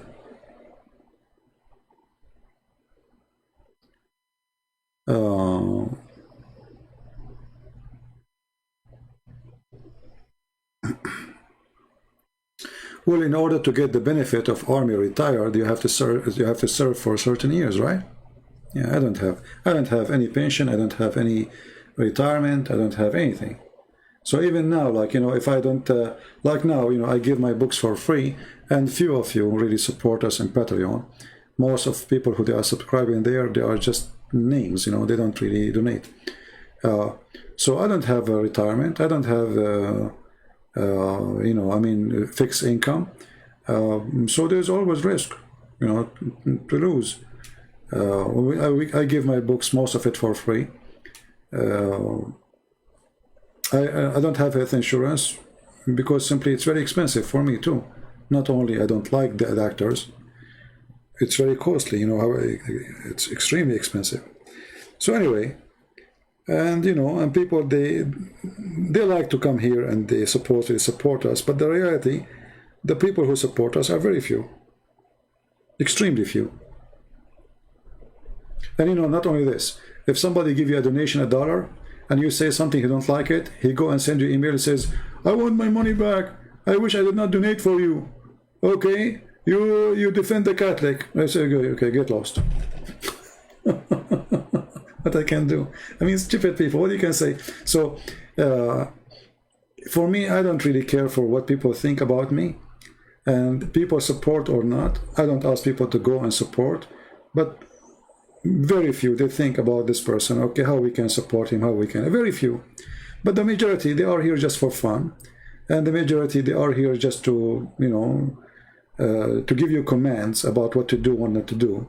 Like you receive email from a Christian who is supposed to be a good Christian telling you how to speak to a Muslim. You should not speak like this. You should not talk like that. So they themselves, they will never talk to a Muslim. They never brought a Muslim out of Islam, and they are coming to teach me how to be speaking to Muslims. Yeah, I mean, you find all kinds of people. I mean, crazy people. So what you can do, you know. Like once I received an email saying, by the way, I made a donation so you can answer my email. I said, my friend, I answer you without donation. What donation I have to do with this? If your email is stupid, I will ignore it. If your email is, if it's something important, I will answer you. You donate, you don't donate, it doesn't matter. So I know people, they have their own mentality, but I don't blame them. I mean, there's many people, they post in Patreon, they make it blocked, so only those who donate, they can see it, right? They make like a special videos for those who donate. I don't do that. I will never do that. You know, why do I want to do that? My service is for free, for the poor and for the rich, for the one who donate and for the one who don't donate. The one who want to support me is welcome. The one who just like to listen and laugh or whatever, it's your business. For me, I believe that from your fruit, you will be known. And our fruit is not for sale. As simple as that. If I am a person who care really for making money, just to make more money, I will not give her not a single book of mine for free. Why want to give it for free? You tell me. There's no reason, right? Am I rich? I'm like a billionaire. Do I live in palace? You know. So I give my books for free, and I believe that the Lord will give me better, and He does. And always the Lord, He will provide. He will send good ones who will support and help. But there is some people there, they think maybe he is the same as the rest. If you go to my Patreon page now, you will not see blocked post. Everything is open, which means you donate or you don't donate, you can watch it. I'm here actually on YouTube. I mean, what doing? Patreon is just to inform people I'm going to go live, and those who like to donate, they can help us. It's not, my videos is not for people who they are in Patreon. But people who they are in Patreon, they are people, good people who are trying to support, and they understand that in this world there's nothing for free.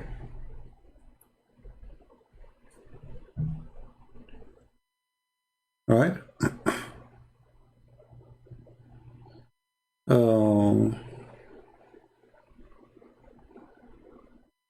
Yeah, it doesn't matter. Wherever you go, they will take a cut. YouTube, they take even way more than Patreon. And Patreon, YouTube don't allow me to collect donation no more, because supposedly I'm speaking against their guideline. Yeah. Arrival of Imam Mahdi and Jesus standing.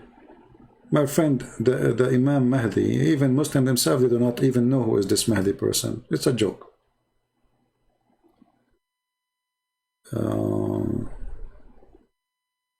I expose your God. He says go and kill children, babies. Okay. Well, as long as you expose my God, He ordered to kill children, babies. Do you like to call me right now and tell me about it?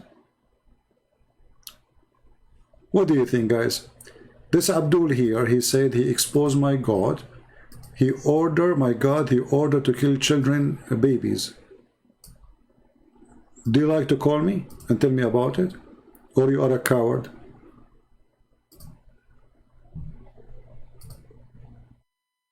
Do you dare to call me and tell me about it, or you are a coward?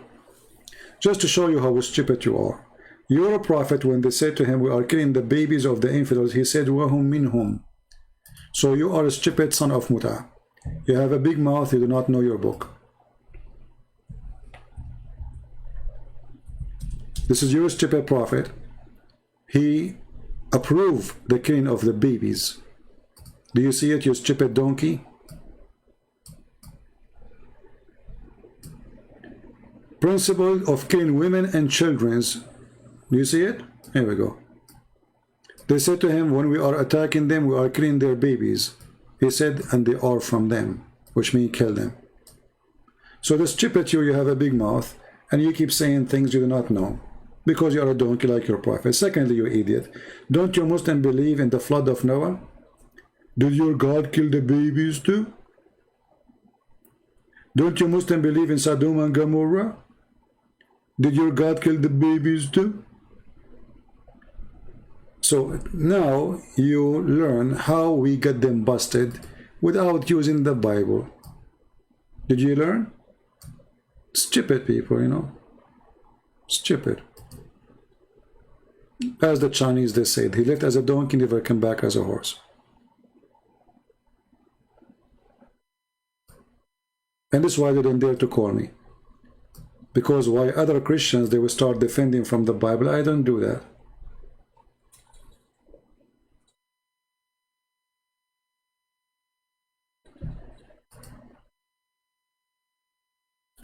No, there is nothing about King Herod in the Quran. No. The Quran is not a, Quran is just a stupid book. It's like it's not even a phone book, because phone book is more organized.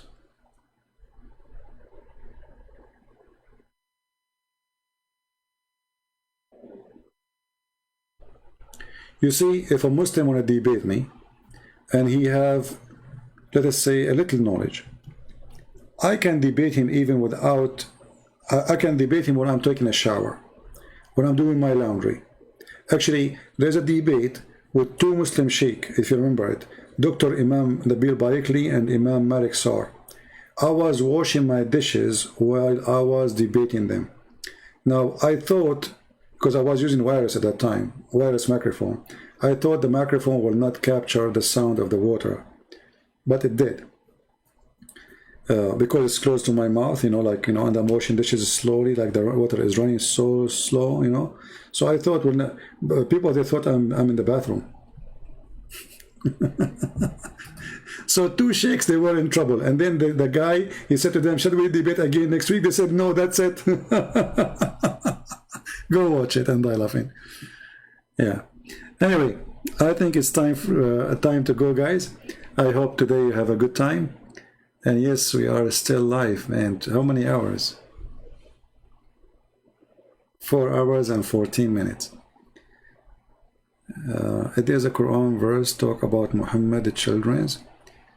Was debating Muslims. He claimed that Muhammad, the child, is Fatima. First of all, Fatima is not the child of Muhammad, and challenge him to show you where he get this from. He will tell you from the hadith. Muhammad in the Quran,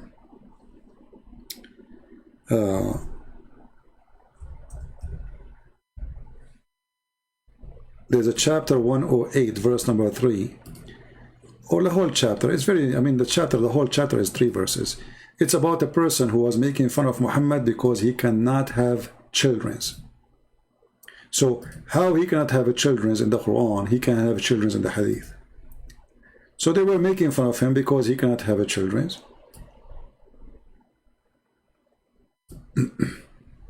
Obviously, he cannot have a children. And obviously, Muhammad, he had sex with many, many women, and he had many wives. So how come only Khadija, who is 15 years older or maybe more than him, he have a child from her? She is old woman. Those are the children of Khadija from previous marriage. Khadija, she married 3 husbands. The last one was Muhammad. All right? So Fatima is not really his daughter. None of them is his daughter. Muhammad cannot have kids. All right? Anyway, guys, I think we have enough for today.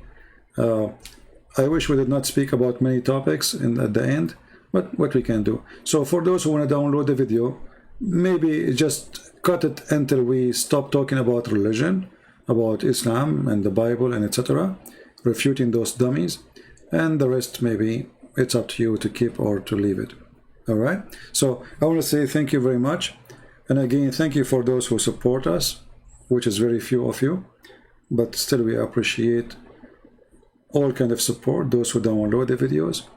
those who add subtitle, and those who make donation, and those who do translation, which is very important. So I really appreciate you all, and I pray that the Lord will arm you with knowledge, which I'm providing for free. But the best knowledge is to get from the Lord himself. For a person who he thinks he is wise, he is a fool. The wisdom of a human being is always short.